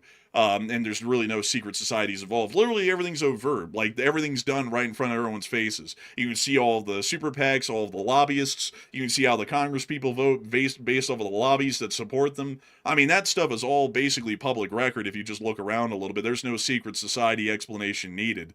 And I wish that people would know that a little bit more, because if people would look at the direct moving elements in front of them and react to that, like, this whole Illuminati concept that they have wouldn't even have to exist, because they'd be directly reacting to the things they don't like, because they're looking directly at them and wanting to fix those instead of something else that doesn't exist. But with that, we're on to the next one. We also have a 10 from Karaz86, and thank you very much, Karaz, for that 10. They said, glad to hear you guys again, and also glad to see all my coworkers watching you guys now. It might be because I'm me. And thank you, by the way. They said, you guys are the best news around, and keep up the great work. Glad to be here, and LLT, LSA. And a big thanks to you for support, Karas. And I got to say, thank you so much for enjoying the news, and thank you so much for enjoying being here. And also really cool to hear that all your coworkers are watching. So a humongous thanks to you so much for the support. I hope that I was addressed that well. And with that, we're on to the next one. We also have a 10 from Game Theory yet again, who said, tell us about Art Bell. Honestly, I don't know a lot about these things that people are asking about tonight, unfortunately. So sadly, I have to declare ignorance on that one, Game Theory. But I do That was think the radio man. Oh, really? Yeah, he's a man. He's a man on the radio. I wouldn't know anything about that. But a big thanks to you for supporting up this channel to keep it running. And with that, we're on to the next one. Man, you answered that like somebody being confronted about something secret. They're like, so what's going on out there at Area 51? I wouldn't know nothing about that. It's like, it's a secret topic. But anyways, our next one goes to Winston Smith, who puts in the 7. They said, how possible is it that Iran is building a nuke now? I would say that they might not be working on one now because most of the facilities have been buried. Basically, their entrances have, so it's very hard to enter them and continue any work. But once the war ends, they will most likely start to work on one as quickly as they can, if there's no restrictions on them or no end to their programs, because they're going to realize it's a matter of national security for them to have one, so that way they don't get attacked again. But a big thanks to you for support and helping this channel to keep it running. And with that, we're on to the next one. We also have a 7 from MCH, and thank you for that support. They said, who started the war with Iran? We did. We bombed them, so that's technically who started the war. But if you want to go back to basically the very beginning of it all, you could say that it started technically in 2024. Well, actually 2023 on October 7th. And that whole route's really long to explain, and I think we're starting to get a little bit pressed for time here. But technically, you could say that Iran started, if you look at the broader scope or the broader strokes on the canvas of how things have gone. But the actual war that we're in right now, we started it because we dropped the first bombs on them. So big thanks to you for support. I hope that does address that well. And with that, we're on to the next one. We also have a 5 from Slinger, and thank you, Slinger, for that 5. They said, called the Matt, does it count as a secret society? Oh yeah, it's a society. It's a little bit of an open society. That's what they call it right there. Everybody knows about it, but we don't have to hide nothing. We got nothing to hide right here. You know, it's the cult of Matt. It's out here in the open for everybody to see right here and everybody to join too. So you know, it is what it is. But thank you very much, Slinger, for that support. We do appreciate that. We also have a 7 from Chris Alexander. He said, "Have you heard of the 62 square mile data center that was approved regardless of statewide protest? That's bigger than Salt Lake City." And love you. LSA. I did hear about it, and apparently the county commissioners up there are having like a little crying fest right now, because they basically approved this thing against the wishes of the county. And I listened to one of them, and I thought it was honestly, I thought it was ridiculous, because they were like, "I've never felt more threatened in my life. I did everything right. I confided with attorneys. I confided with experts." And like when I was listening to this guy talk about the process that he went through to approve the data center, it like I think the guy said he talked to experts and he talked to attorneys. It's like, well, he didn't talk to the public. You know, it's like you know, as an elected representative, it doesn't matter if, you know, an attorney and an expert tells you that it's fine to build a data center. If the public doesn't want the data center, then you don't have the data center, because they're the ones who generally are your actual employer. They're the ones who elect you into the position of being a county commissioner, or they elected the officials in that appointed you to be a county commissioner. And I found that to be really interesting about that whole deal, because it's like, you can't really like whine and complain when clearly your whole constituency is heavily against something, and then you do it anyways, and then you basically, you know, scold them at the county meeting, and then you act like you're a victim that they're all angry at you. You know, it's like, well, you should have listened to them. I mean, that's your point. That's the whole point of your job as an elected representative of the county. So, you know, like, honestly, some people do take it way above and beyond. We would know, you know, we've been on YouTube a lot and have people take it way above and beyond with the kind of stuff that they say and want to do when they get unhappy. But at the same time, as an elected official, that's your main priority, is keeping the people happy. Even if it doesn't make any sense, you have to generally do what they want. That's democracy. You know, I have heard about that. I'm not really a big fan of data centers, and I'm particularly not a big fan of a data center in Utah because it's a very water deprived state that's been going through a fairly long drought. And anything at this point that comes out here that requires any intake of water is generally something that needs serious consideration and can't just be plopped down because the water resources aren't really here to be able to handle something like that. And also with the growing population in this area, that's also causing additional strain. But a big thanks to you for support and helping this channel to keep on running. And with that, we're on to the next one. We also have a 5 from Robert Krogan, and Robert said, "Good evening, Enforcers and LSA, and take one from the chat if you wish." Hey, and a big thanks to you for the support, and we will make sure to take one from the chat. And so what do we got, Matthew? And this one goes to Mary Jacobs. She said, "How can Iran speedboats keep entering the mine area without blowing their own boats up?" Well, generally because their hulls are made of fiberglass or something that's non-metallic, and so the mines are not attracted to them. That's generally what we'd understand. But a big thanks to you for support and helping this channel to keep on running. And with that, we're on to the next one. We also have a 5 from DWRB. He said, "Would a landing or staging ground in Pakistan be possible with a force moving west along the coast, assuming Pakistan would approve?" It's possible, but it would be pretty tough to stage and support because there's not really a lot of road infrastructure in that area. So it would generally run into some pretty significant issues. But I do thank you for the support and helping this channel to keep on running. And with that, we're on to the next one. And we also have a 5 from Random Person. He said, "Do you think that because the U.S. has a strike munition shortage, that's why they're delaying the attacks?" That might be the case, possibly, is that they finally realized that if we keep expending munitions like this, we might not have anything to deal with any larger wars like China or Russia that are probably coming around in the future. But I wish they had actually known about that before they got us in this fix right now and now can't really, deal with it. But a big thanks to you for support. I hope that has addressed that well. And with that, we're on to the next one. And we also have here a 5 from DWRB, who said, "The time has come for a maritime equivalent of Thunder Run." Maybe so. We will have to see. But a big thanks to you for support. And with that, we're on to the next one. We also have a 10 from Treetop 9, and thank you, Treetop. He said, "I agree with the take on China given earlier, and most people don't know that about the Chinese citizens really do not have an opinion on the U.S.-Iran conflict. They never learn about it in school."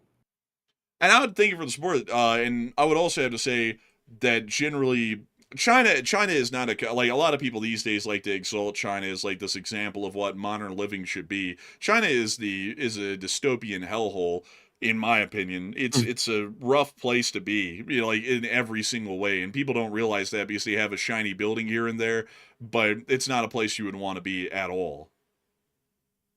It's really quite an awful place. Man, it is. Like, it is. Yeah. You know who I'm imitating. Not really. It's really quite an awful place over there in China. It's they're hooking people up to the machines. Wait, you see, we have to talk about wait a minute, careful. The Chinese. Don't say the real deal. They hook you up to the machine and they turn it on and the suction. Oh man. Now I remember it was like, where have you been? Like on the internet, like to find that. Oh man, I tell you something else right there.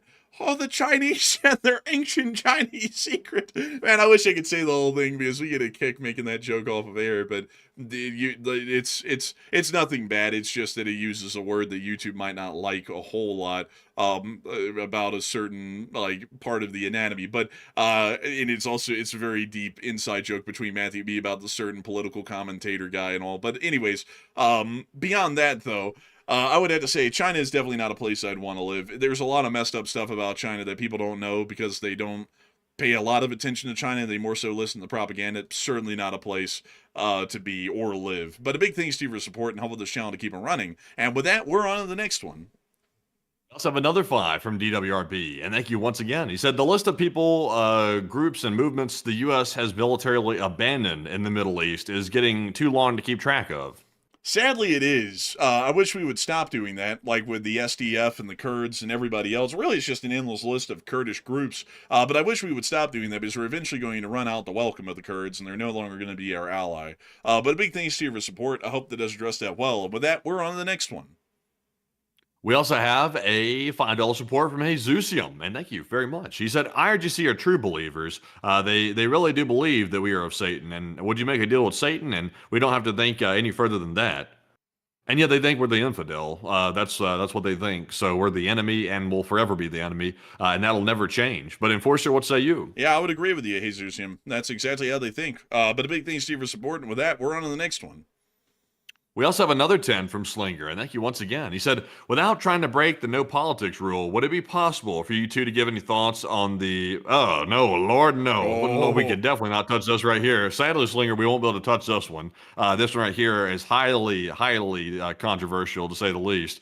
So sadly, we'll have to dodge that one. But Enforcer, what say you? As far as the redrawing of man, like, I would have to say we can't really touch that one with the 10-foot barge pole because that one is insanely political. But generally, I will say that I'm against disenfranchisement. I will say that.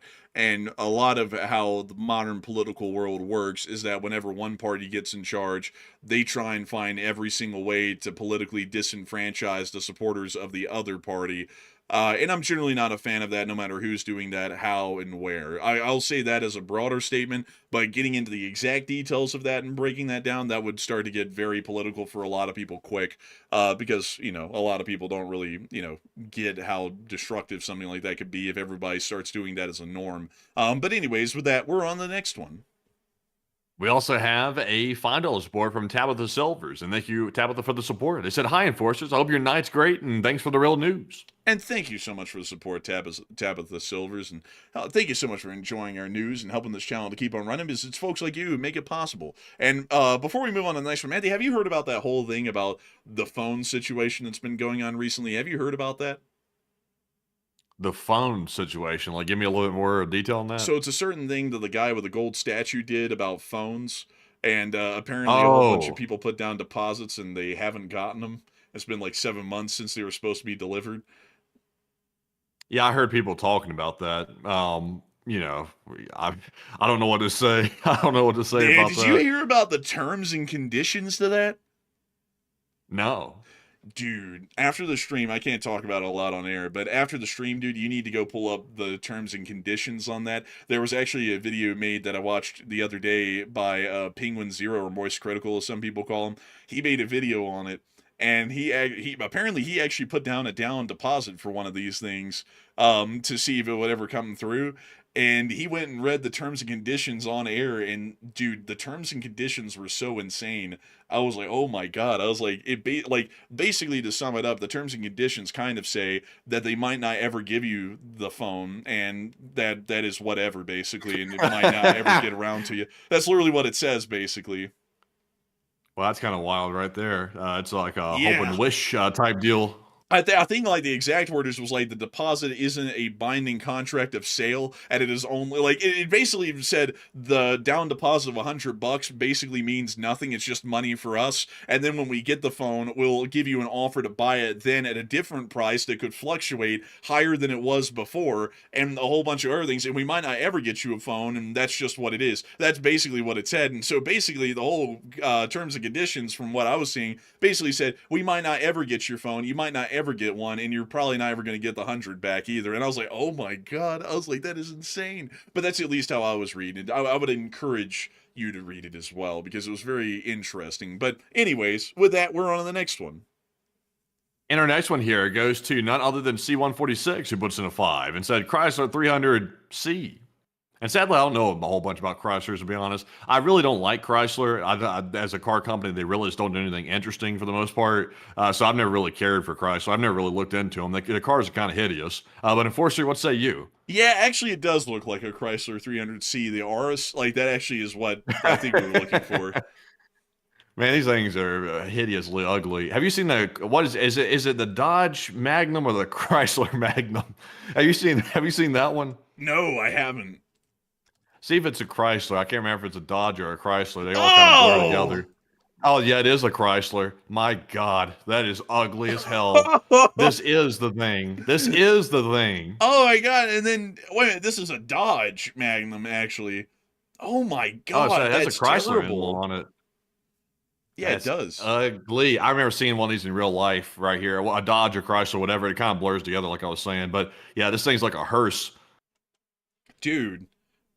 That is awful. Like, I've never seen a modern car that's that ugly. It looks like a Hot Wheels car. It's like a hearse. Bruh, you be rolling up in this thing calling yourself the Undertaker. Bro, whipping the block in the Undertaker, bro. Like, oh man, that's crazy though. But anyways, with that, we're on the next one. We also have a $10 support from Cod Shock, and thank you very much for that €10. They said, waiting for the LSA Cod. Cards, yes, I need all kinds of cards. You know, that would be a funny one to do, is make a card deck with the LSA equal on it. That would actually be pretty good. And then just call it the I have the cards deck and sell that on the merch store. That'd actually be a pretty good idea. We're gonna have to look into that and see about doing that for the 5th year anniversary. But the big thanks to you for the support and help this channel to keep it running, and I hope that has addressed that well. And with that, we're on the next one. We also have a 5 from Flippin' Ain't Easy, and thank you for that support, Flippa. They said, is it just me, or does Enforcer Matt sound like the Radio Freedom announcer in Fallout 4? As always, thanks for the update, guys. I mean, maybe so. I think if I recall that correctly, maybe I possibly do sound like it a little bit. If I put a little bit of hand over the mouth, maybe that sounds more like the Radio Freedom announcer right there, possibly. But Enforcer, what say you? Hold up, let me get that Fallout Radio Pip-Boy thing going. In olden days, a glimpse of stocking was looked on as something shocking, but now God knows, anything goes. But anyways, a big thanks to your support and helping the channel to keep them running. And I gotta say, a big thanks to your support. And we're on to the next one. Also, there's that classic song. There's like, I don't want to set the world on fire. It's like, I don't want to set the world on fire. Man, I had a terrible voice crack right Man. there. I'm like, oh god. Yeah, Man, ooh. stepped into C sharp when he was supposed to be in a different key. I tell you what, got a little sharp, needed to be flat. Man, I had a little bit of like that motor exhaust kind of like backfire right there, man. I was like, oh man, I was like, bro, it's rough. But Fallout music is pretty decent though. Like you can flip through the little radio stations on that thing in the game. It's got pretty good music on it. But anyways, with that, I don't know what it is, folks. My voice is like getting shot these days for some reason. I think it's the fact that we've run the show nonstop for like 12 days now, and tomorrow will be the 13th. I think that's wearing my voice down because it's starting to crack and it feels raspy all day long now. I need that Monday, folks. I need the Monday just for my voice. You're like that John Mellencamp dude that was like John Cougar or whatever before he became I smoke. He's like, I smoked like 40 pack today. That sounded like ugh. it's like, yeah, that sounds real good, buddy. Sounds real good. Man, then he sung that song, ding ding, easy targets. Man, it's like, what the hell does that mean? Bro, smoked all that smoke just to say that one phrase. Easy target. Oh man, bro. Honestly, man, it's like, dude, your voice sounds worse. It's like, bro, that sound doesn't sound good. Yeah, I don't know about that whole sound right there. Man, Also, that name needed some help too. Bro, he was just chuffing like a steam engine like that and using it as an excuse to his wife so that way he could get away with smoking. She's like, what the hell are you doing smoking all these cigarettes? I'm trying to make my voice sound better. It's like, bro, it's not. It's like, stop. I sound like a man on a train back in the day, like the Polar Express, but we're going to call it the Lung Cancer Express. We gonna call this the Bronchial Express and we going to Cancer Junction. Man, it's like... Oh man, before long, man, he's gonna have that little thing that you put like on your like neck, and you'll be talking. I have to talk with this because I have a good sounding voice. Easy target. It's gonna be like, that's not good, man. To quit while you're behind. Why they gotta make those people sound like that when Stephen Hawkins could get like a legit like computer voice, like and get stuff going on? It's like why the other people have to have the kazoo voice? It's like, can we not have the computer voice?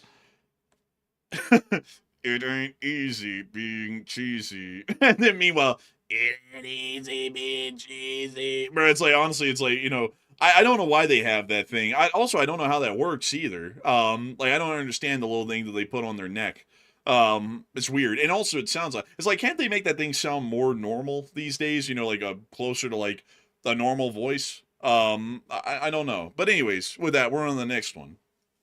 We also have a $20 support from Chef Danny B. And thank you very much, Chef Danny, for that support. He says, Chef Danny again, y'all definitely need another vacation. I would say cruise. Oh, hell no. Hell no. Hell Cruises. no! He said, but no, Hell! don't do a cruise. It's been about 2 years since y'all's last vacation, LTLSA. I will never step foot on a cruise ship ever after these recent events, by the way. There was also another cruise ship that had the norovirus or Nova virus or something like that stomach bug going around on the whole damn cruise ship. I'm like, hell no. Those things are like huge petri dishes. And these days, it's dangerous. Like, I mean, especially with the bugs going around these days. Like, yeah, I don't want to be anywhere on a cruise ship. Like, that's completely out of the itinerary. Not that I had one to begin with, but I'm definitely not putting on one if I had one. But Enforcer, what say you? Also, those bloods that got the Hana virus be running to the nearest airport like this. I mean, like they're going, Whoa. they're going on tour. Like, Yeah, really, man. Those people are honestly. I saw some people talking about that today.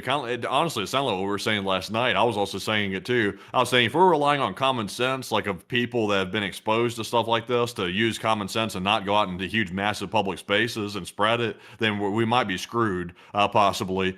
Because it sounds to me like every single one of those goofies that got off that thing, like a whole bunch of them simply ran out to the nearest like public event and started hanging out. It's like, what is wrong with y'all? It's like, first of all, stay out of the landfill. Number one, there's apparently don't do the landfill tour. Save that for later. Also, don't go to the public weddings and stuff like that, like straight after getting off the infected cruise ship. Oh man, like it's disturbing to see people not using common sense like that because it could have a really bad consequence if it starts spreading. man, that one guy, man, he got out of the car, took 6 steps, inhaled, and went, "Oh yeah, jackpot!" Yeah, really. I've never heard anybody going on a landfill tour before. That's a new one. I've never, yeah, especially for a vacation. Hey, Billy, what are you going on vacation for? Well, I'm going to Argentina to go look at landfills. It's like, what kind of a weirdo are you? It's like, you're on vacation. That place smells like shit. Why would you go there instead of anywhere else in Argentina? That's apparently, by the way, folks, what they're believing to be patient zero is the guy who went to the landfill in Argentina, and then he got the Hana virus, and then he went on the cruise after, and then he got everybody else to get the Hana virus. So that's apparently what they're believing is the reason why he got it, is because that is where the rat feces was. It wasn't on the ship, well, obviously. It was here at this landfill, apparently. So ridiculous. But on beyond that though, I would have to say that as far as vacations, it would be nice to have another one. It's never bad to have a vacation. But I really don't know what I would want to do. Or when we would do that, because right now we're still kind of on an alert because this Iran thing could kick off again anytime now. So it's kind of like tying us up. And then, the current administration honestly kind of ties us up all the time because they say crazy shit 24/7, and we don't know if they actually mean it or not. So then it's really hard to figure out anything to do that's farther than an hour from our house, or houses more so. That's a bit of a tough one. But I would like to take a vacation soon. I gotta start thinking if I did take one, where would I go? But a big thanks to you so much for the support and helping this channel to keep it running. And I hope that does address that incredibly well. And with that, we're on to the next one. We also have a 5 from Jesusium, and thank you very much for that support. They said, what's crazy is the man who makes deals has shown that war might be better. Oh, yeah, that's honestly kind of crazy. But, that's how it works sometimes. Like, people always think that either all war bad or all war good. It's really more of a nuance sort of a thing. And right now, a continuing of the war would be better than not. But a big thanks to you for the support. I hope that does address that well. And with that, we're on to the next one. We also have a 5 from DWRB who said the devil's in Birmingham. I thought he went down to Georgia. Yeah, he did go down to Georgia, but he came from up in Birmingham and then went down to Georgia. But a big thank you for the support and helping this channel to keep running. And with that, we're on the next one. And we also have a 5 from Nick once again. He said, what are both of your vices to relax and unwind? Fill us in, LSA. Vices? Vices? That's bad stuff, ain't it? That's like bad stuff right here. Let's see here. While I'm hanging out in the free time, what am I doing bad? I probably eat too much sugar in my free time. Probably too much. Maybe so. I try not to catch the diabetes. But I get outside and I stay active and stuff like that. So generally, I kind of like run through glucose pretty fast. But really no vices and stuff like that. Like kind of like this, like that. You know what I'm saying? But first, what say you? As far as vices, I usually hit a nice glass of Henny and then I go spin the block. I'm just kidding, by the way. Oh, he's an alcoholic. Yeah, well, I had to come up with something. I mean, like as far as vices, in free time.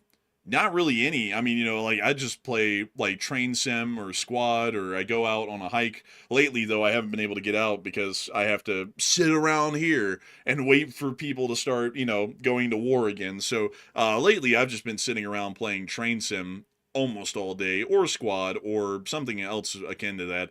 Gotta say, folks, really had a fun time today on train sim. I drove through the Stevens Pass. That was pretty cool. That's up in Washington, near Leavenworth, if y'all are wondering where that would be in real life.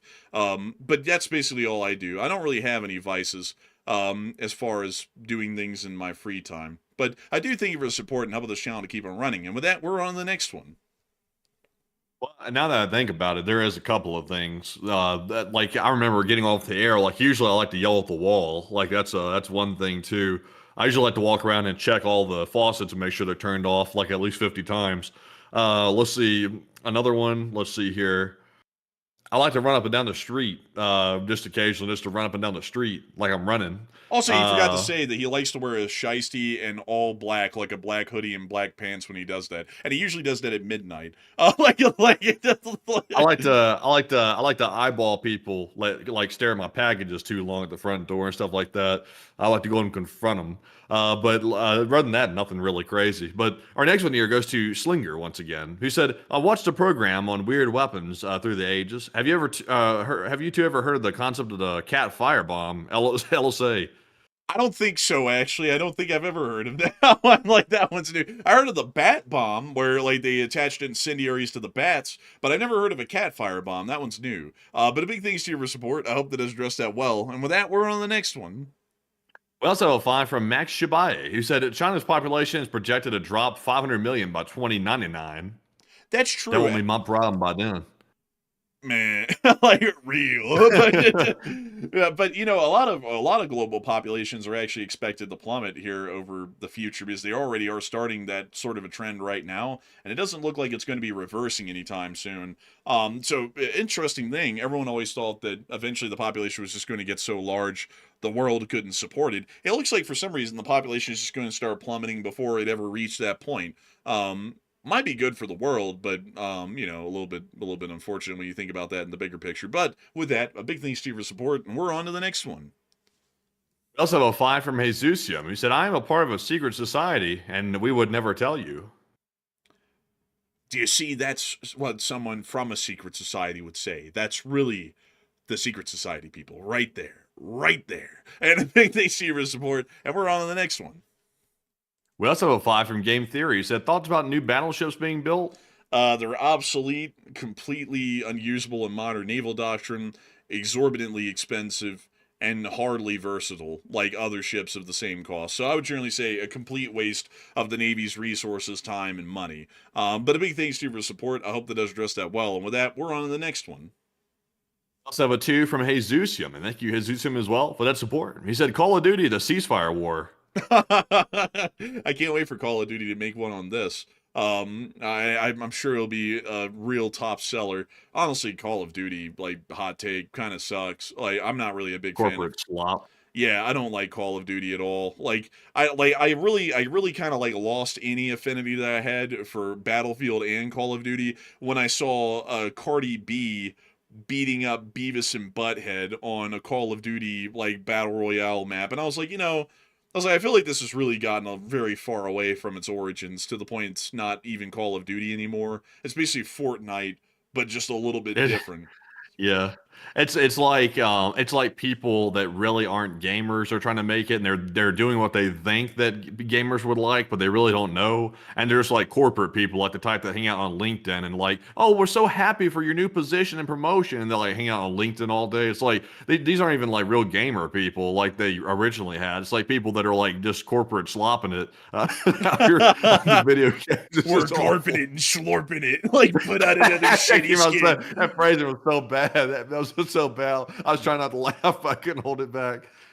Man, honestly though, like Call of Duty is rough. Like, honestly, folks, I like the smaller title games that they have out these days, like Squad or Hell Let Loose. or games like that, because they seem to me more what I thought gaming would become in the future when I was a kid than what the big titles like Battlefield and Call of Duty turned into in the present day, which I cannot stand. I do not like either of those titles anymore. I'll like, also on top of that, I gotta say, like, Arma's good, but I just feel like there's a lot of other games out there that don't do what Arma does, which is way too realistic, and they kind of blend like the gamey fun with the realism, like Hell Let Loose and like Squad and whatnot. And I really like those games for that. They're very enjoyable and very fun. But a big thanks to you for support and helping this channel to keep it running. And with that, we're on the next one. We also have a 5 from Game Theory, and thank you very much for the support as well. They said Matt and Andrew are going to get married and help repopulate the Earth. I mean, well, that sounds kind of crazy right there. I don't know about all that, but Enforcer, what say you? And the prophet Brigham Young said, "Have 51." Beyond that, all jokes aside, 50. yeah, Brigham Young had like 80 wives. Did you know?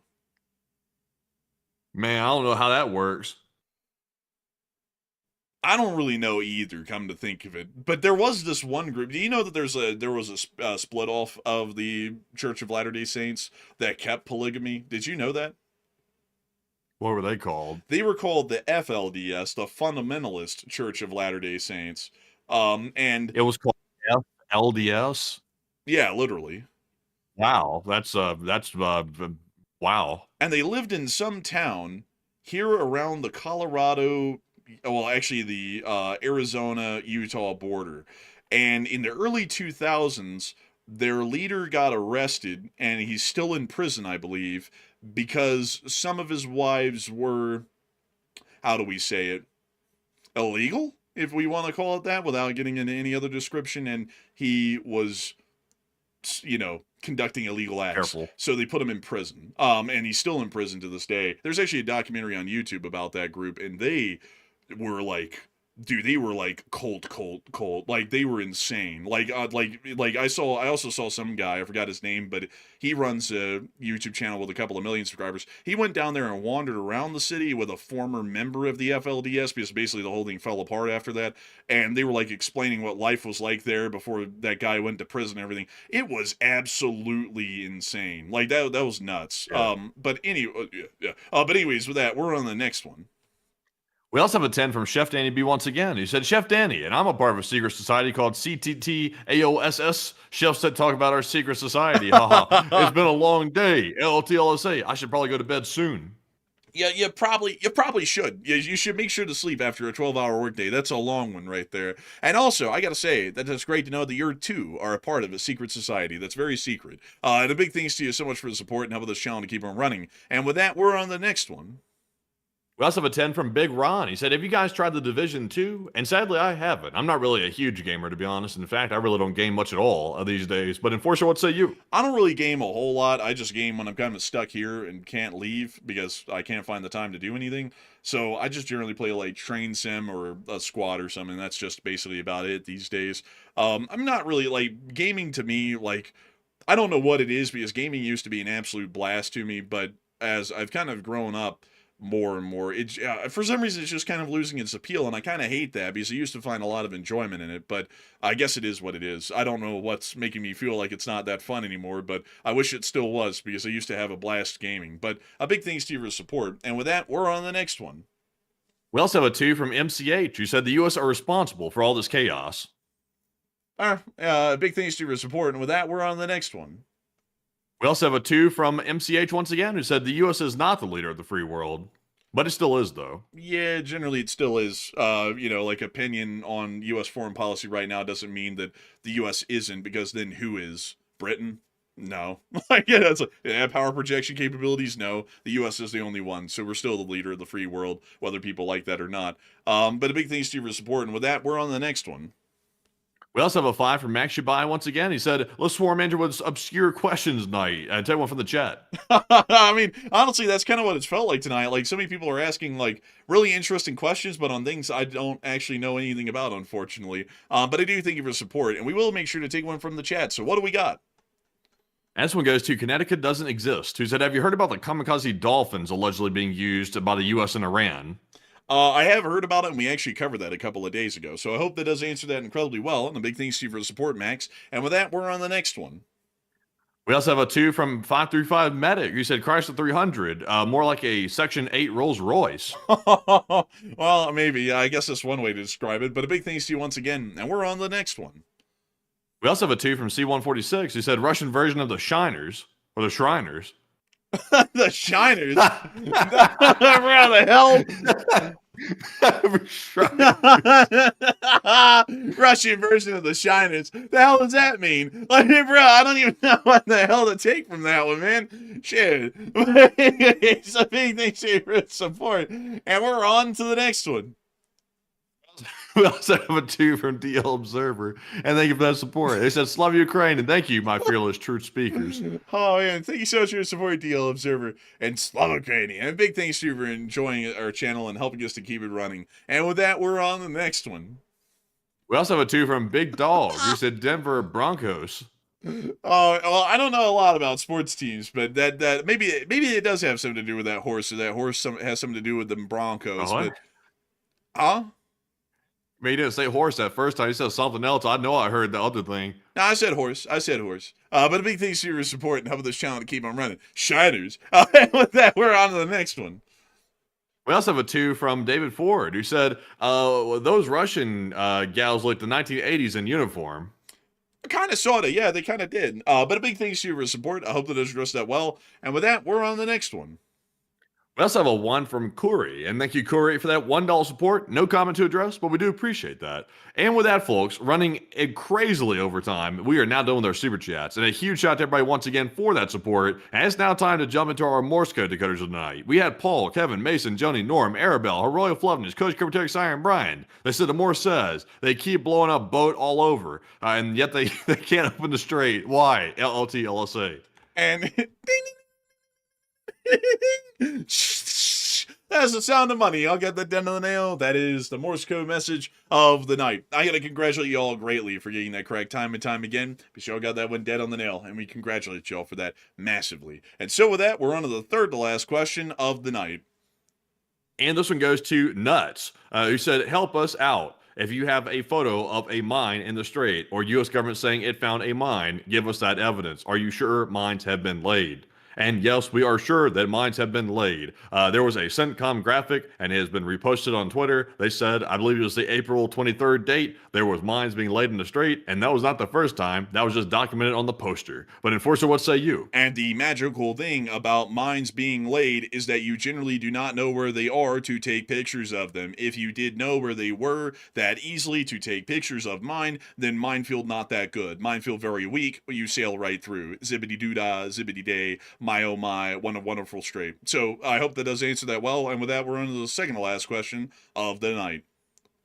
And this one goes to AF Kaplan. He said, could there be a outside third party from a hostile foreign power that could be influencing U.S. Foreign policy? What do you think? Well, I don't know. The jury's out on that one, unfortunately, AF. Great question, though, and I do have an answer for it, but I don't know if the people would like to hear that answer. And we all know that we are of the people, by the people, for the people, but the people are... And we'll end it there. But with that, we are on to the... Man, I had to make that like Squid Game. We are not horses. We are... And then just fall off the top of the damn thing. It's like, bruh, come on. It's like, bruh, you could have written that was better. about as bad of an ending. That was about as bad of an ending as The Sopranos, where they just cut to the black screen. Man, also, man, I gotta say, that whole end of Squid Game season 2, honestly, man, I was like, please don't make an American version of Squid Game. I was like, please, I beg of you. I was like, don't do it. They brought in the American woman at the very end who had like a bad attitude or something like that. I was like, oh, no. It's like, we don't need all this. We don't need all this, like, where it's some like woman being like sarcastic and like really mean the entire time. It's like, please, no. It's like, we just want somebody that's just acting normal. It's like, can we just get somebody acting normal, like just a lady that acts normal? We don't need this lady coming in here acting like a badass and stuff like that. Man, and it's like such a stereotype. And then they had her playing a South Korean children's game with an American biker dude with a big beer gut who would be like going hamburger beer. You know, it's like, bro, he doesn't know how to play that game. He doesn't even know what that is. It's like, why the hell wasn't that like an American-based game? And so luckily they said they weren't going to make an American Squid Game. Thank the Lord. Because I feel like it would be terrible. Like, it would lose a lot of its charm that it had from South Korea, and it would just end up being a commentary on American politics, which would be pretty lame because that happens every day. But anyways, with that, it is time for us to get on and into the final question of the night. So, who is the lucky last person to turn the lucky last question of the night? This one goes to Connecticut Doesn't Exist, who said, do you think if NATO were to go to war with Russia, that they would either have Ukraine join NATO or at least fight with them? We would definitely fight alongside Ukraine. I don't think that NATO would join, Ukraine would join NATO during that time. I have a feeling that that would happen afterwards, but they would be considered a de facto member of NATO while not officially being a member of NATO. That's generally how I believe that they would work around that during the war. So with that, I hope that has addressed that incredibly well. And we have reached the end of tonight's stream. I have to say, folks, that we're incredibly honored and greatly appreciative to have had so many of you all here over the course of this night. We had a peak viewership of 18.2 thousand people, and 170,000 people have watched the stream before it ended, over 4 hours and 10 minutes. I've got to thank you all so much once again for watching, and of course, folks, we will see you all tomorrow at 10 p.m. Eastern Time to cover the next 24 hours of the news from around the world. And if there is a short war video to be made tomorrow, I, the Enforcer, will be the one making the short war video. So with that, good night, good luck, take care, stay safe, Slava Ukraini, Haram Slava, long live the Leaf Spring Army, and long live the Republic. And with that, folks, we will see you all tomorrow on the next nightly war news stream at 10 p.m. Eastern and midday, maybe, for a short war video if there is enough news to cover. And a huge shout out to the 170,000 plus people over here by the end of the stream tonight. And we will see you all once again tomorrow. And of course, Slava Ukraine, Heroam Slava, get some rest, and good night.